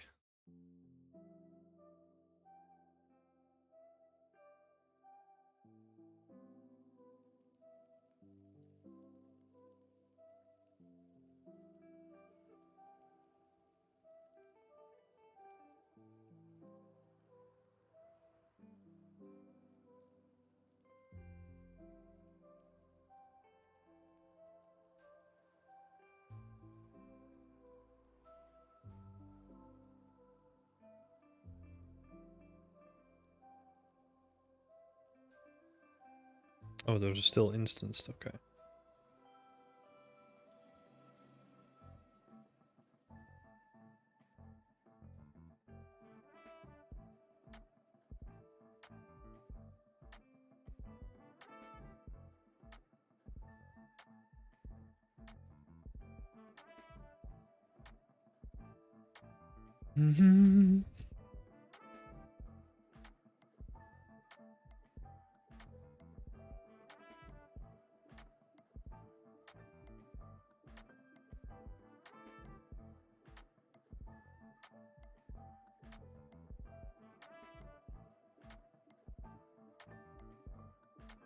Oh, so that means that I didn't use any of these though.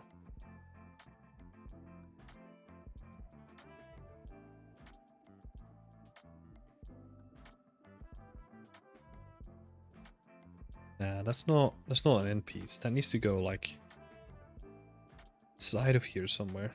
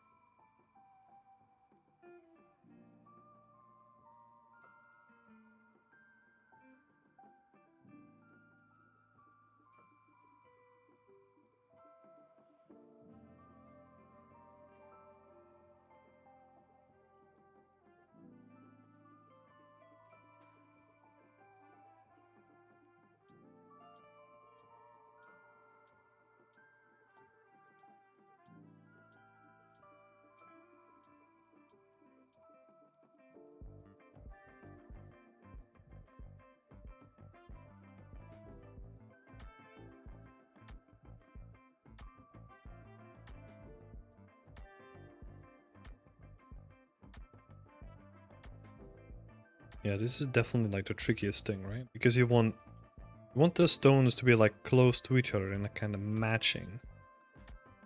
Best as you can. Even though, in all the cases you can't. We're probably gonna have to.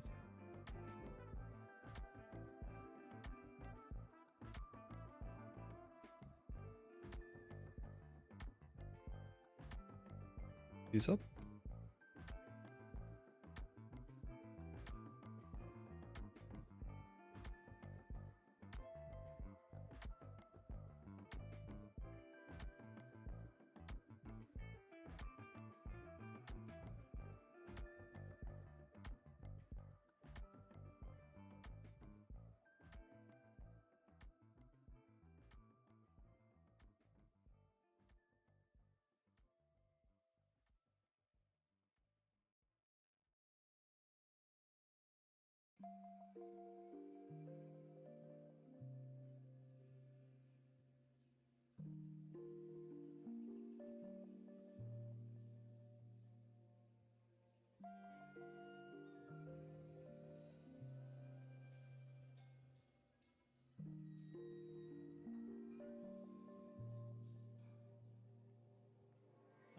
Hmm.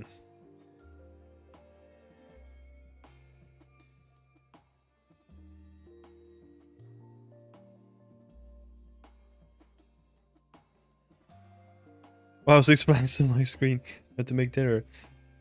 Oh no.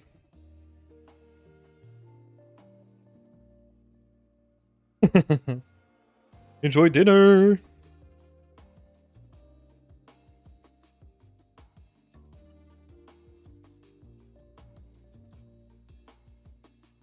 Back to planking. Hell yeah. It's almost like the planks that you're making are like real planking. Like, you can barely hold out for like 30 seconds. Sometimes, honestly, that's how I feel. Like, not really feeling like it today, but I'm gonna try it, and then it feels like, ugh, so exhausting. But hey, you all got one of those days.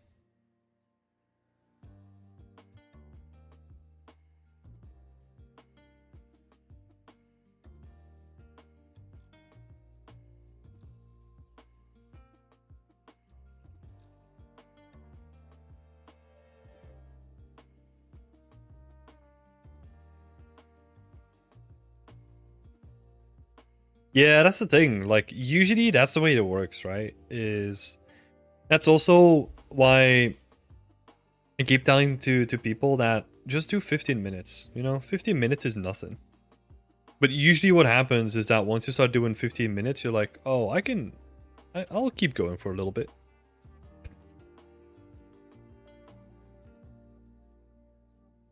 And also, if you can't, then that's fine too.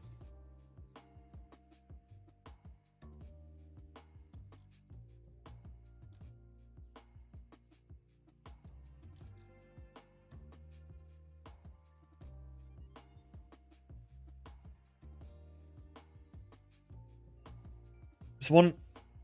Is there an issue with my setup? Not yet, I think, right? Yeah, because these are all still linked, I think.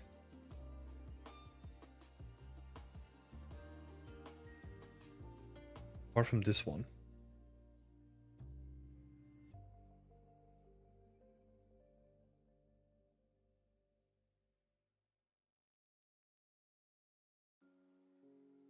The reason why they still need to be linked is because I do want to use this section over here. Let's move them all over.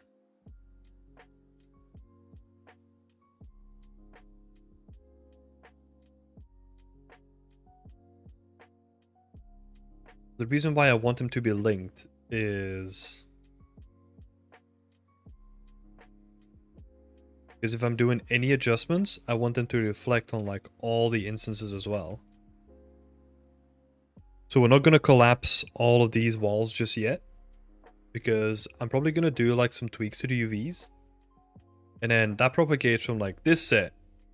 Well, not currently, but that will propagate from this set to this, and then all the walls as well. That's why I'm laying them out like this.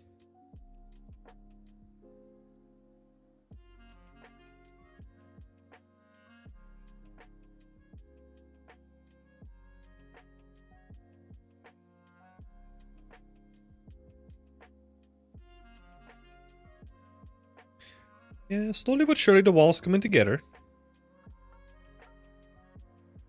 We're getting there.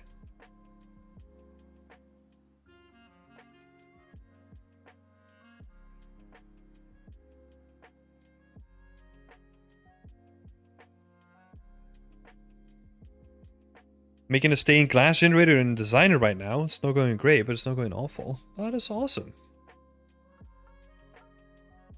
Greg, what is happening with your candy cane forest? You still doing that? Or is that on the back burner for the moment?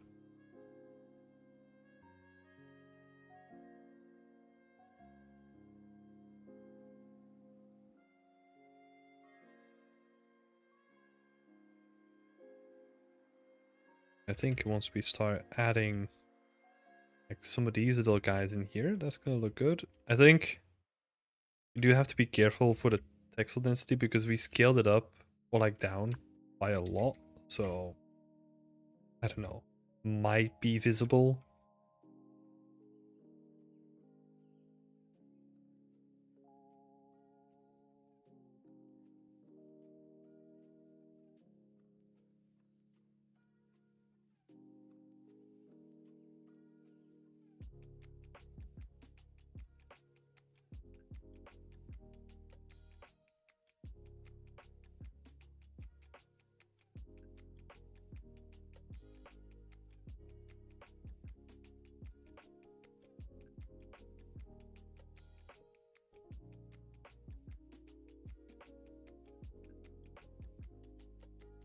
So I think that's actually quite nice.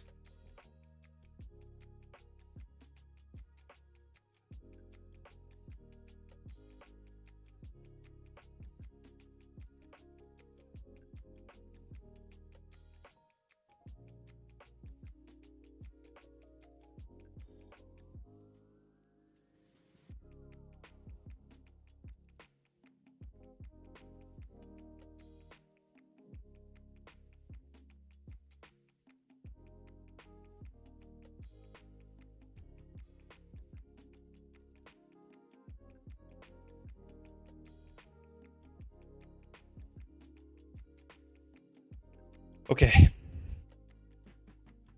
Okay. So let's do a test.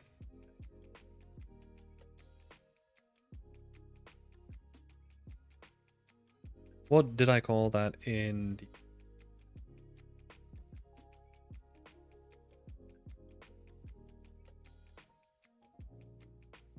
stone walls straight? Stone walls straight 01. 2. The pivot point is in the wrong location, I think.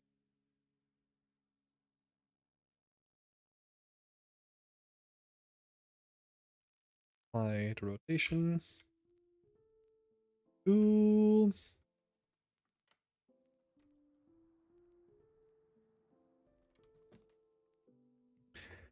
And we're gonna do this. We export my terrible looking maps. Let's make sure that we name this somewhat properly, right?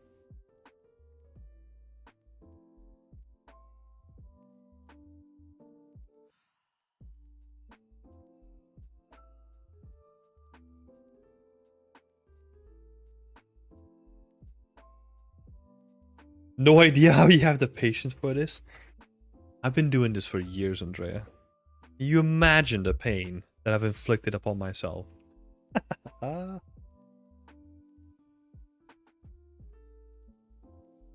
Hmm. I have the feeling that I'm gonna replace this, or like not replace it, but like move this from location. So I'm just gonna keep it like very temp at the moment.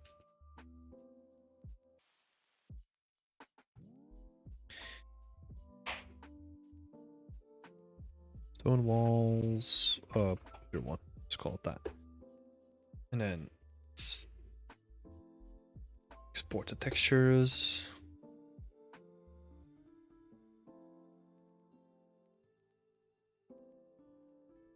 Yeah, but I mean, yeah.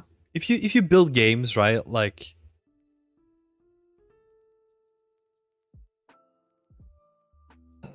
yeah, like it's so complex, right? So many moving pieces in the game, so many things, so many things that you have to do. Like I think patience is like a good skill to have, and yeah, you're talking to a guy who usually is very impatient, especially when it comes to like career stuff, right? So it was definitely tricky sometimes.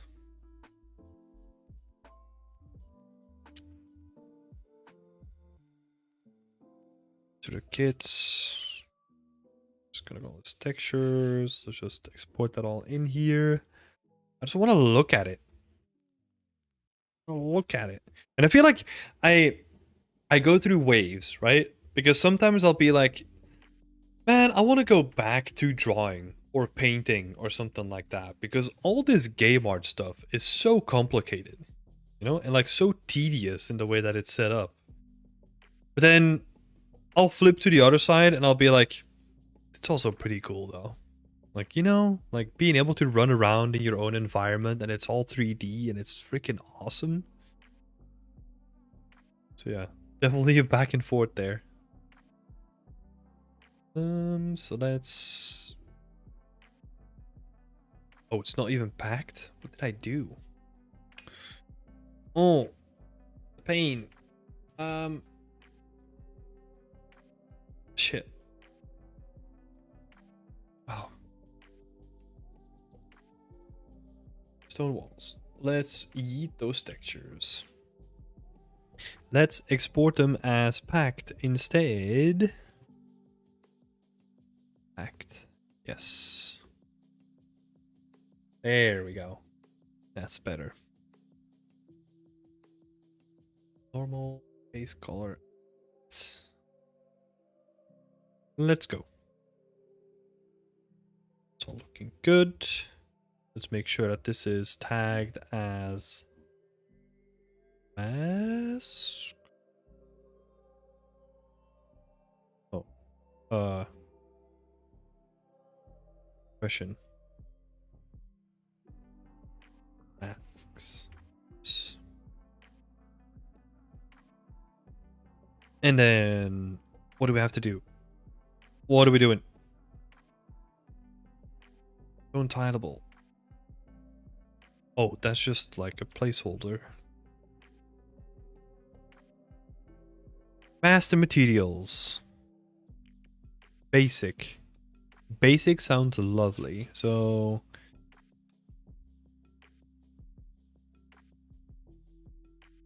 stone walls. And then we're gonna do unique. And this is our 01 guy. So I'm gonna slap that on it. It's gonna look really pretty. Nice.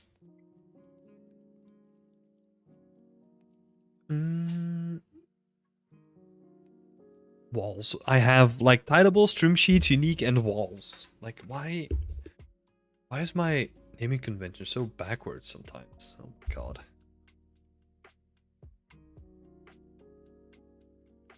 Okay, let's plug it all in. No, hello.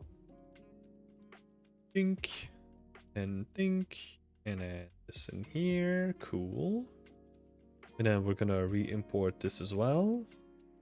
Nice. And that looks like a wall. Oh.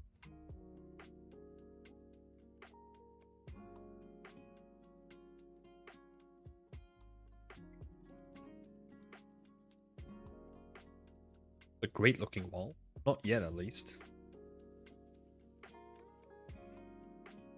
Please color thin. Let's put that down.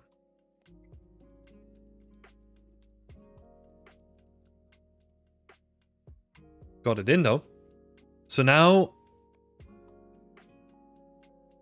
is that AO coming from? What map is that picking? Ask. Red Hill. Huh.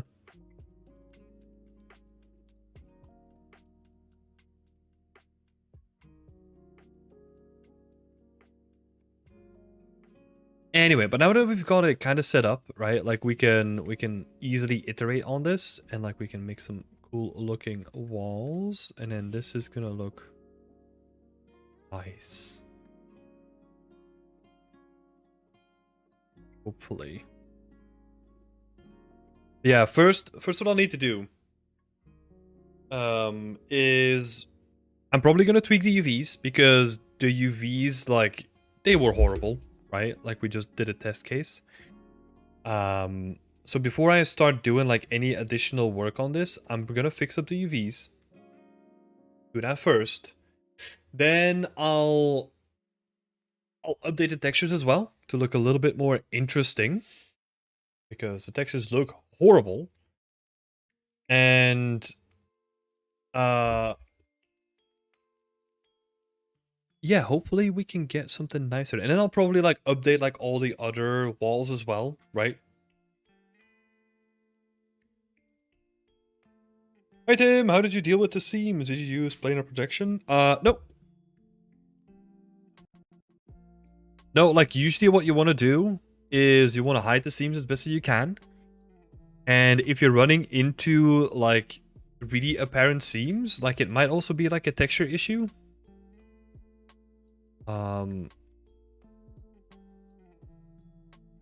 Because sometimes, like if you, what would be like a, so if I slap on this concrete, right? The issue with this concrete is that it probably has, yeah, it has hide information that will like highlight the seams. So if you don't have it on, like the seam is barely noticeable. But if you have it on, like this hide information, I don't know what it's doing, right? But like it will push up the heights at the seams, and it will make the seams like really apparent. Compared to if you don't have the height, it will not do that. Seams are annoying on rocks, especially large ones. Yeah, but like there's ways to go about it, right? Like these seams are not too big of an issue, actually. Like the ones that I'm seeing here. So if we're gonna add more detail on top of this, on top of my really quickly done like texture, right? Then we're probably gonna do that, like you said, with like triplanar projection. That might help, or like moving the UVs or something like that. There's ways to get around it. But first and foremost, it's trying to hide your seams as best as you can. As best as you can. And then also, like, especially with larger rocks, what happens is you will have your bake, right? You will have your normal map bake. And then on top of it, like, there will be an additional layer where they'll add detail textures, which is just like a tileable normal that will like be added on top of it. That will be added on top of it, and that will like really make it hard to spot the seams. If you turn off the high channel, how do you make up for that loss in quality? Oh, so if we're talking about this, you would need to figure out like what the height is doing, and make sure that it's not doing the height on the edges. This is not a material that I made, right? So I have no idea where this is coming from. But normally, yeah, you would want to avoid that near the edges.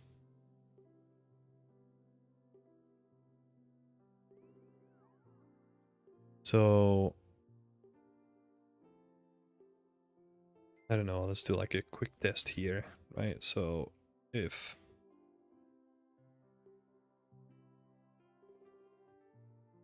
can I such a long time ago.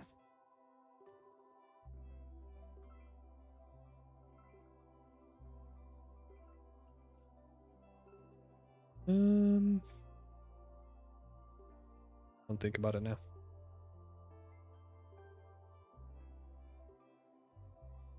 Yeah, that's the thing. Like you would want to. Can you manually clone stamp in Painter or Photoshop later to hide them? Oh, you can do that, but that's like annoying. The best way to do it is. What would be the best way to do it, actually?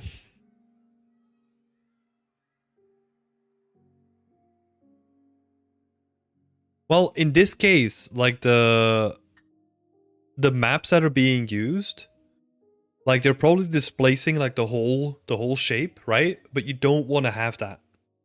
So you would probably let's see. Height range, like the height position.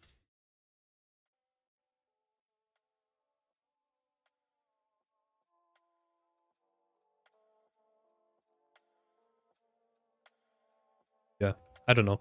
Like on this material, honestly, like if it's gonna highlight the edges like that, like I will not use it. What you would normally do is if you still want to have those little bumps, right? You would have to see if we can do like a quick example here. I only wanted to affect the height, and I'm gonna pick. I'm gonna do it this way. So I'm gonna add a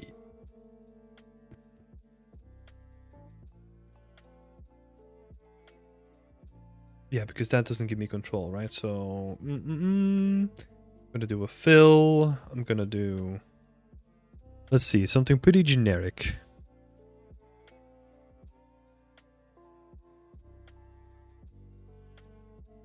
For example, this.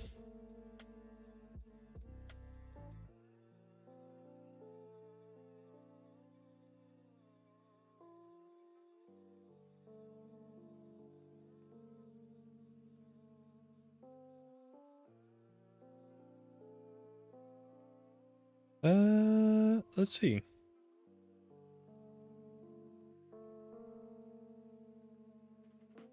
UV text density? There might be a way. UV border distance.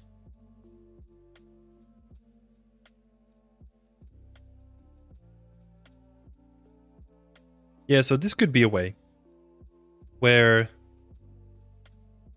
you blend out, like you blend out based on the UV border distance.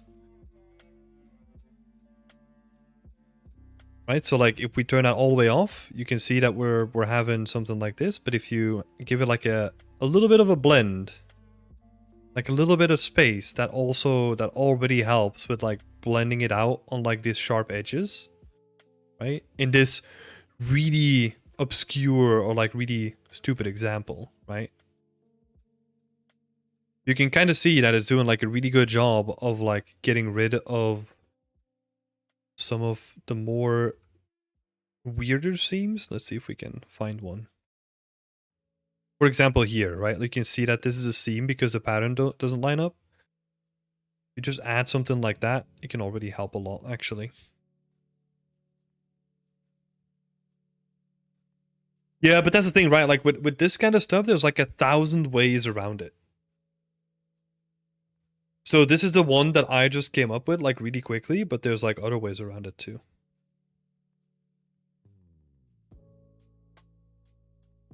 All right, but yeah, I'm gonna leave it here. So a little recap of today. We finally made our stone walls. We've also done like a couple of blueprints that we can work with, that we can like scatter around. Like we have, yeah, we just have like a couple more. Where did I put them? Like over here, like a couple more blueprints that we can scatter, which is gonna be nice for filling up the scene as well. And then we've kind of set up the stone walls to be like iterated upon. So I'm probably gonna finish off the stone walls and like remake like all the stone walls into their former glory. Do maybe like a little bit of a texture pass on it as well. And then yeah, we'll see where we're gonna start next week. Let me end off on like a nice screenshot, right? Big evening. Maybe pick something that we haven't really done yet. Like this. End it off with. Yeah. Awesome. Thank you so much for being here, all. Thank you so much for the awesome chat. This was awesome to see. Thank you so much for all being here. And yeah, go check out beyondextent.com if you want to learn more about environment art. And yeah, thanks so much for being here, all. I wish you all a nice day. Oh, before we go, Nick Frame, thank you so much for the compliment. Currently working on a VR project as a junior. Thank you for the content stream. No worries. Thank you for popping in and saying hi, Nick. Thank you so much. All right, people. I'm heading out. Have a nice weekend. And yeah, if you're a part of the community, I'll speak to you there. Stay creative, people.